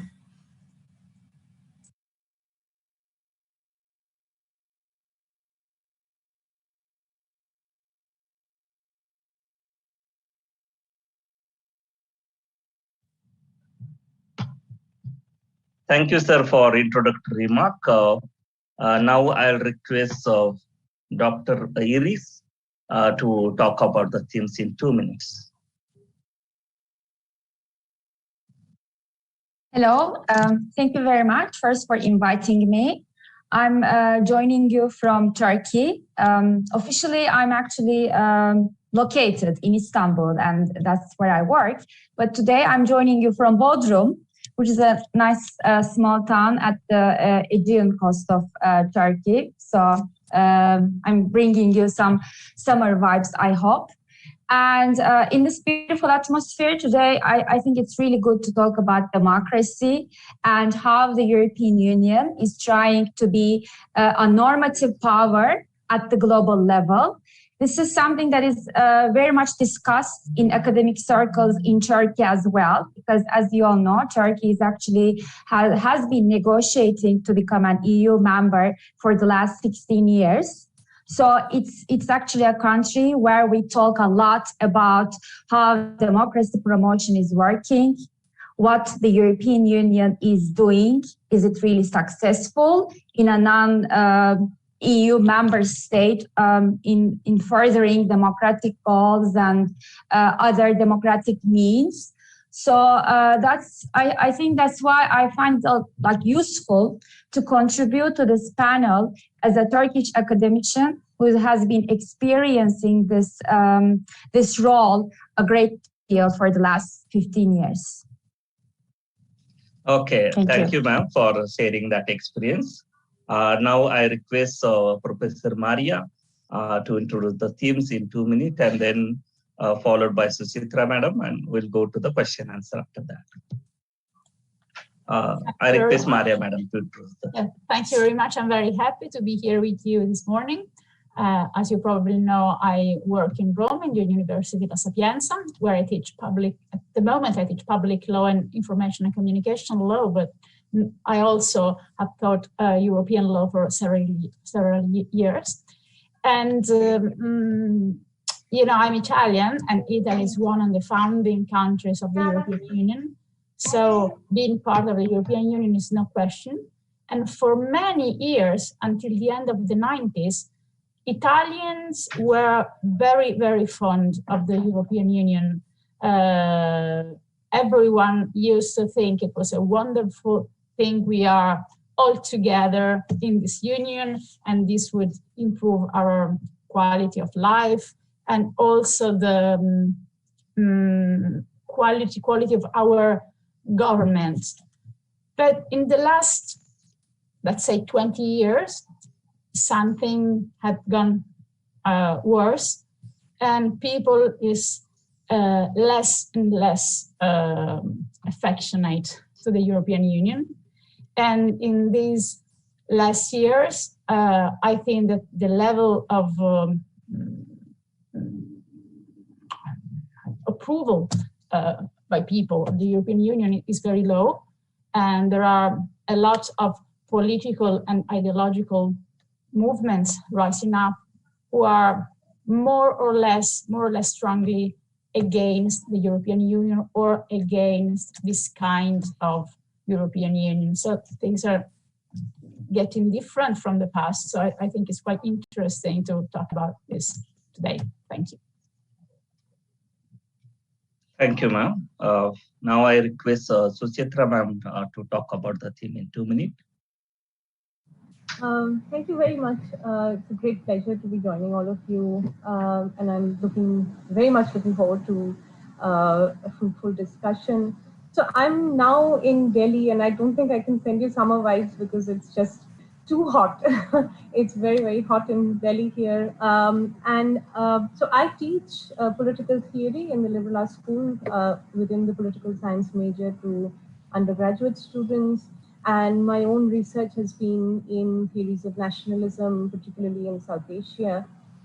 So this topic has been fascinating because we've just started our summer break, and I have just started reading Chantal Mouffe on democracy. So I'm really looking forward to a good discussion, and especially for me as an observer, an Indian observer on the question of European Union and how Europe understands democracy, and how the political terrain has sort of changed quite drastically over the past decade in Europe, and what implications that might have for South Asia.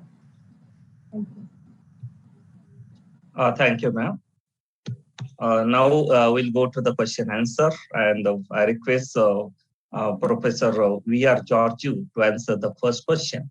The first question is about European identity and the national identity in Europe, and the power tension between more powerful and less powerful countries in the Europe.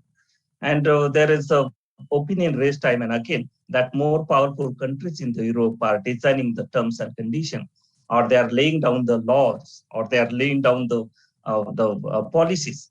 And it has been seen in 2015 also through referendum with respect to Greek bailout, or with respect to European Central Bank and other this one referendum. The powerful countries has played the important role.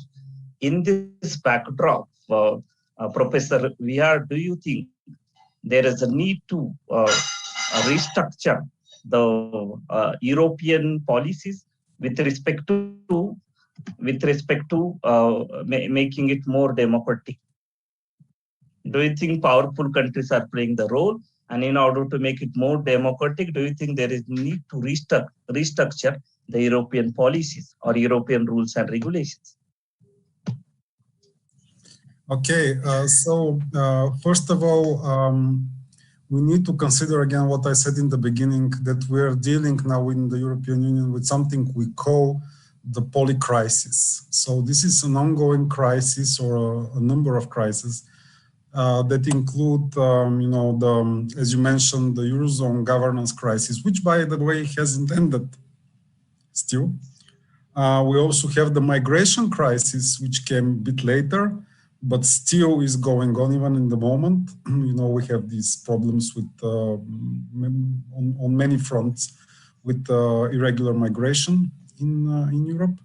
At the same time, of course, we lost a member state, another crisis, ongoing crisis, Brexit, and quite dramatic at that sometimes. And of course, that's something that was also previously discussed, what we call the democratic erosion in Central and Eastern Europe. So some member states in Central and Eastern Europe, are not performing as full democracies, and this is quite alarming. And of course, then came the COVID crisis. And all of this in combination, if you think about it, is a great challenge for any form of government or governance, any governance structure, any institution, anywhere in the world. And this also matters, or is important for the European Union. How does the EU react in such crisis? What does it do, what does it not do? And it's different. For the different crises, it's not the same. If you look at the Eurozone crisis, yes, there was a lot of infighting, finger pointing, north versus south, south versus north. A lot of unpleasant things were said from both sides. But then in the migration crisis, things were a little bit different in terms of how the actual solutions were negotiated. And then with the ongoing crisis with Brexit and the democratic erosion in Central and Eastern Europe and the COVID crisis, we see also other, let's say, types of crisis decision-making in the EU. But what binds all of these to a great extent is not the influence of one or two large member states. Think about France or Germany. What binds these crises or makes them really wicked, really difficult to solve, is what we call the heterogeneous political preferences of European citizens at different levels. So we have the problem of, if you think about these like groups, you can think about, let's say, North versus South. For example, Netherlands versus Greece, or Germany versus Italy. But then you have the, within countries, you also have a lot of diverging political preferences, for example, young versus old. And in all of these crises, to a certain extent, or very important, by the way, highly skilled versus low-skilled workers. This has some influence on almost all of the crises that I'm talking about in the moment.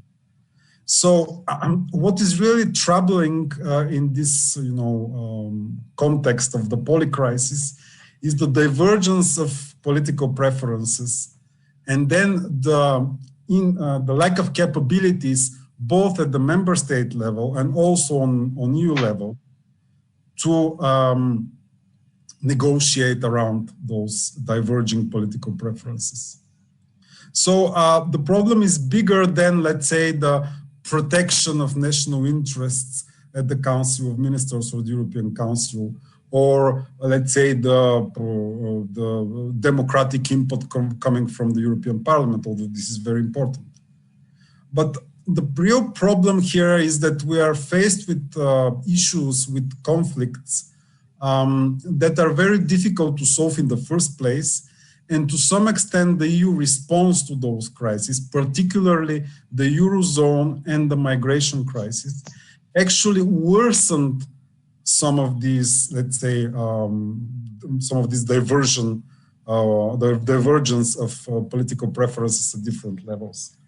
So we can say at the moment that there was, and there is in some cases, really inconsistent and actually to some extent even inadequate political response to this crisis. But it's not only due or only to blame the EU institutions. In many cases, the EU institutions were, let's say, restricted by the actions of the governments of member states. Also, let's not forget, by the populist discourse in some member states, and the difficulties in ensuring actual implementation of the policies and the legislation that was adopted, for example, in migration. So it is a very complex issue, and we shouldn't go into this simplistic national identity, bigger versus smaller member states, narrative, because what we're dealing with here is a very, very wicked problem. How can we ensure that somehow we are responsive to the diverging political preferences, again, not only at state level, but also within member states? I don't know if that answered your question. Okay, sir. Sir, thank you for that remark. In continuation to that, there are a lot of the referendum passed in the Europe. In 2015, you can see Polish referendum. In 2016, you can see Hungarian referendum. And it is followed in 2017, you can see Dutch citizen referendum against EU, wherein the symptoms of the direct democracy has been seen. So do you think, sir, this direct democracy is expected in future? Or how does EU pursue this mechanism of direct democracy? Or what are the repercussions on the democracy per se in the future and the present if direct democracy like referendum will be followed?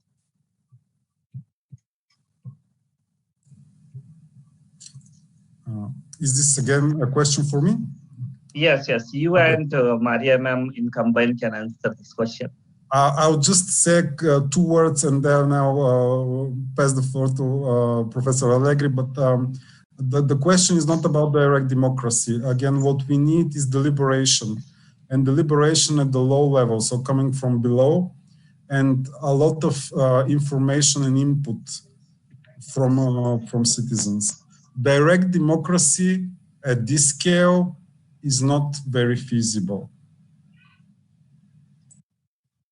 Maria madam or any other member want to add anything in this question? Yeah, about the issue of referendums. Well, as you know, the European Union as a union does not include referendums in its organization system, but national states do, with a very different attitude towards referendums from one state to another. My idea is normally the European Union respects the result of referendum held at national level, as we can see with the Brexit issue that started with referendum. But generally, my idea is that the European institutions are not particularly fond of referendums, because the people's will can be very easily, let's say, oriented or at least so manipulated, as the referendum for the Brexit showed. So there are a lot of documents produced by the European Union stressing the importance of good information of people about the issue they're going to vote for, especially if those issues are something to do with the European Union or will have an impact in the European Union, for the European Union stability.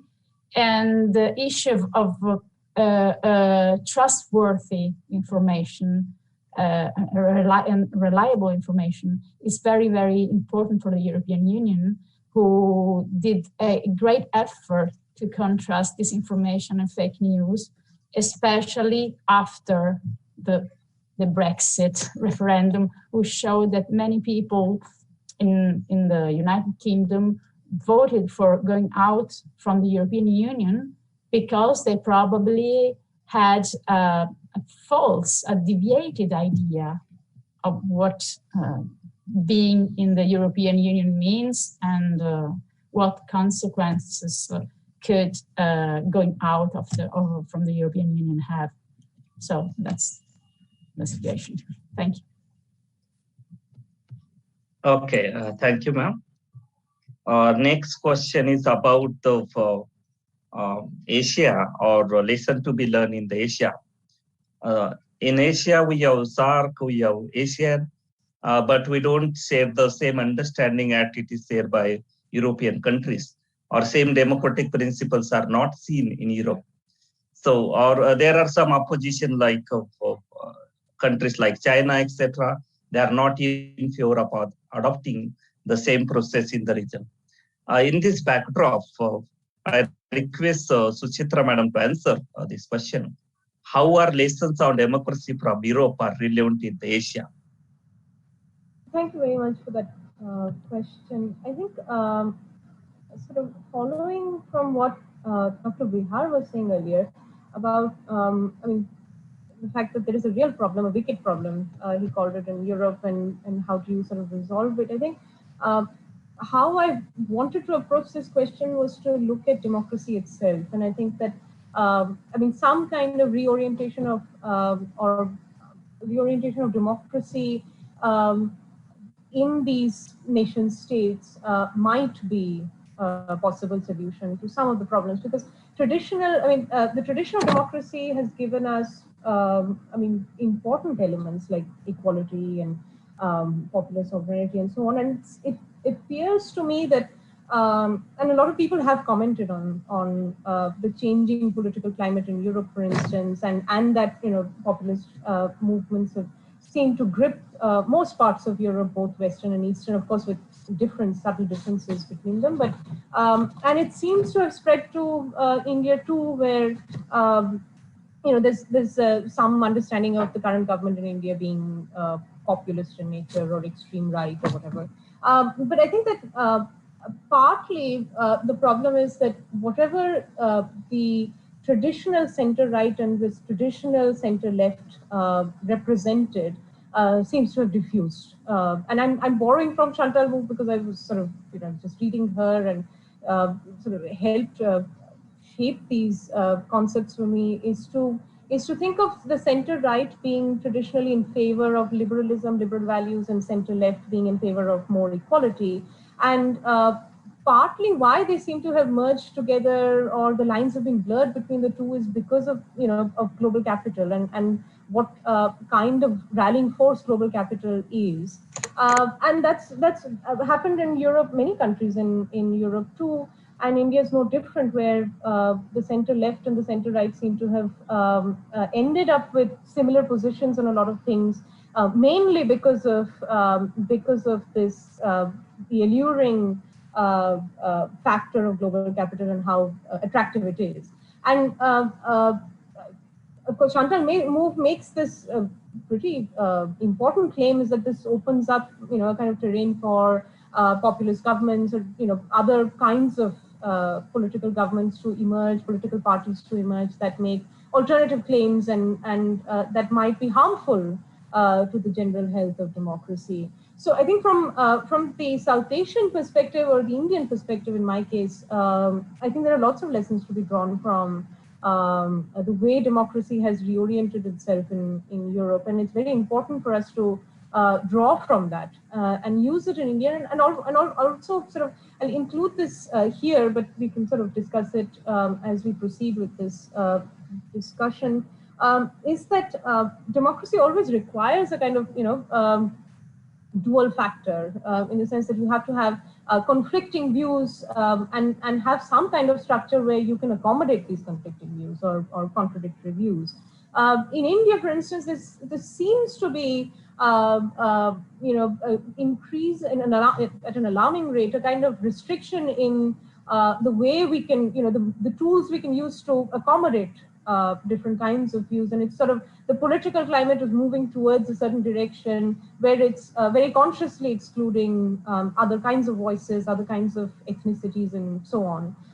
One of the questions that I'd like to, thoughts that I'd like to end with is to think of ethnicity and civic identities as some kind of starting point for a discussion of democracy, certainly in the Indian case, because I think if we do hold on to that contradiction between civic and ethnic distinctions in identities of people and not try to merge them together, as France has done, for instance, and has had its share of problems after doing so, we could perhaps see in the Indian context democracy sort of bouncing back, because for the past decade or so, there's been clear indications that the center left, and in fact, I mean, I don't know if any of the panelists follow Indian politics, but it's sometimes it's like a circus. But Bengal had, I mean, where I'm from, the recent elections there, and alarmingly, the left decided to ally with, I mean, of course, I mean, this was all through reports in the newspapers.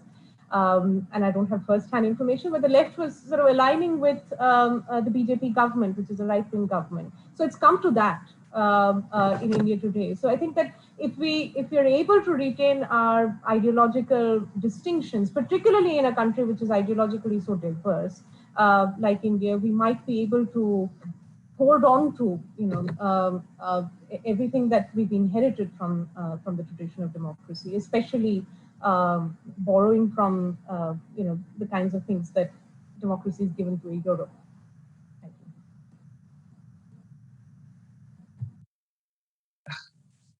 you. Addition to that question is that do you think that in near future the principles which are followed in Europe will be followed in Asia, or some reflection of that will be seen? Or do we find some political or other problems with respect to implementation of same cooperation which is seen in Europe? I think I don't see it impossible in the sense that actually, I mean, I'll say this, is any kind of arrangement like European Union has to have a certain degree of shared understanding between member countries. I mean, we've just seen with Brexit that there's obviously some kind of miscommunication, and so Britain decided to leave. And so it's very important to have some kind of shared experience, shared understanding to have any kind of contractual arrangement. In the South Asia region, the situation is different from Europe because, one, we've become modern nation states much later. Our sort of independent history is very recent, and we've sort of had to suddenly learn to behave like modern nation states in the 20th century. So it's not really comparable. It's unfair to compare South Asian nation states with European, evolved, more mature countries in Western Europe, for instance. And plus with colonization, there are other kinds of problems. But I do think that it's not impossible, because such kinds of imaginings, if I could call it that, of India representing the same sense that European Union represents, in that it's a kind of a large umbrella, an amalgamation with different cultural countries, was debated during the decade leading up to the Indian independence. So I think that kind of debate can certainly be brought back if there is some friendly gesture from member nation states in the South Asian region to show greater understanding and trust. I think there's a serious issue with trust in this region. Thank you, Suchitra ma'am.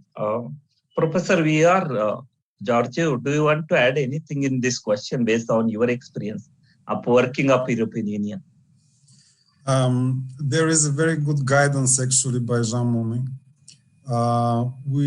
He said that, well, we basically need Europe for what member states cannot do themselves.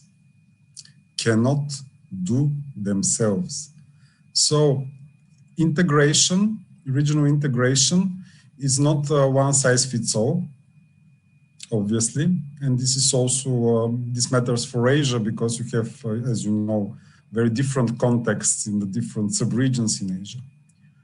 But at the same time, there are some things you can learn from the European experience. And maybe I'll take it from another perspective, looking at it institutionally. So which institutions do we need actually to push this forward and to overcome some of this mistrust, which is, by the way, sometimes engineered and it's not genuine. What we really need, at least judging from the European experience, are the regional courts. So in our case now it's the European Court of Justice, but I mean, there are also other examples that are interesting, and also enhancing parliamentary bodies. So let's say the whole parliamentary dimension of regional integration. Why? Again, because it gives us another, let's say, channel of information about preferences, about conflicts, about what can be done and what we cannot do because it wouldn't be accepted from below. So these are just some, let's say, guideposts that one can use if one wants to move forward with regional integration in Asia. Thank you, sir, for wonderful addition in that. Professor Maria, you have some view on this point? Question was with respect to... but just a very few words. Well, yeah. When the European Union started, the 6 founding members were states that shared a very similar political view for their future. And I think this is a condition, a precondition, this is essential for building something more or less similar to the European Union. I'm not sure that this will be possible in Asia at the moment because there are huge differences among the Asiatic countries. So I think that something like the European Union can work when the member states are more or less similar in many of their aspects, which is not happening now anymore. So that's one of the reasons why the European Union is not working at its best at the moment. Thank you. Okay. Thank you, ma'am. Next question is about the 2019 pandemic or similar situation in the future, or challenges with respect to region or with respect to entire world. So in order to handle COVID-19 pandemic or any other pandemic in the future, there is a solid cooperation and coordination required. So in this backdrop, I request Irish Madam to answer the question. And question is the democratic vision, that is territorial vision, and model equipped to handle the challenges like pandemic? Or has the Europe been more effective in addressing the constant challenges in such a calamities, which is calamity beyond the territory actually, or wherein multiple territories are involved or multiple countries are involved? Over to you, Madam, Iris Madam. Thank you very much. So actually the world is still going through the pandemic, so it's not finished yet. So therefore, when I speak about this question, it's kind of also making like an excursion into the future as well, because we are still not at the end of the tunnel. And the tunnel was full of ups and downs. As we all know, in the beginning, when the pandemic first hit the world through China and it came into the European Union, all the nation states handled this situation at the national level. And why did this happen? Because it's a health issue. And as we all know, the health issues are actually handled at the national level, not at the European level. But once it became almost impossible to handle the issue in the national borders, because this is not, it was seen after a while that this was not only a health issue, it was also a security issue as well, like a security issue, which is actually crossing over the borders. So, and it was impossible to contain it. So therefore, starting, I think, from April 2020, May 2020, the EU institutions, they came together, like the European Commission especially, in order to talk about what can actually be done. So therefore, it was a down moment, then it was an up moment, because in those months, especially under the leadership of Germany, because it was the president of the EU at that time, it was kind of like going upwards again, because we could see some, some idea of cooperation, basically. And then in July 2020, when they were going through the budget issues, they came up with a huge European Recovery Fund, which was about 750 billion euros, just to help the countries that had actually had problems because of the pandemic. So this was the top issue. But then, again, it went through certain, let's say, downs, because there is a divergence within the European Union. We are all aware of that. There are countries which are sometimes having economic problems. They are having some budget problems. They have some excessive budget deficits. And there are some problems. There are some economies which are, let's say, more financially more disciplined. So when the issue is at this point, of course, there's a divergence, because these frugal economies, which are not having so much financial problems and which are financially more disciplined, sometimes hold themselves back from helping the countries having the financial budget deficit problems. So, okay, the decision was there in order to get that European Recovery Fund, but once the implementation stage was about to start, then it went down again. So therefore, this is, I think, kind of like a very, very typical scenario that we are having in the European Union. The European Union was mainly founded, as we all know, after a huge crisis, World War II. It was founded as a very, very good working, well-functioning European cooperation. The main motto was solidarity, helping each other when there is a crisis, when there is an external crisis. If there's a problem within the European Union, we are going to help each other, not violently, but through cooperation. We are going to have our security community, which went okay, as we all know, for like during 1950s. But starting from the mid-1960s through 1970s, when there was this oil crisis problem, when there was the leadership of Charles de Gaulle in France, things started to stumble. And then in 1980s, with the single market, it went up again. So therefore, we are having the same thing again. There's a huge crisis, the pandemic, which is hitting the European Union. So once it was down, and then the second step, it was much more cooperation. But then we are having some problems again when the implementation is going, because after all, here we are talking about a union of 27 members. This is also having a huge number of taxpayers.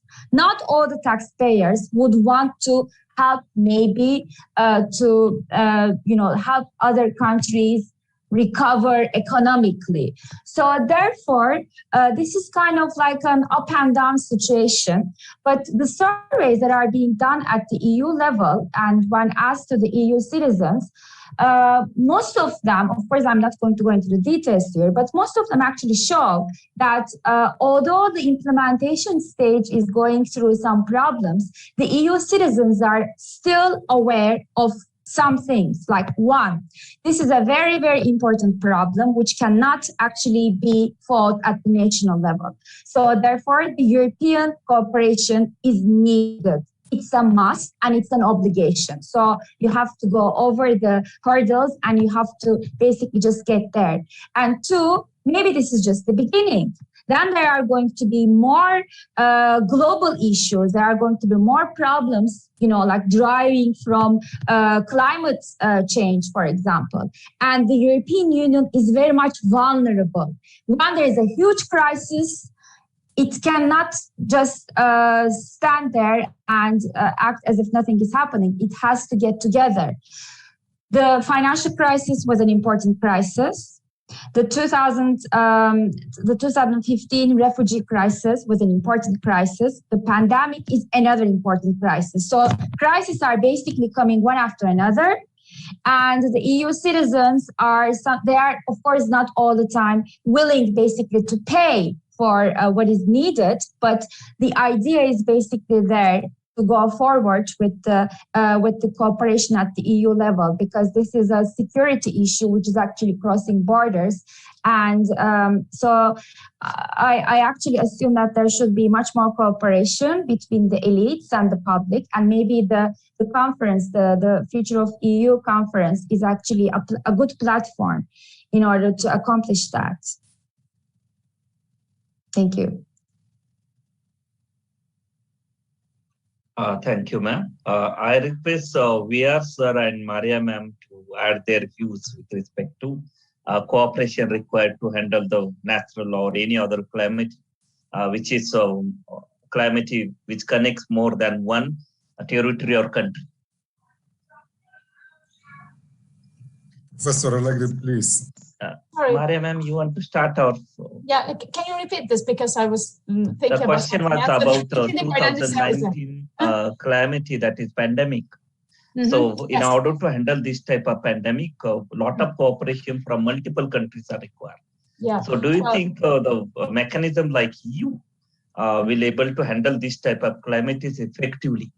Well, at the moment, as my Turkish colleague stressed out, the EU as a union hasn't got powers to deal with all issues. And one of those issues is the health issue. So facing this pandemic crisis, the union was was left without power to manage this. And so the union hasn't been very effective in managing the crisis from sanitary point of view.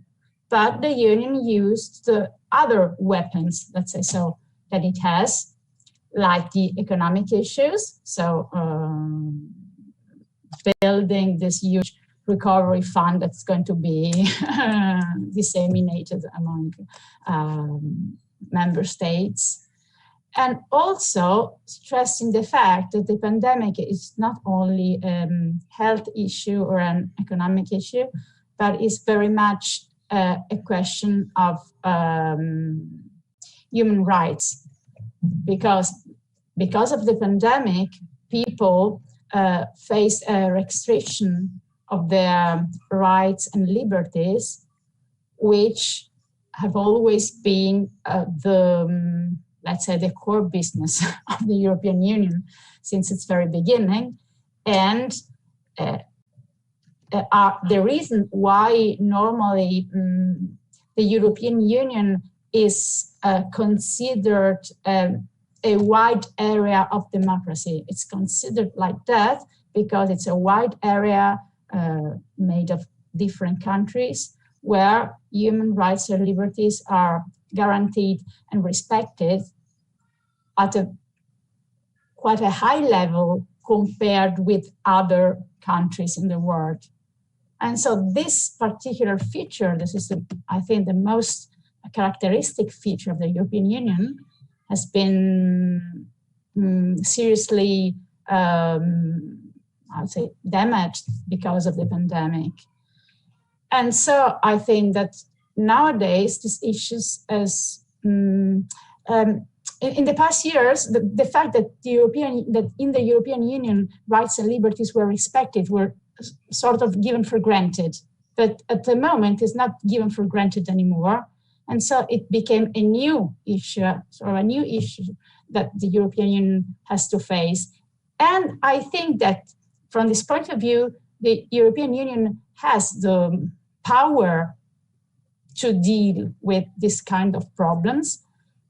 Probably it hasn't learned very well how to use this power, because for many years there was not a question of respecting rights and liberties because they were sort of given for granted. But now the issue is going very seriously, and the Union has to again do something. And I think it has the weapons, it has the tools to react to this situation. That's it. Thank you. Okay, thank you, ma'am. We are, sir, your sub-question with respect to this from audience. Question is, during this challenging time, do you believe that Europe has been able to sufficiently manage desired level of cooperation and coordination among its members? If so, can this vision give Asia a change to reconstruct and implement its idea of democracy in more unified manner? How do you visualize the status of democracy in both constituents in upcoming future? Yes, I'll answer soon. Just a second, because I have problems with my. Yes, okay. Yes. Well, it's sort of a common sense that there is a problem of democracy within the European Union. So many Europeans, also European scholars, tend to believe that the Europe is not enough democratic, and that we should enhance the level of democracy in the European Union somehow. But I don't share this view because, well, yes, I mean, democracy is not enough. It's never enough. You can always do something better for improving the level of democracy in the European Union. And it's always an issue that has to be handled carefully, because in many European countries, democracy is getting weaker and weaker. So we have to pay attention to what is happening at national level. So the issue is growing more serious at the moment. But in general, I don't think that from the point of view of citizens, there is the impression that the European Union is not enough democratic. But there is, I think, another problem, is that citizens don't understand fully how the European Union works and what's the meaning of being part of the Union, and how would life be if we were out of the Union. And this reflects to the political choices that citizens do, especially when they vote for national parties that are deeply against the European Union and have the idea that if we were alone, we would do better. And they say, well, we don't want to stay in the Union because the Union is not democratic. We don't want to obey orders coming from Brussels, orders that we don't have anything to do with. But this is a very false perception. So the point, I think, is not so much of increasing the level of democracy of the European Union, like, for instance, giving more power to the European Parliament, which would be good, probably, but it's not the most important issue. But the most important issue is making citizens understand that being in the Union for many reasons is much better than being outside. And then we don't simply obey orders coming from unknown people based in Brussels, but every country contribute to forming the decision that the European Union will take. So I think this is the most important thing. Otherwise, we have some democratic instruments like voting for the European Parliament, and then the same citizens who complain that the Union is not enough democratic, then they don't go and vote for the European Parliament. So they simply don't use the instruments that they're giving. So the issue is not that of democracy, but that of understanding. Thank you. Thank you, ma'am, for wonderful addition for the question. Professor Vihar, you want to add something in that? Actually, yes. I quite agree with Professor Allegri. We're talking about something. Actually, the COVID crisis, if it told us something, it told us actually that we were not ready for serious disruptive crisis. For example, if I were at the nuclear planning for NATO or Russia or China, I would be very, very worried right now, because it turned out that nobody is actually ready for ever limited nuclear war. I mean, we didn't have the protection equipment, the PPE for basic PPE for the medical stuff. But the question about communication with the public communication, is actually very clear from the COVID crisis. And it goes a long way to explain what is going on right now around the world. In countries like India and Turkey and Italy and Bulgaria, we do see that failure of public communication can have very, very grave consequences in such crises. And this actually keeps me worried, because there are some other questions from the audience I see here. This keeps me very worried about climate change. Let's forget about nuclear war, although it is possible. But thinking about climate change, we really don't prepare our citizens for what is coming. And they don't know. I mean, they really don't know the scale and the impact on their lives, on the lives of their children and their grandchildren. And, we can always act surprised, as we did with the COVID crisis. Oh my God, there is a pandemic here, as if nobody could predict that. But with climate change, it's even more, let's say, damaging. If we don't inform people, they cannot form their opinion and their preferences, and they cannot be, let's say, rational participants in the debate, which is exactly what is going on, by the way, with COVID, also in the European Union. So I'm absolutely agree that we need a lot more of public communication and engagement in order to prepare people for what is coming, particularly with climate change.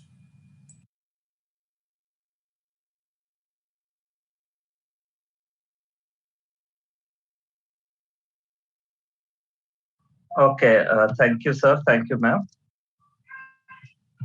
Professor Giorgio, next question is for you. You have comprehensively laid down the problem or discussed the problem of co-funding in the Europe. Considering the question to you is, considering the complexity of the issue at hand, what does the future hold for the Europe? I think that is a question for all of us. We can take a poll. But I believe that we should all answer this question, because I'm really interested in the answers of my colleagues as well. I'm not, let's say, I'm not a psychic, so I cannot envision the future. I'm optimistic about the European Union, Europe, but at the same time, I think that we need to be very careful. Because again, as other colleagues said already, there are a lot of contingencies that support actually the process of European integration. And what Professor Allegri said is really important about our vision and direction towards the future. Do we have a common vision? Do we want where we want to go together? So if we do that, if we have a clear vision, if our citizens agree with this vision, I'm absolutely optimistic about the European Union. In any case, I'm much more optimistic about the European Union than about many other let's say, global players at the moment. But we'll have to see.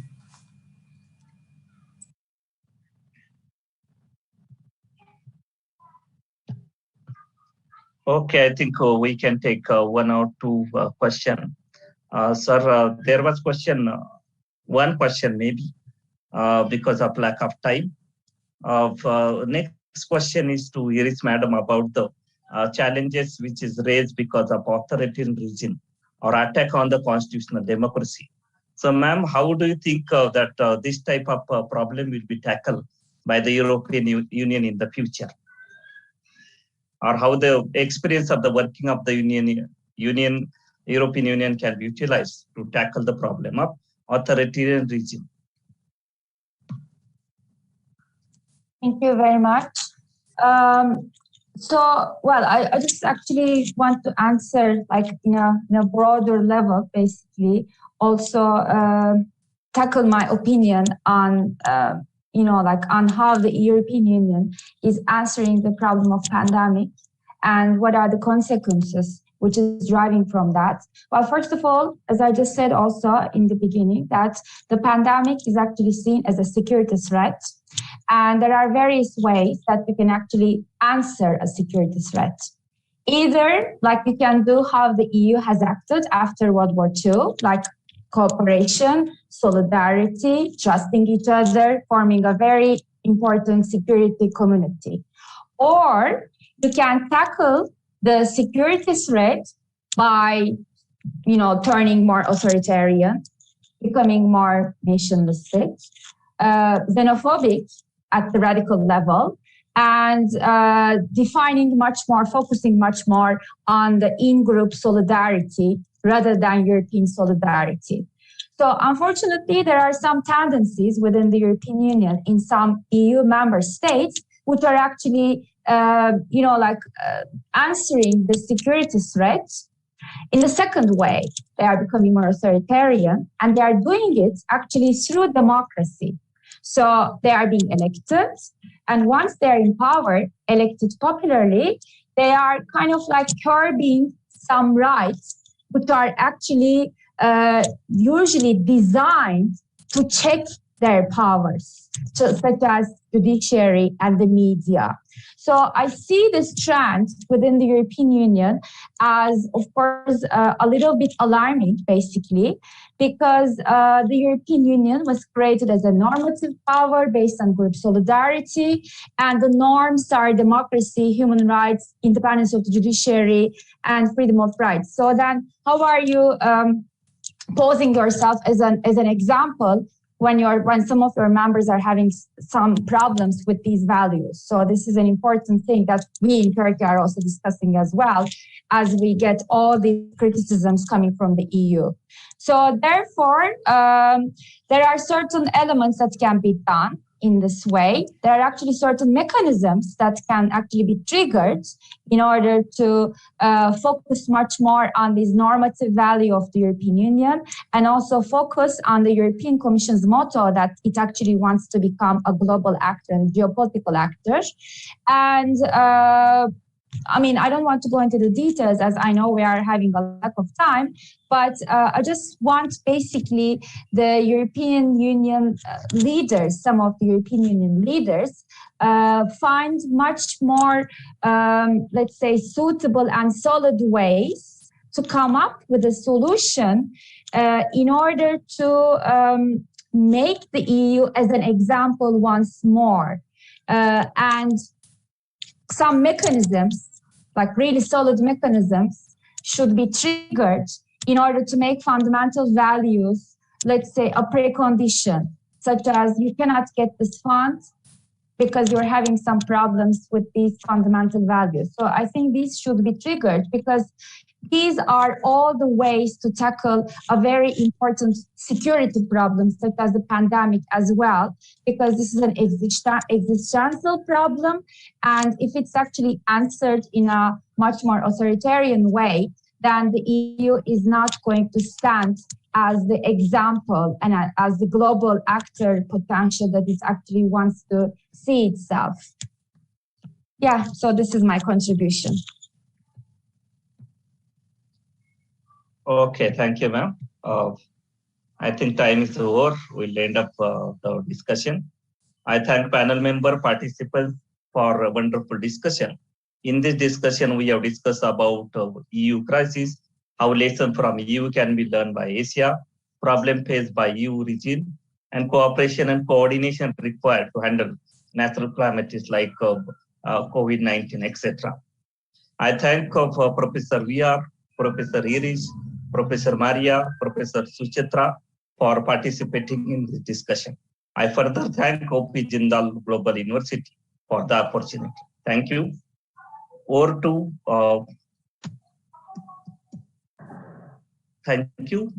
Galina, madam. Thank you, ma'am. Thank you, Professor Atmaram. Thank you. Goodbye. Well, just a second. Let me finish the session. It's my duty as host to thank you and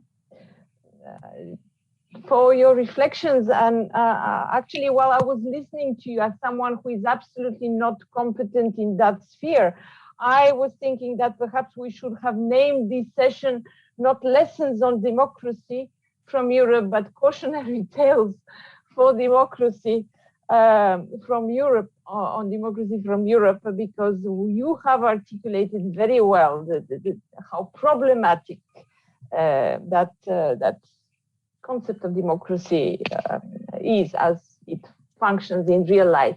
So thank you very much once again. And to our viewers, I will say that our next session is the last one of the conference, and it will be a special session with the topic of Asia and European Studies experience from the European Studies Center, and it will start at 6:15 p.m. Thank you all for watching.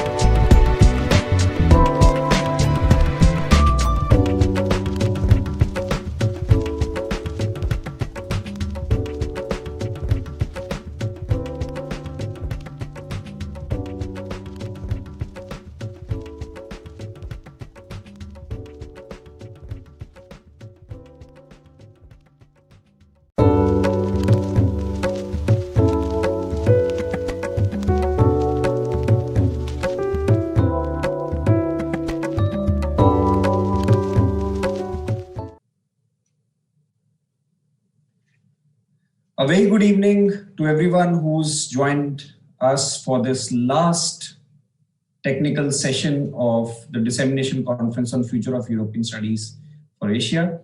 The title of this session is Asia and European Studies, Experiences from the European Studies Centers. It is a special session, and we have with us 4 highly distinguished panelists.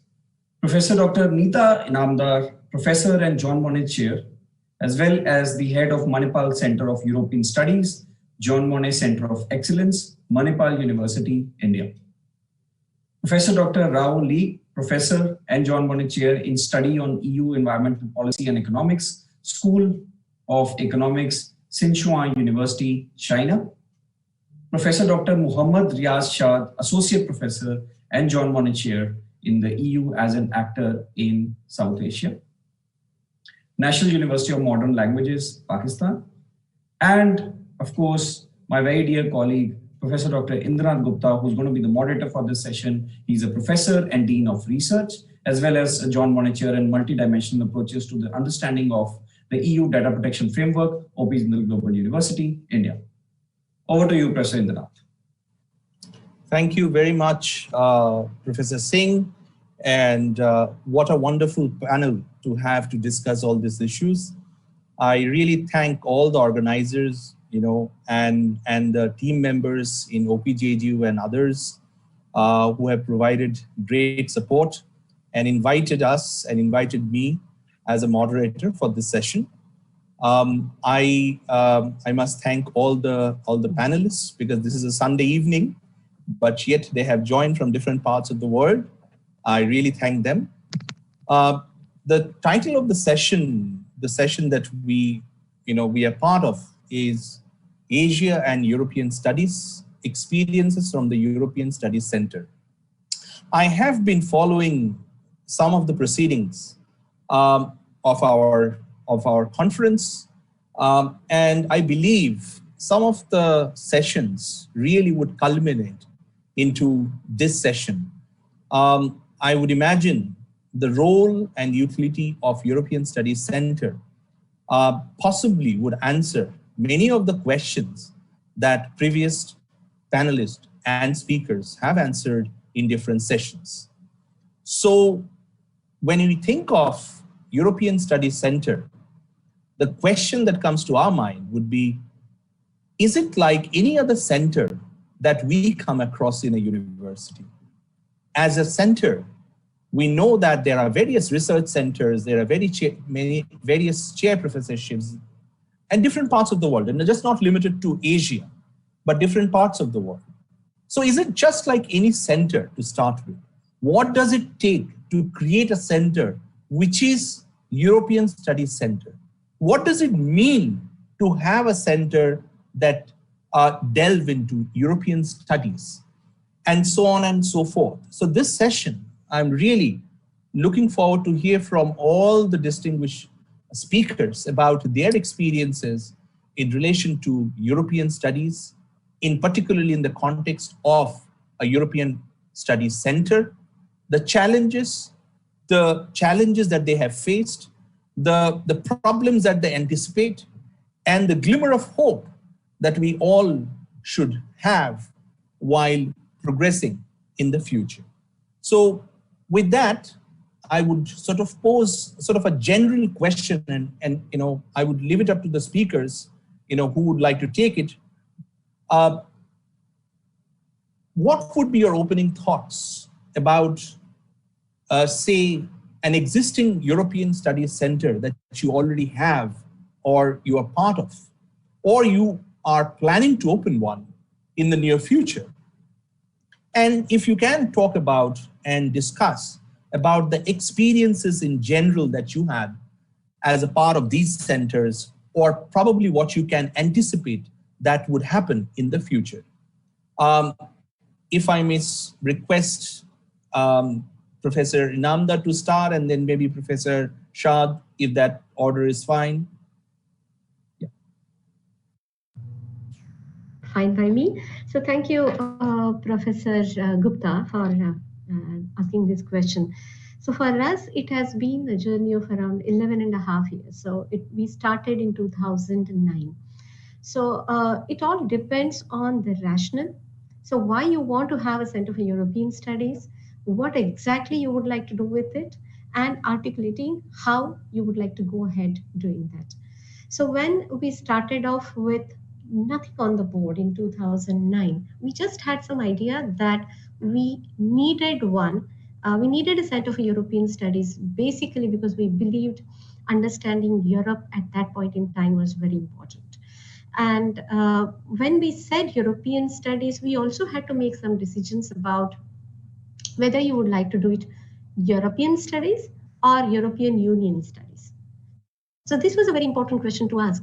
And we decided at Mahe Manipal, we decided to go for both of them. And in the right combination where European Union studies is also combined along with European studies. So what is the difference? When you say European studies, it is far more wider in scope. It's not just studying the integration of the European Union and all those things that are associated with it, whether the economic integration, the political, the cultural, all those things. But apart from the integrational studies, you also focus on history, culture, language, and several other aspects of Europe. And we wanted this kind of a wider approach. And of course, why you want to have area studies. So if you look at any area studies, it's the preoccupation of area studies is basically to have knowledge of the other. And this knowledge supposedly building some kind of an understanding. So whether you would like to compete or cooperate. So what is importantly needed is this understanding of the other. And that's where we began our journey. And in 2009, there was also a right opportunity for us at that point in time. At that point in time, if you looked at it, was only JNU, which had under the School of International Relations, they had a Center for European Studies already. But apart from that, there was nothing else existing. So we came across this, I think we established in 2009, but I think the work began in 2008 already. There was this call for proposals by the delegation of European Union to India to establish European studies in India and contemporary India study centers in Europe. And we were to develop this application, and it was a daunting task. I mean, like you see, like all other EU calls, the call for proposal itself was running for 60, 70 pages. It was not easy to begin with because we had this PEDOR and updating your information on this PEDOR website. A lot of technical work involved, but once we did it, we saw that there was a very quick turnaround in terms of application selection, and there were 3 such centers selected in India. One was Mahe Manipal, the only private university at that point in time to be selected to establish a Center for European Studies. We received a funding of around 300,000 euros to establish this one from the delegation of EU. At the same time, it was Delhi University, which was within the sociology department where they were also funded. Then there was IIT Madras, which also was to establish. Simultaneously, the contemporary India study centers were established in Aarhus University, Denmark, University of Warsaw, and I think Reutlingen University along with SP Jain had another project. So these 3 were, so it was very interesting when it came to establishing Center for European Studies. There were no restrictions of what you would like to focus on. But when it came to India study centers in Europe, it was very clearly they were asked to focus on contemporary Indian studies. So that was very interesting to observe because I think they were already having quite a few of these centers focusing on Indology, Indian philosophy, traditional texts, and also some with this anthropological approach that they have taken, particularly the South Asian Studies Centers, some of them in Europe and US. So at that point in time, this is how we started with the center. In 10 years now, we are a center of excellence. That's been an exciting journey, but maybe I'll keep it for later because I think there are other panelists who would also like to speak and share their experience. Thank you very much, Professor Inamdar. Thank you for sort of running us through the chain of events that sort of happened in India to have a vision of what has happened in the past to what we possibly can achieve in the future, and what would be the path that we need to follow at some point. Of course, we're going to come back to many of these issues that you have said, but I'm now going to move to Professor Shad. And Professor Shad, would you like to talk a little bit about kind of experience that you have been already part of? You've been recipient of Jean Monnet Chair. and the studies that you've been part of, European studies that you've been part of, as a part of a center or standalone, your experience? Thank you very much. First of all, speaking about Pakistan, generally, European studies do not stand with much higher profile. Basically, they stand with low profile. Generally, European studies are not offered in Pakistan as a separate or dedicated discipline. In fact, the courses related to the European studies are offered as part of other related disciplines like international relations and political science, law, history, philosophy. So it is interesting to note that in Pakistan, we have just one European Studies Center. It is part of University of Karachi, and basically it was established in 1974, along with other 5 area study centers in Pakistan that were established at that time. So as far as this European Study Center, which is part of the University of Karachi, and basically I'm not part of the University of Karachi, it offers degrees in higher studies, in MPhil and PhD studies, and it publishes books. It also has its own biannual research journal. So this European Study Center is doing well. But coming to myself and coming to my own university, basically I'm part of National University of Modern Languages, and this is a university that is based in Islamabad. We do not have right now any European Study Center, but we intend to establish European Study Center in near future because of 2 reasons. First of all, I have established Yeoman Chair with effect from October 2020, last year. And secondly, National University of Modern Languages. It is based in Islamabad. It has sufficient resources, infrastructural resources, human power related resources. And then being located in capital, it has its own advantages. But very important factor is that primarily when this university was started in 1970s, it started with only languages. And right now we offer more than 25 languages in this university, along with social sciences and management sciences and engineering and computer sciences. Right now, for example, we offer certificates, diplomas, and degrees in 5 European languages, which include German language, French language, Italian, Spanish, Russian also, and secondly, the chair one. So basically, these are 2 factors which convince us, which motivate us to establish a European Study Center in Pakistan, which is much needed, in fact.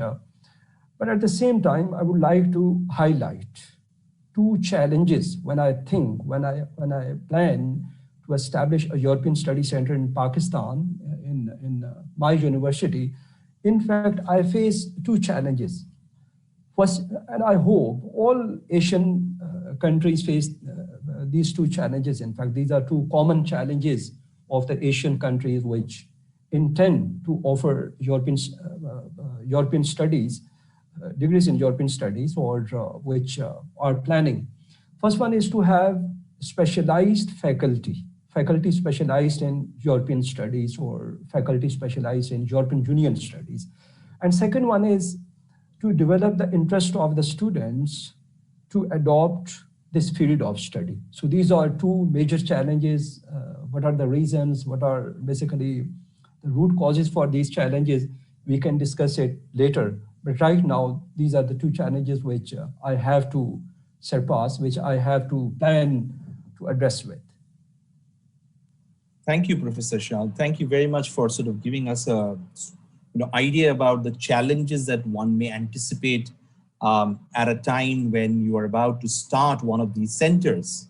From being the chair position that you hold right now, to bringing on a center of excellence, to bringing on the other European Study Center and European Union Study Center, however you want to put it. So that sort of takes me to the next sort of understanding, since we are at the sort of opening sort of remarks stage when we are understanding, because we are at different stages, as Professor Inamdar has said, that she's been part of this process the last 10 years, and I beg your pardon, 11 years and more, and we are at different stages. I would like to know, Professor Lee, welcome to this conference. I would like to know what is the situation in China in terms of just having European Studies Center,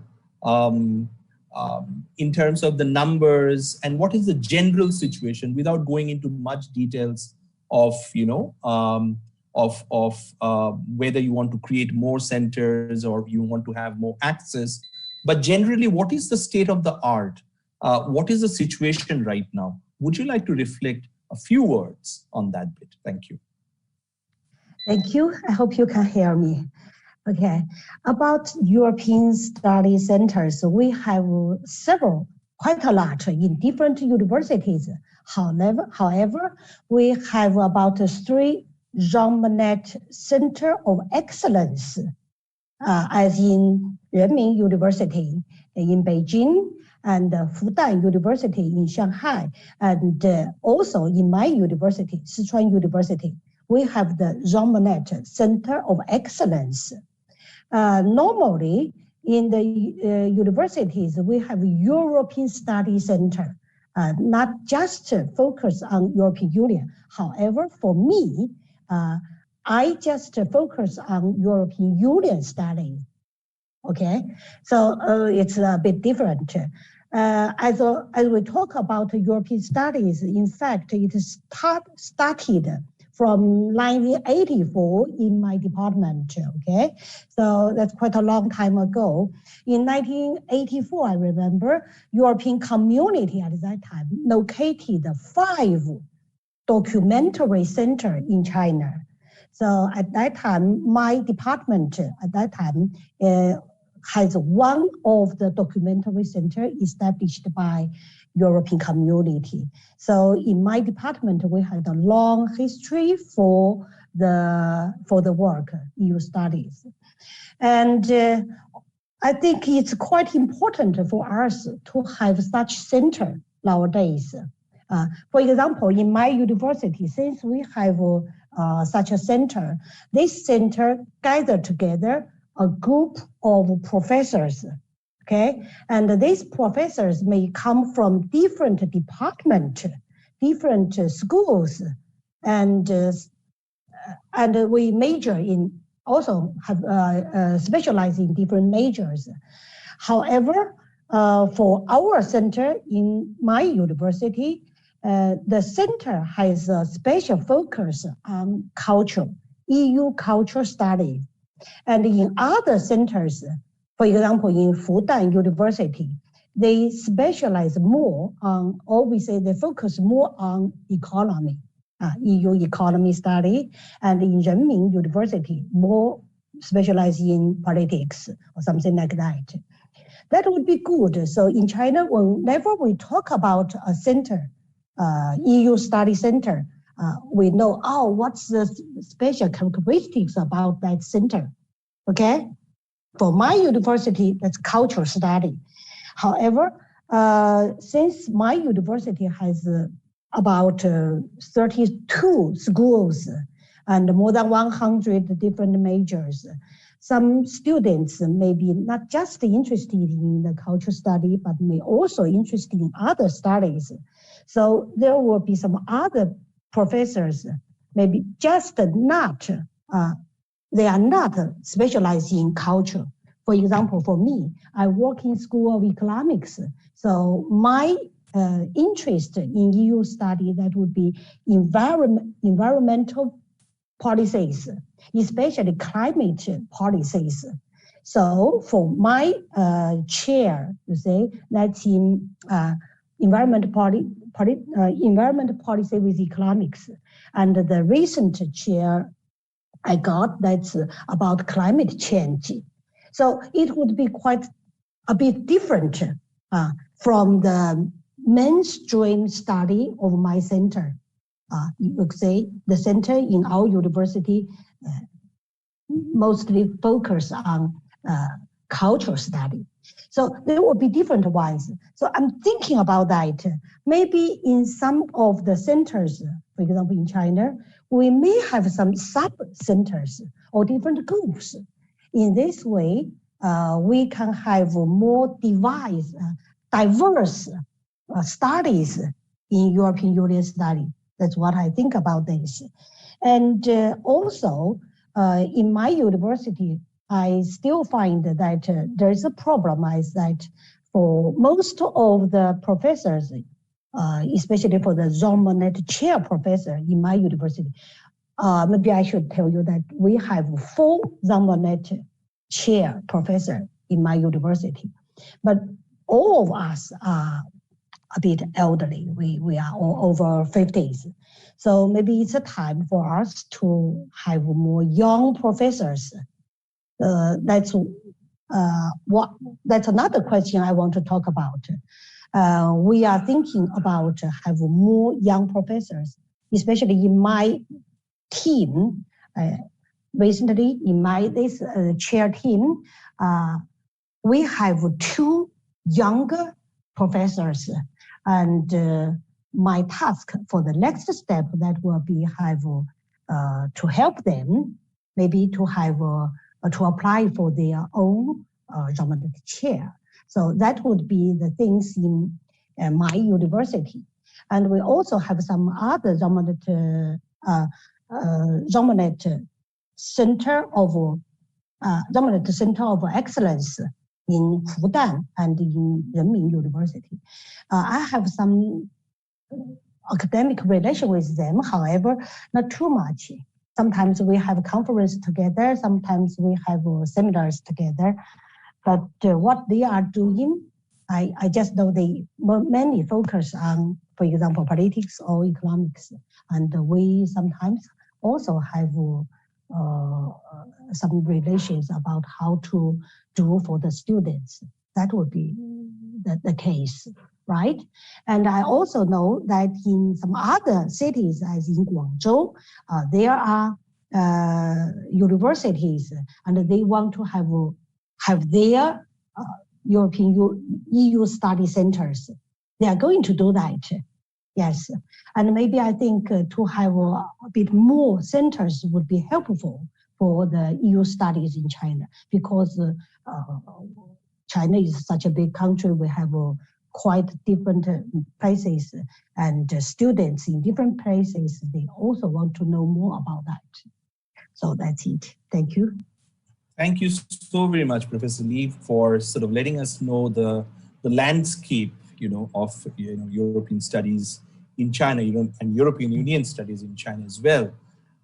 That sort of brings us to the important point of we have seen in different parts of the world outside Asia, and let's talk about European Union, that having different Asian studies center, right? And we see that they're there, and of course things are happening, as Professor Inamdar was saying, that they're very specific interests of what exactly we want to look at. But when we are thinking of conceptualizing working of a center like this, what you're talking about at this time, what would be the dynamics of such center? Because it is, as Professor Shah has said, that there are different challenges. Professor Lee also said about the different challenges. It could be access, it could be interest, it could be and so on and so forth. But when you are conceptualizing the workings of, say, all these centers, would it be the same way as perhaps the Asian study centers been formed in different parts of the world, or do you have a different approach altogether? Yeah, so I'll just leave it. Whoever, maybe I'll start with Professor Inamdar and then move on. All right. Professor Gupta, what happens is even when it comes to South Asian studies in different universities that you see, they have a very different focus. Not necessary that all of them have some kind of a commonality. Of course, it's the area which is common to them, but even in terms of their approach, there is quite some difference. Some of their, even when they say South Asian studies, they are focusing a lot more on Indology. Some of them focusing more on traditional texts. As I said earlier, some very anthropological in their approach, looking at some of the maybe practices within India, some people studying religion, very, very different aspects. So I think the same diversity is also reflected when it comes to European studies. And we should also observe that this diversity about European studies exists within Europe also. So if you look up for European Studies centers or masters in European studies across Europe, I think you can find more than 300 programs, master programs in European studies, and all of them have very different approaches. Some of them completely focused on cultural and language studies, some of them focused on business and management, some of them focused on economics in particular, some of them specialized in terms of law, the entire master program only in European law. So that way, even there is diversity within Europe when it comes to European studies. So when we wanted to start European studies in Manipal, we knew we had to deal with this diversity, and we were prepared to take this multidisciplinary approach to European studies. So even, and also we knew it was very difficult because you can't get expertise in every aspect of Europe when you begin with, as Professor Lee also said earlier. So, and also Professor Shad, we have to borrow from different disciplines. Those people who have had exposure to Europe or those who have had some kind of opportunities of working with Europe earlier. And then, for example, I had this team of colleagues who were working in literature, and they did deal with a lot of European literature, but again, they needed further training and further a little more of work to do in that, so that they over a period of time today they are offering very specialized courses only in European literature. So also cultural studies, so also business and management studies. So it needed a slow working towards all these things, having this multidisciplinary approach in mind.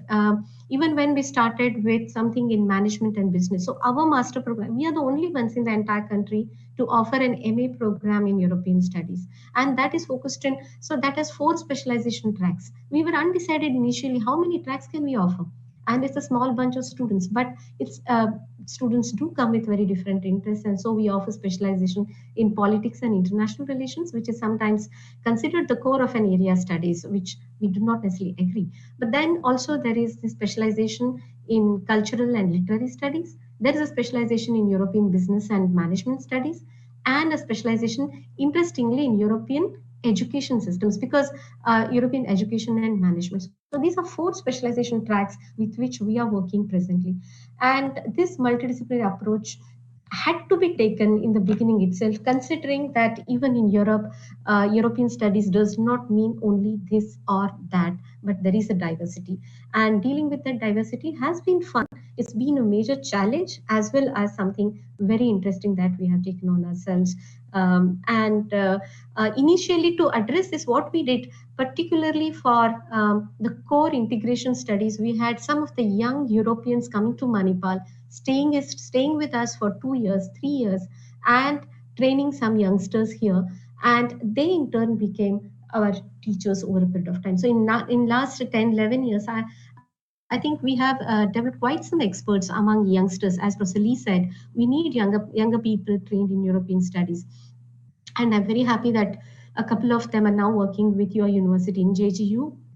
And some of them are working in Symbiosis, some of them in Ashoka. So our students are now spread across, and I think they will do something about European studies in these different universities.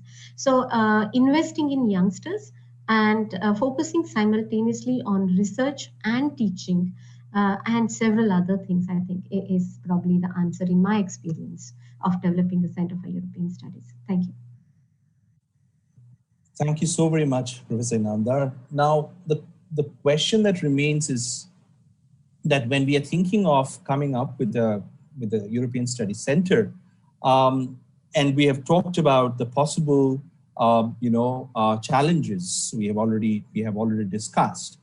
Now, the question remains, the interest, not if we set aside the issue of availability, resources, and so on and so forth, is it also the interest that actually, stems from, say, local issues, interregional issues, intra-regional issues, and we probably would need a conceptual and a methodological framework through European studies, as we are trying to understand through something through European studies. Is it something of that sort when you are conceptualizing the workings of European studies? Professor Shad, would you like to reflect on that? Thank you. Definitely. First of all, I see a basic fundamental difference between European study centers and Asian study centers. Because of the reason that when we define a region should possess at least 3 common characteristics. It should demonstrate political uniformity, economic uniformity, cultural uniformity. So in this sense, we can say that European continent is also a region, because European continent or European region demonstrates political uniformity, economic uniformity, and cultural uniformity. But as far as the Asian continent is concerned, it comprises many sub-regions, because Asia is so much diverse. And here lies the answer of your first question, that basically the composition of the European Study Center is fundamentally, it tends to be fundamentally different from the Asian study centers, because in case of European study centers, we may be focusing on the European Union or on the European studies in general. But of course, as Professor Ravli has explained, that in fact, specialization is also, in fact, in practice and in fashion and in demand. Secondly, important point which I would like to highlight. In Asian countries, the European study centers and European studies face another challenge. And this is basically very important challenge. Acceptability in the society, acceptability, I'm talking about the market of the European studies in the Asian studies. The market of the European studies in the Asian countries faces 3 challenges. First of all, it is a problem of the utility or benefit of the European studies. Means after all, students go for the studies, keeping in mind the scope of the job. Job scope is very important. But well, China may be a different case, India may be a different case, but a country like Pakistan and other smaller South Asian states, this is not the state of affairs. Here, we do not have the universities, many universities which offer European studies, or we don't have think tanks that work on the European studies or European politics. So students think that what would be the utility, what would be the market or job scope of the European studies. Second challenge is related to the epistemological approach. Most of the Asian studies are still focused on traditional positivist paradigm. We are focused on state-centered studies, while European studies or European Union studies are centered on the constructivist approach. So this is another challenge for the European studies in the Asian countries. And third one is the internalization of the Asian studies.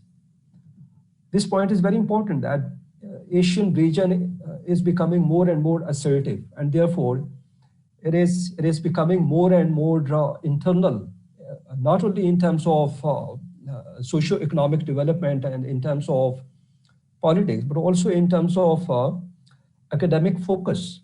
Means now the Asian countries are studying themselves. This is my point of view. You may agree with or disagree, but this is another factor which basically stands as a challenge for the European studies in the Asian countries. Thank you so very much, Professor Shad. I think this gives us a different perspective altogether, in the sense that what are the challenges that we sort of expect to face. But Professor Lee also have talked about that that there are further challenges other than what you both have spoken about. But Professor Lee, just a quick thought, if you would like, sort of about the European Studies Center. In order to flourish, do you think that we need to bring in the local and the regional issues to have, as Professor Shad said, to have within quotes marketability of these centers and courses and so on and so forth? Do you see that we need to imbibe that relativity and we need to showcase that there is a relation and connectivity to European studies and what you're doing? It's a question of relevance. It's a question of why someone would spend time and so on and so forth. Do you see that that could be possible approach in China? A quick thought on that, please, perhaps. Sorry, you have to unmute yourself. Okay, now it's okay now. Yeah, okay, thank you. Just now, Professor Shad talked about the market and so on. So I think for European study in China now, students, what we want to give the students, or we should know what the students are really interested in. So that could be a challenge of EU studies in China. And for us, we find that means during the past years of teaching EU studies in China, I find that quite a lot of our students are interested in European Union, especially European Union. And they want to know something about that. Not many of them know very clear. People know about European Union, but not very clear about that, especially those students as major in engineering and in medicine and so on.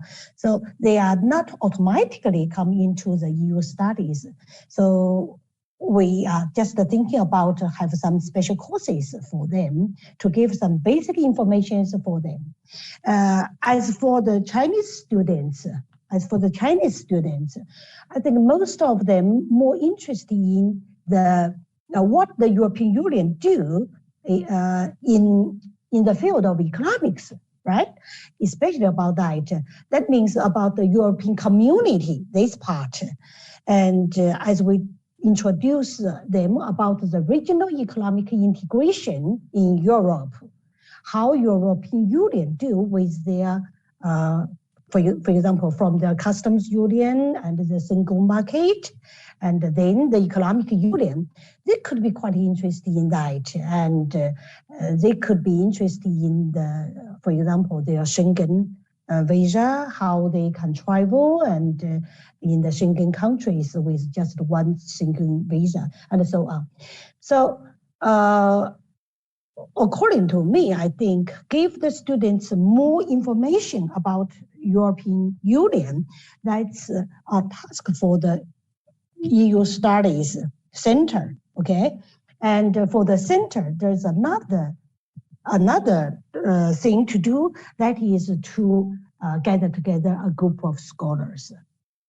In this way, as the scholars come together and to have communication and exchange their ideas, then they could have some more new ideas, or they could inspire each other to create some new ideas.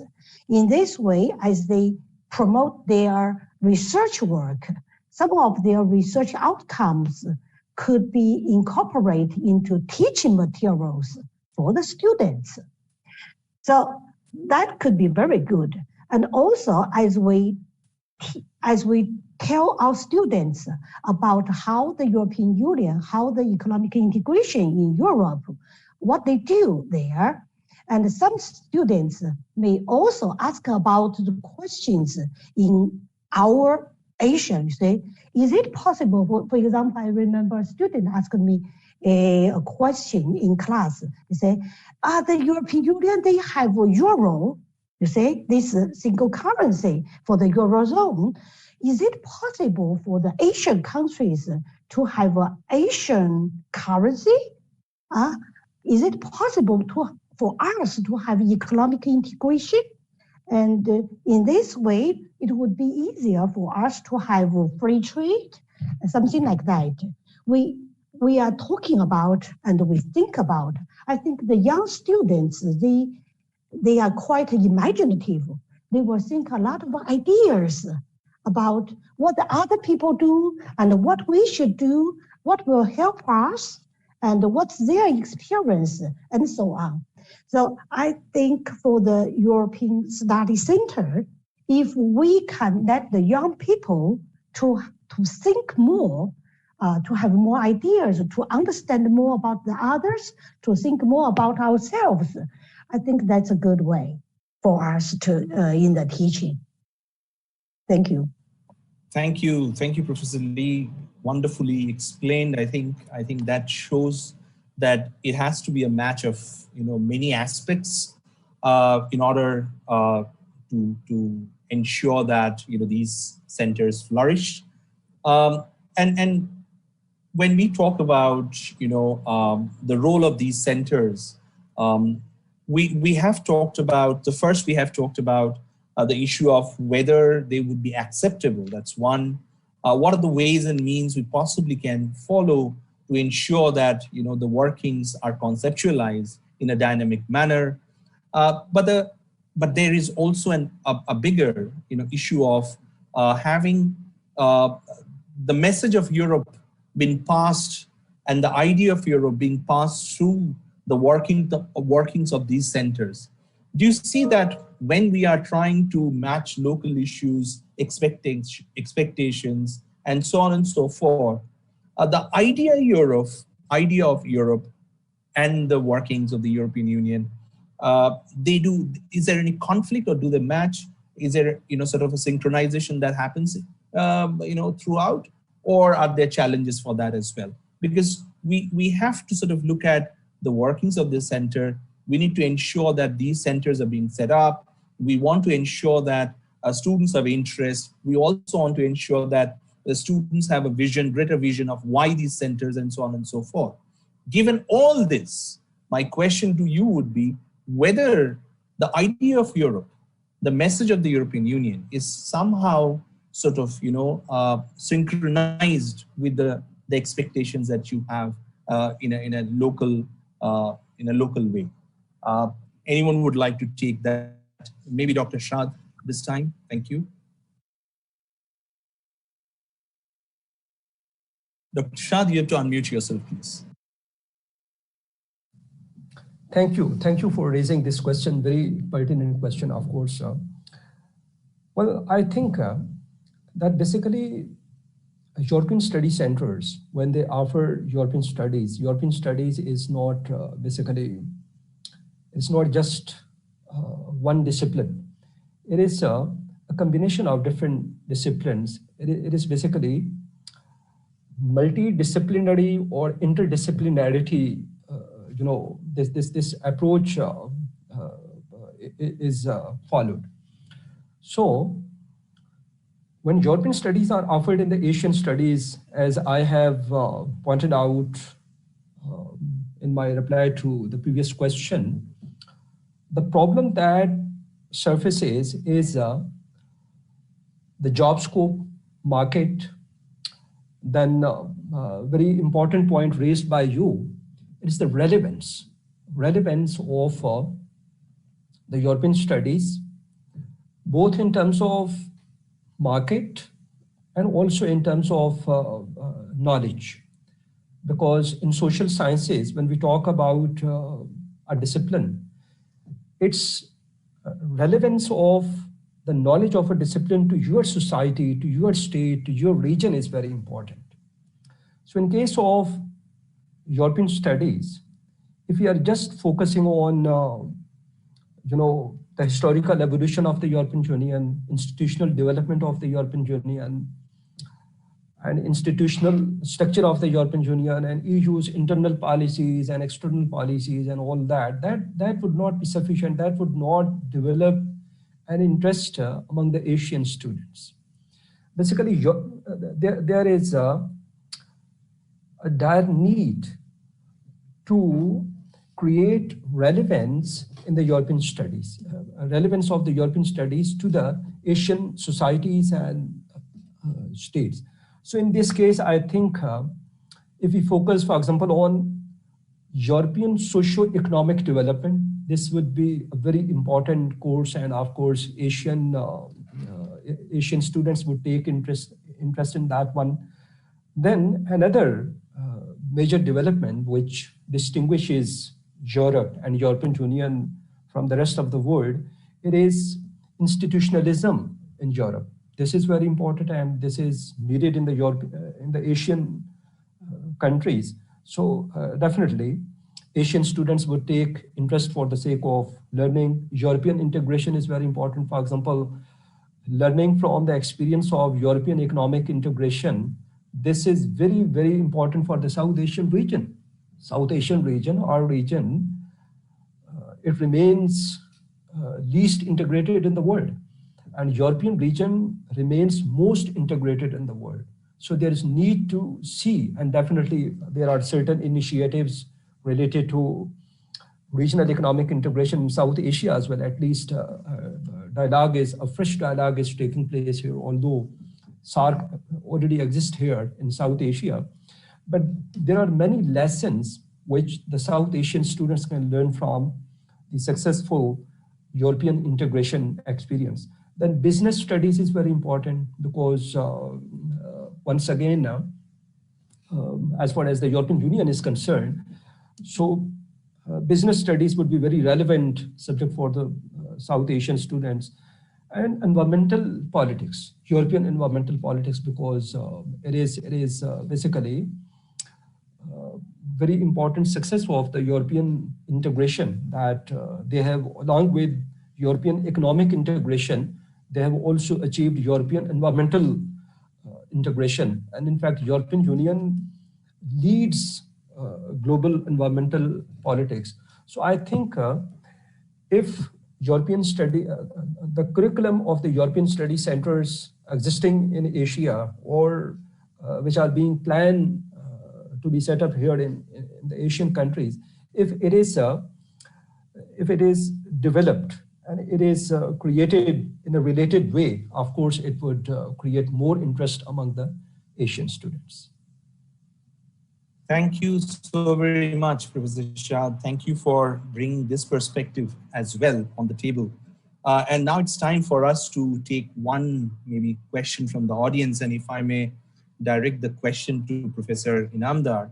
Professor Inamdar, the question is, the nature of higher education that we have in the country as well as, say, in Asia, that has not been yet reconciled with the greater and larger vision of European studies. Do you think that there is a mismatch?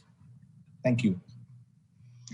Okay, not really a mismatch. I think it all depends on the vision with which some institution, any university would start a set of European studies as such, and what exactly is intended to be achieved with this. So I do not see some kind of incongruence there as such, because there are students who are joining European studies. There are quite a few who are taking up PhD programs in JNU, in Manipal, and there are also people who are taking up master program here. I know Symbiosis is also starting a master program in European studies very soon. So there are people who are opting for it. Only thing is the kind of what exactly you wish to achieve. I mean, that's what is going to define the direction that is going to take. And earlier, as you asked whether it has any local relevance, I think there is a lot of relevance to it, as you asked earlier, because we had one project on bilingual teaching learning how it can be systematized, or there can be a different approach to bilingual teaching learning at school level. And we had this capacity building in higher education project funded by the European Union on content and language integrated learning. It's called CLIL, C-L-I-L, content and language integrated. It's a model that is adopted by the European Union. And this had a direct relevance to what was happening in field here within my own state of Karnataka here. And we had this national level project that was implemented in Tamil Nadu, Karnataka, Punjab, and Maharashtra. In 4 states, we could do this. So that's quite some relevance. So it depends on how you approach. And to say that it doesn't align. So of course, it cannot be one of those programs like an MBA program where thousands and thousands of students join, because that's a very different, as Professor Shad also said, there is marketability. How do you ask students to join it? But there's one thing I think we can do is by connecting with universities in Europe. Since beginning, I think it can change the course of a particular center or the program. I think that's what we have been doing at Manipal here. And since the beginning of the center and the program, we started having collaborations with several universities in Europe, so much that today every student who joins us gets to study at least a part of the program in Europe, and with a complete fee waiver. That's a kind of collaborations that we have built over a period of time. And I think that's what looks attractive to students coming with different backgrounds. In fact, we get a lot of students who come with language background, those who have either a degree in French or German or Spanish. So these courses are offered across India. So what do you think they have in mind? And for them, it's ideal that they offer something like European studies. We do get quite a few applications from students with that background, some of them with political science background. And very interestingly, I should say this, there are so many of these young engineers having kind of felt disillusioned at the end of their program, that that's not what they wanted to do, but were not asked after 12th what to do. And so there are quite a few people who come to our program with even engineering background. And then of course it takes a lot more time for us to train them in the ways of social sciences, but humanities and social sciences, but we do it. Thank you so very much, Professor Namdar. Professor Lee, do you think that, access is an issue? Because in terms of, we do not have it's quite clear that we do not have that many centers. So therefore, there isn't much sort of, awareness, if I can correlate to that. And therefore, European Studies Center could possibly increase, the number of European Studies Centers could possibly increase, just to ensure that there is more interest among scholars, academics, students, and so on and so forth. Do you think that is a way forward? Professor Lee, thank you. Professor Lee, you have to unmute yourself. I'm sorry. Right. So nowadays, I think in China, there will be some university who would like to establish by themselves some centers, maybe some small centers about European studies, and more will focus on European Union study. And also in other places, I know that there will be some centers for Belt and Road, as you know about China's Belt and Road Initiative. So within those centers, as Belt and Road centers, they will cover quite a lot about EU studies. And this also helps the students, young people, to know about European integrations, especially about the single market.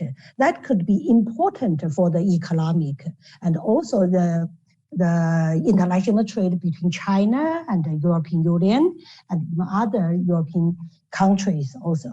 So such kind of centers, no matter it's specifically on EU study or just others, they may all include the studies of European market, and that would be helpful.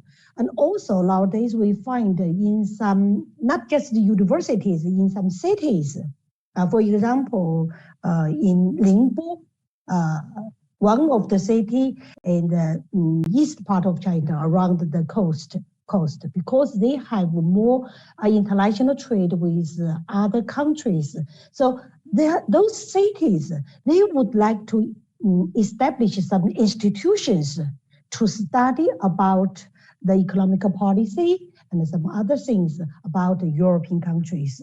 So although that could be not really specifically European Study Center, they also cover EU studies in their institution. So that also can expand the EU study in China. Of course, nowadays I find more studies will be on economy, right? And also there will be some other places they would like to be interested in EU laws. And for our students, we have a School of Law, and for those students, they might be more interested in EU laws. So for those students, we would like to introduce them to read more materials as that in that field. For our EU Study Center in my university, I think a very important thing is that they can attract more students from different schools. Even we have students from engineering, electronic engineering, from human health, from medicine school. They may come to know, to take part in the selective courses we offered to the students and about European integration or something like that. They want to know something about that. Of course, some students, maybe they want to do their master degree or PhD in European universities. So that's why they choose these selective courses for them. I think that's also a very good way for more young people to know about EU studies.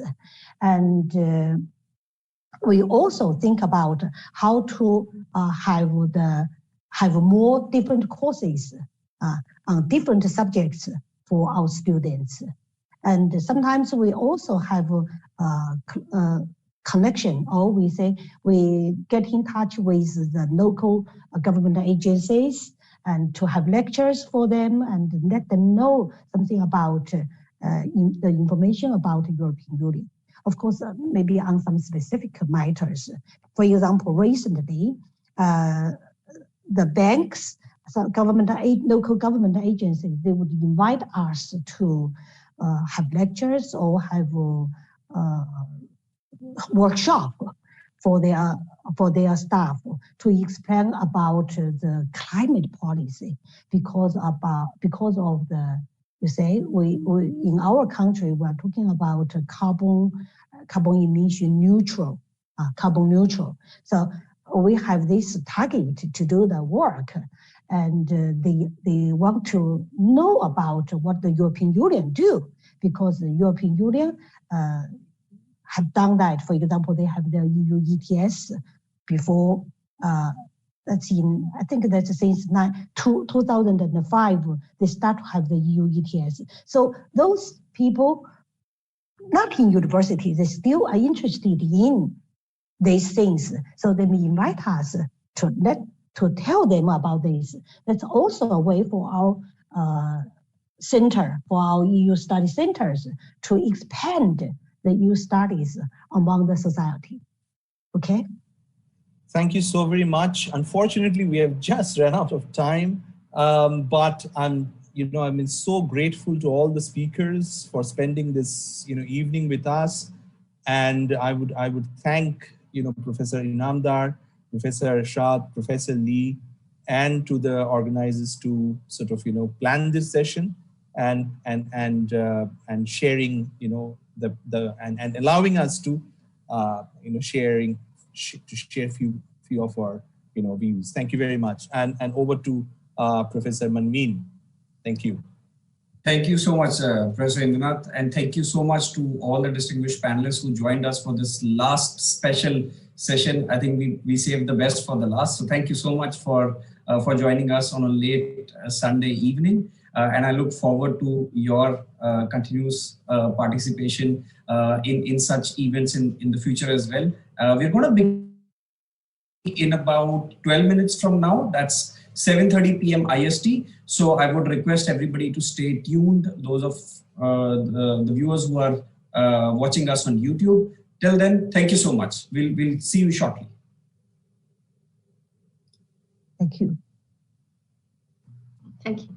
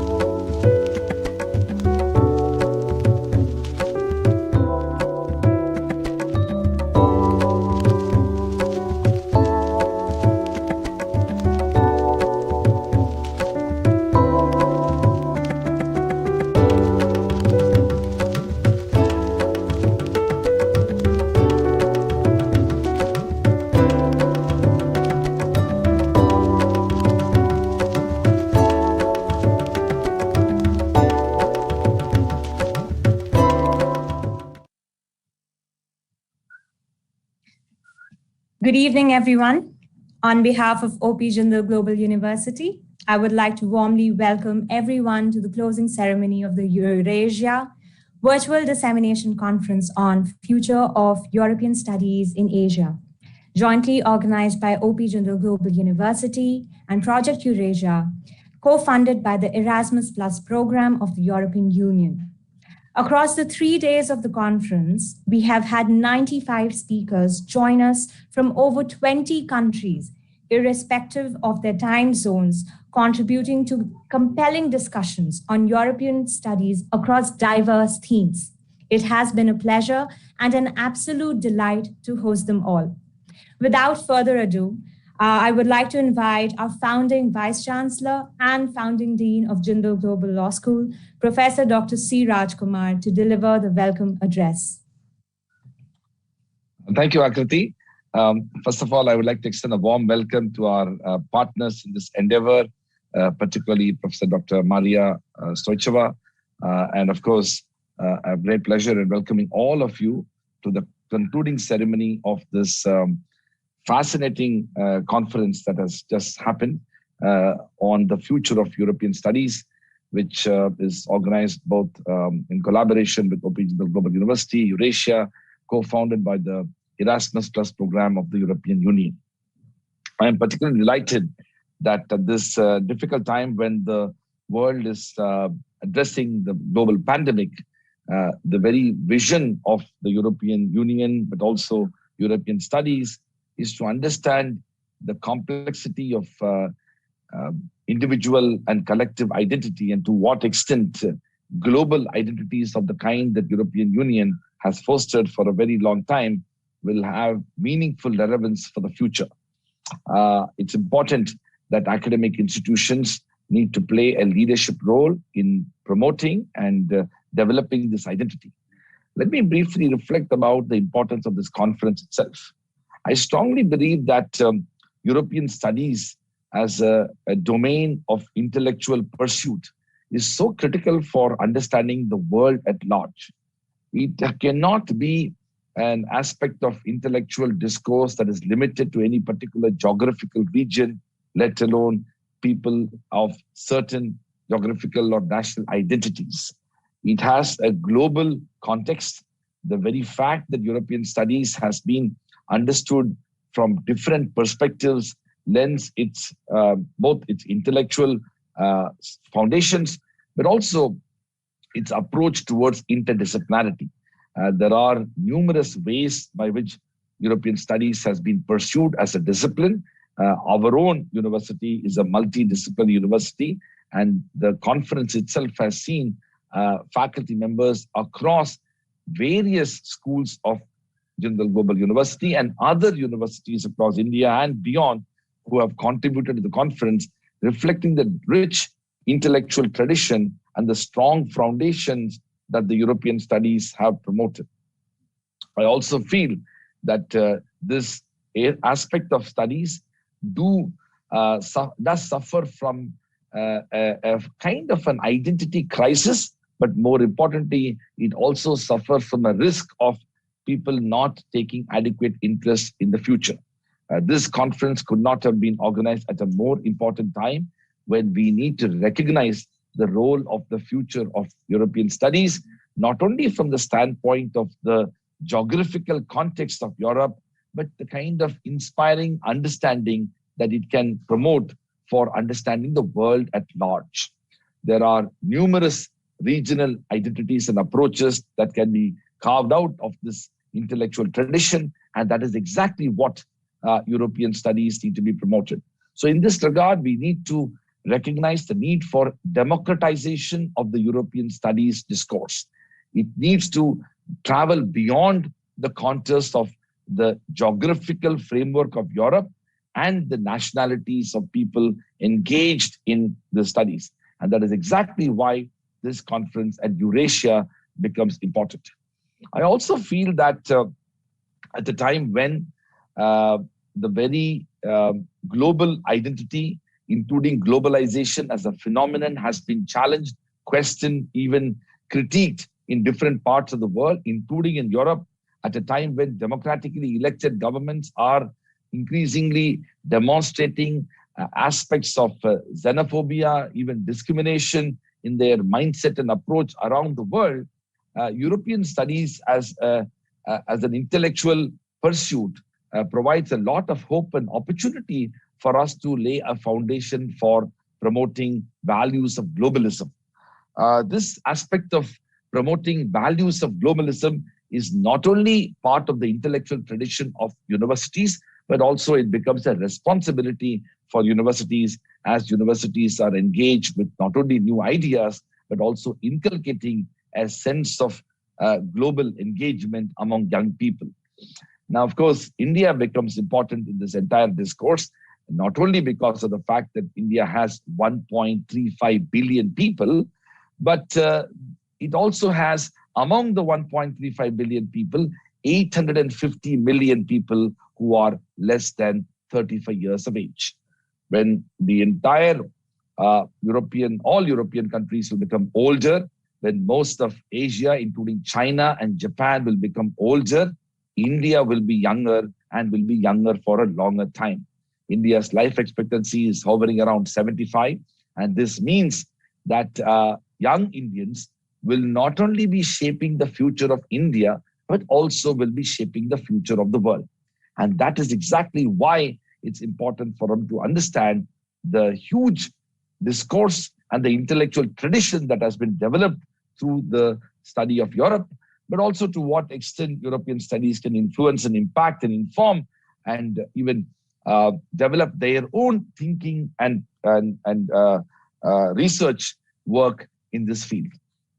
I also believe that it is one of the things that I have noticed in the context of European studies is that the larger part of European studies that is led by academic institutions to a large extent has been divested out of what, let's say, government organizations, diplomatic initiatives, including ambassadors of various countries in the Europe, can contribute to the world at large.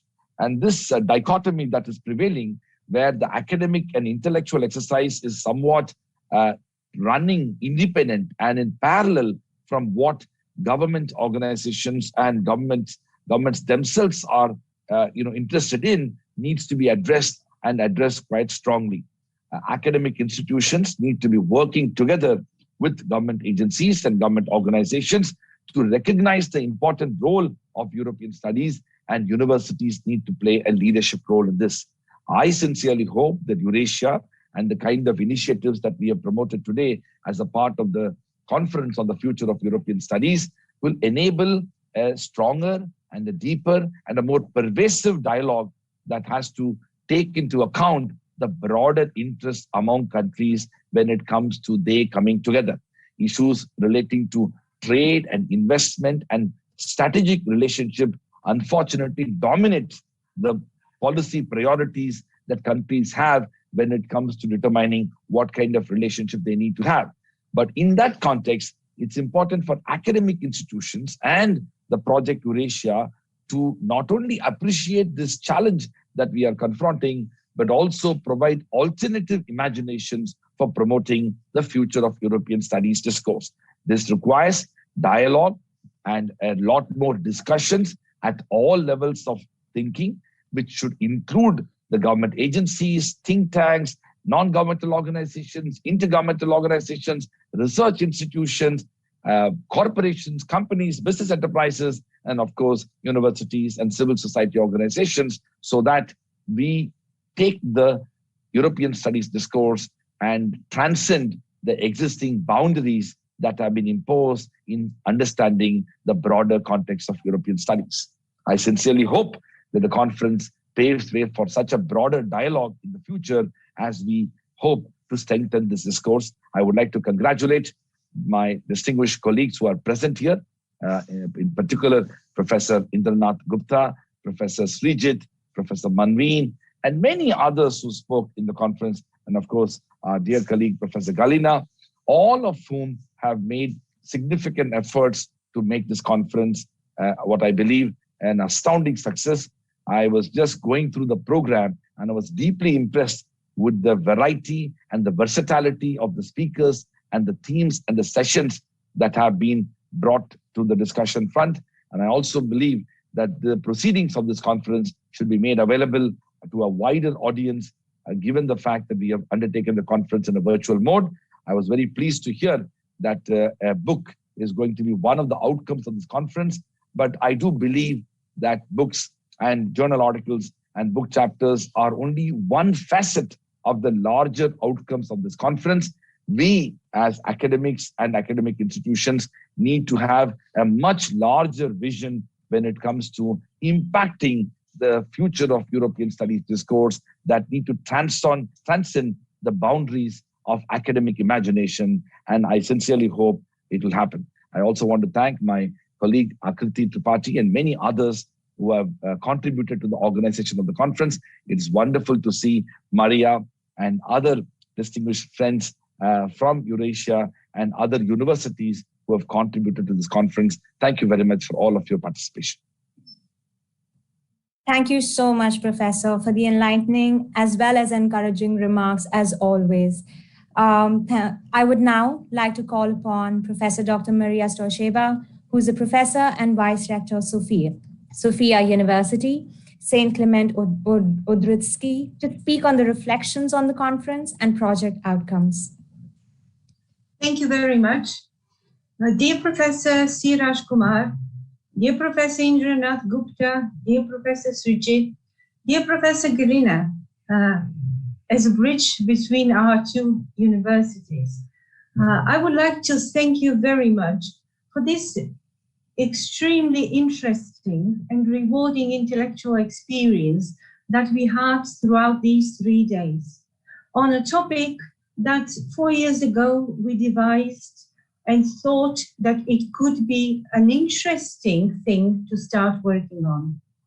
And I'm very happy now to be given the floor to have some reflections on the conference and the project results, because just in 2 weeks' time, it will be the end of our project. But as I said in the inaugural ceremony, we consider this only a beginning of our continuous collaboration. So our project was on European and is on European studies. It is within the Erasmus Plus project program, which considers capacity building in areas outside Europe as a main priority. We have devised this theme of European studies as central for us.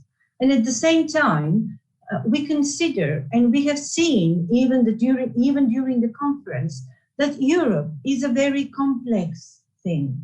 Very often, the very term European is not clearly and officially defined. It combines geographical, historical, cultural elements, which all contribute to this discourse on European identity that has come so high on the agenda of our union, and to identity of the political union, the European Union.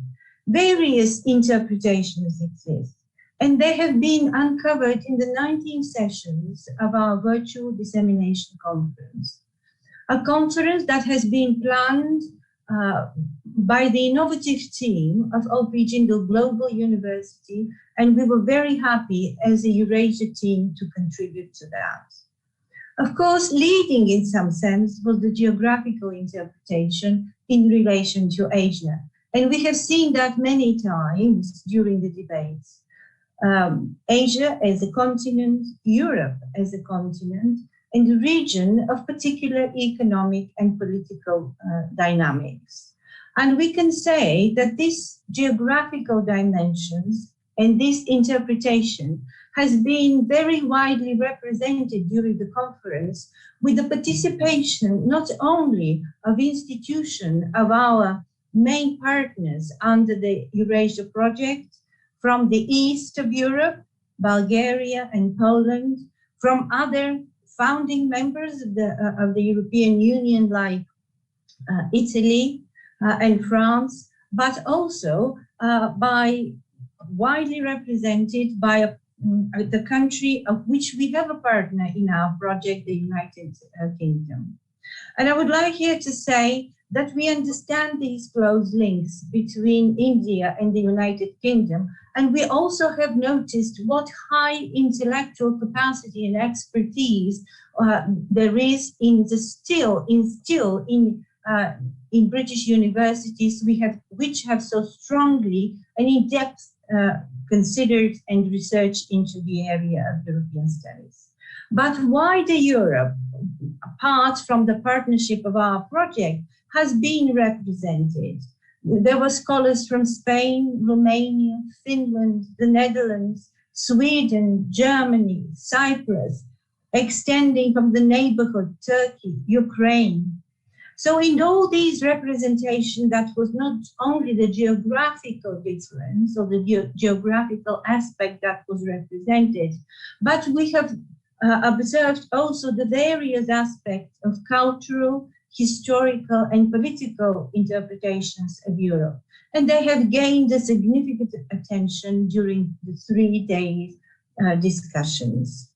And I would like to say that what participants have shared is that it is essential to understand the European Union from more than one perspective. And that's the reason why I would absolutely agree with you, Professor Kumar, that European studies combine perspectives, theories, and issues from diverse areas such as law, political science, history, culture, and so on. From the inaugural ceremony, with the introductory remarks of Professor Srijit, the special address by Professor Sushikala Gurpur, who represents the 2 main Indian partners under our EURASIA project, and the particularly inspiring public lecture by Professor Mohan Kumar, former ambassador, the role of higher education in EU-Asia cooperation and relations was very much on the top of their discussions.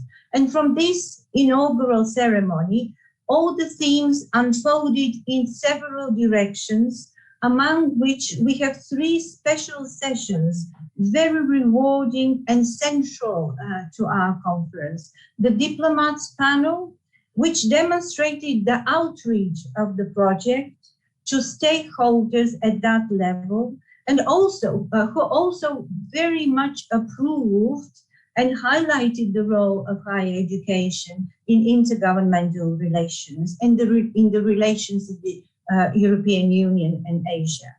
The special EURASIA panel, where we had a conversation intertwined with personal stories, appreciation of the added value of our cooperation, and the special panel on Asia and European studies, experience from European centers of European studies, which positioned our project in a much wider and central context, national and regional. I think the first session, called The Epistemology and Philosophy of European Studies, laid the ground for a really fruitful and enriching discussion. Our project is on teaching, is concentrated on teaching and capacity building for revitalizing of EU studies in Asia, and for better engagement of students and their interest in the topic.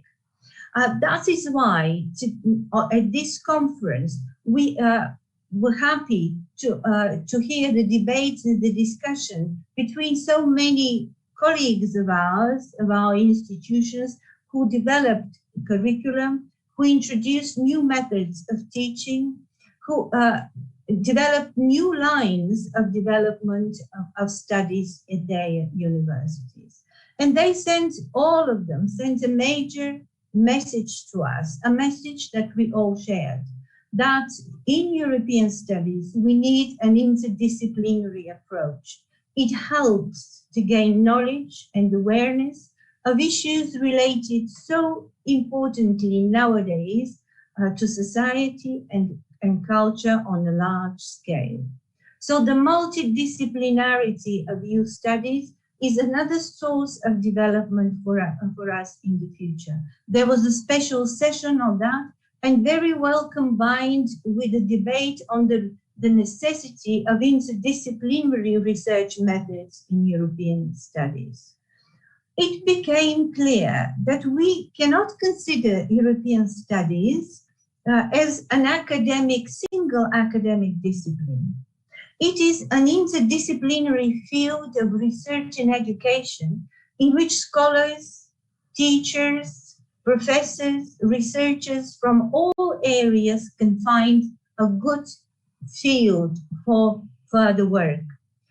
Curriculum on European studies include a broad range of subjects like history, law, literature, languages, sociology, values, studies of values, identity issues. At the research level, it is very beneficial to integrate scientists, sociologists, historians, lawyers in one research team. And I consider this, which somehow mirrors the way we have constructed our partnership, as a great value and particularly added value of our collaboration. So multidisciplinary approach is essential. Secondly, I would like to draw your attention to the fact that within the debates in these 3 days, various thematic areas of most interest for participants, for our Asian partners, developing curricula, new courses, and updating and upgrading already existing courses were very clearly highlighted. Society, polity, economy in EU studies, the EU institutions and how they collaborate with governmental and regional entities in Asia, Asia and EU foreign policies with the clearly defined aim of the European Union to become a more sustainable global actor, but also science and technology, innovation, the role of tackling the pandemic, the EU law in Asia and what can be considered as area of collaborative research, how the unique system of European Union law influences and to what extent Asian nations and transcends beyond trade relations. And also an interesting area which we discovered so much also in collaboration with our Chinese partners, the role of EU studies intertwined with European language studies, and how important it is, while teaching languages, to have also a broader and a broader perspective on the development of the European Union. Particularly clearly for me, and I will take that as something very important from these 3 days, is the need for an external perspective on European studies. And this has been many times reiterated during the debates in these 3 days conference, asking questions, noting that there is a need of non-European voices in European studies, the way in which we can mirror our self-identification and our understanding of our development within the European Union with the ideas, the perceptions, the attitudes from outside. Because, not just because it is fruitful and resultful for us, but because nations share many common historical experiences. They share individual lives, social conduct, education, media exposure, but what is more important, they share values. They share values for the construction of society, values and visions for our development in the future. That's the reason why the panels on European studies in Asia, the expectations of the Asian region and the experience from the Asian region were particularly important for me. The Eurocentric approach is not the case anymore. That's something I would like to say to all our participants today. It has been changed because probably of globalization, of the realization that in order to understand ourselves, we must see from a global international perspective. But it is not the case anymore because we have developed strong partnerships and we actually work together in areas that we consider intellectually rewarding, but also important for the world, for our vision to have and to be part of the construction of a better world. Making EU studies relevant for Asia has become a major topic, and I would like to thank all the participants from Asian universities, our partners from India, our partners from China as well, who also very actively participated in the conference with their insights into how this can be made. It mirrors also in our interest to know more, to study more, to explore more, and to research more about Asia. And I think for me, again, the two sessions on the lessons for Asia and the lessons from Europe were particularly important with the perspective that have been shared there. At the end, I would like to say that this has been possible, this great four-year collaboration, mostly because of the fact that higher education policy within the European Union, the Erasmus program as a whole, and the whole of the Bologna process has helped us in identifying these lines and directions of collaboration with each other. This has become the higher education policy in Europe, not just an internal policy. This is a policy which has a substantial and growing external dimension. This has been a dissemination conference of our project.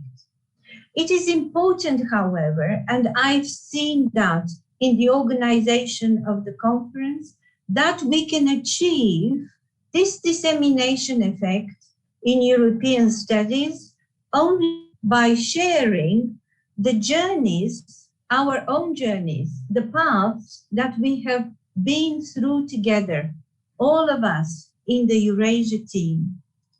This dissemination, this exposure, this outreach to so many people outside our partnership, to countries and institutions outside our partnership, has been done in a fantastic way. It has been engaging in dialogue and discussion. This has been engaging in debate and contribution. So European studies, I would absolutely agree with you, Professor Kumar, is not only about understanding Europe. It is about understanding the way we think, all of us, the way we approach certain things, the way we would like to see things in the future. And I would also like to say that all these debates, discussion, different opinions, diversity has been managed through the conference in a tactful and delicate and fantastic way. There was a clear communication of our dialogue in the sessions. And I think this is an important step towards better understanding the global perspective that you, Professor Kumar, have been also talking about. Thank you very much. Thank you so much, Professor Maria, for such a comprehensive overview. I would believe that we've come to appreciate the extent of Project Eurasia's impact even more so. I would now request Professor Dr. Indranath Gupta, Professor and Dean of Research of OP Jindal Global University, as well as the Jean Monnet Chair in Multidimensional Approaches to the Understanding of the EU Data Protection Framework, to deliver the concluding remarks. Thank you very much, Akriti, and good evening, good afternoon, good morning, wherever you are. It's been a fascinating 3 days that we had. I have learned so many things, and taking a cue from what Professor Maria just said, it's the end of the conference, yet it is the beginning. And when we think of the beginning, we also have to think of the overarching requirements of capacity building and revitalizing of European studies in Asia. Now, we have to think of a framework when we think of revitalizing. Of course, that word would have different meanings attached to it. But in common parlance, I would say we have an existing structure, yet we have to add more and do more things to ensure that European studies flourish in Asia, in India, so on and so forth. As a framework, I would suggest that setting of European studies centers across India, across globe would be a step forward. I go back to the days when I first had a sense of the discipline, and that'd be around a decade or more, maybe 14 to 15 years back.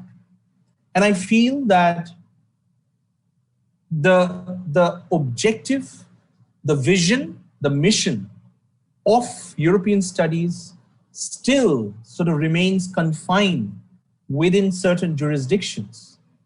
But I really appreciate the steps being taken by, through the project of EURASIA, co-funded by the Erasmus Plus program of the European Union, as a right step forward, of course.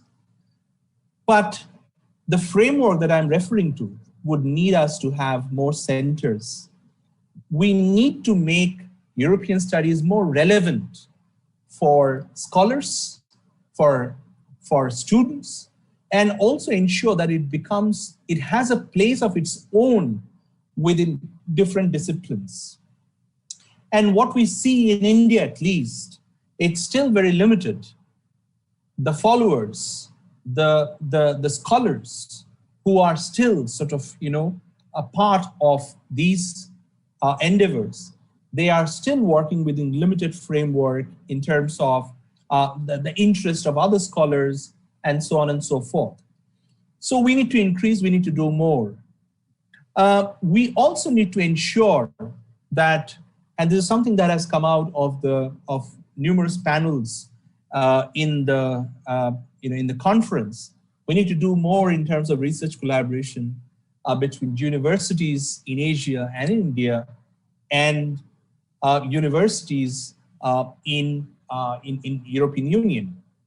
I think the time has come to offer many such opportunities to those who are interested in this discipline. That is the only way that we can increase and revitalize the European studies in Asia and in India. I would also say that there has been access has been an issue.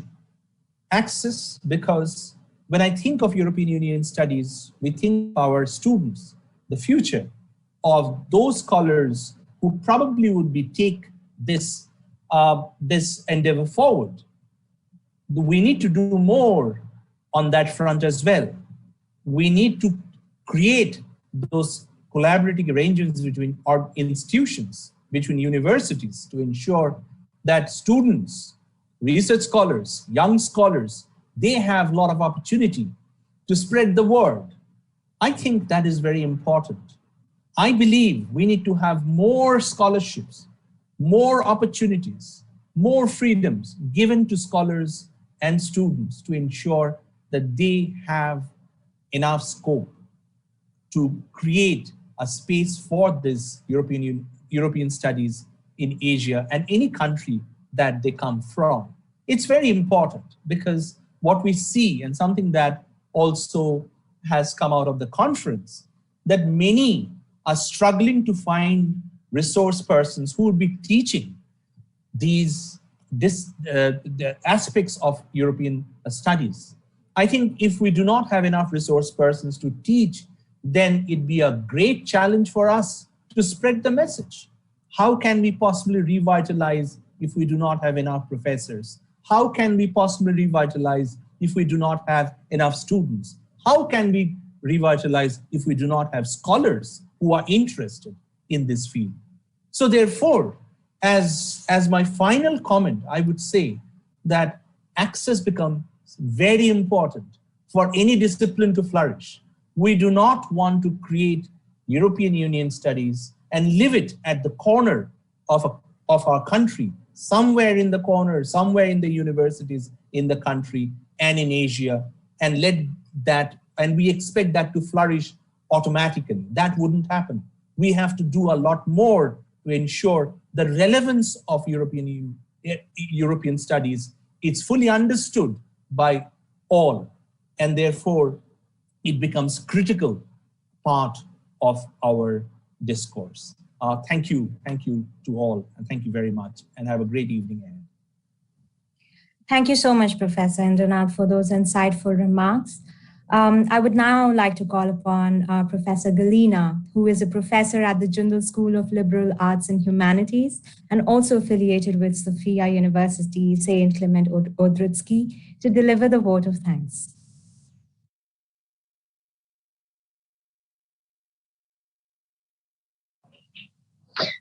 Thank you, Akriti. It's really a pleasure and an honor to be delivering this vote of thanks because there is so much gratitude to be expressed here. I have a long list in front of me. And of course, first of all, our gratitude goes to the host university, OP Jindal Global University, through Professor Siraj Kumar, founding Vice Chancellor of JGU, and of course of his office, who have been extremely helpful and efficient in making this conference come true. Then this conference is to a great extent the brainchild of Professor Srijit SG, who wrote the concept notes and who also is responsible for putting in written for the first draft of the session themes, which actually I don't think there have been much changes since that first draft. Then gratitude goes, of course, to Professor Indranath Gupta, who being the Jean Monnet Chair, of course, we thank him for his overall help and support for this conference, but most of all, we look up to him for ideas on how to keep European studies revitalized and how to build up on Eurasia. Professor Manvin Singh deserves a great appreciation for his job as head of the organizing team of the conference. He's been working tirelessly, calmly, and efficiently for the last several weeks, and I imagine that he must feel somewhat relieved at this point. Special thanks go to Ambassador Professor Mohan Kumar for having been the guest of honor of this conference. And now I come to a big group to whom I'm kind of partial because I have been interacting with them so intensely in the last couple of weeks. And this is the communication team of the conference, who are so efficient as to make this very complex process seem absolutely seamless. So here I mention, well, our host, this is Akriti Tripathi, and also Ishita Kumar, Shambhavi Shivani, Monica Mulchandani, and Pratibha Tandon, who were joined for the handling of the conference lobby by Mrs. Oroshika Dekha, Dvani Mainkar, Kanika Jamwal, Surabhi Sharma, and Swati Gupta. धन्यवाद आप सब लोगों को, आपने बहुत बड़ा काम किया, यूरेशिया आपके आभारी है. Then We must also recognize the work done by the rapporteurs of the conference, as well as the contribution of all the JGU faculty members who contributed one way or the other, and the list is too long to enumerate it here. Of course, I thank again all our speakers and moderators from the partner universities of Eurasia, but also so much more beyond that. You would agree that we had an incredibly diverse group of speakers and moderators. I thank Mrs. Nupur Singh from Springer, as Springer is going to publish the edited volume as an output of this conference. Special thanks to Mrs. Deepika Agarwal, who is the graphic designer behind this magnificent brochure that we can admire. The IT team deserve a special mention, especially Vidyut Kumar and Kartik, who have been relentlessly supporting the logistics throughout this conference. And also Durgesh Tiwari and Naveen Kumar, who are the website team. We thank them for designing the conference webpage. And last but not least, the Sofia University team, first and foremost, Professor Maria Stoicheva, who has been our beacon on the hill, not only throughout this conference, but of course throughout the whole project, and Nina Tsvetkova, who has been working tirelessly also this last few months. And now I would like to ask you to bear with me for 2 more minutes, because we are at a very special moment. It's not only the end of the conference, but also the end of the project Eurasia itself. And I would like to mention here with gratitude the name of someone most of you do not know, have not heard of, but whose heart and brain, so to speak, are weaved into Project Eurasia.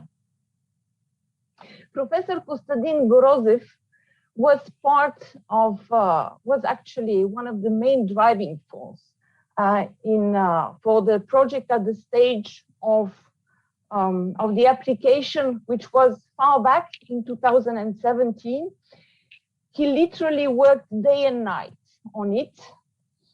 He lived the happiness and elation of seeing the project grant approved.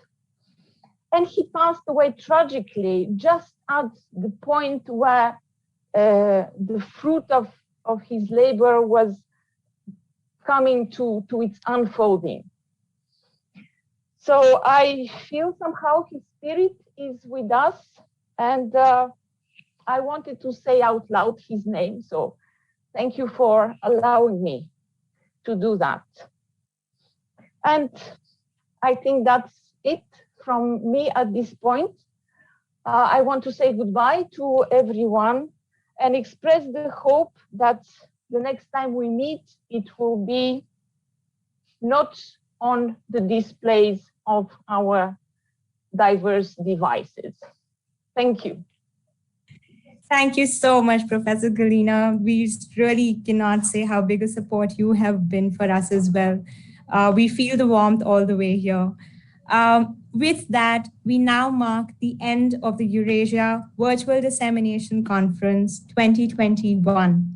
I cannot thank you enough for your participation and support in making this conference a success, to every visible and invisible hand.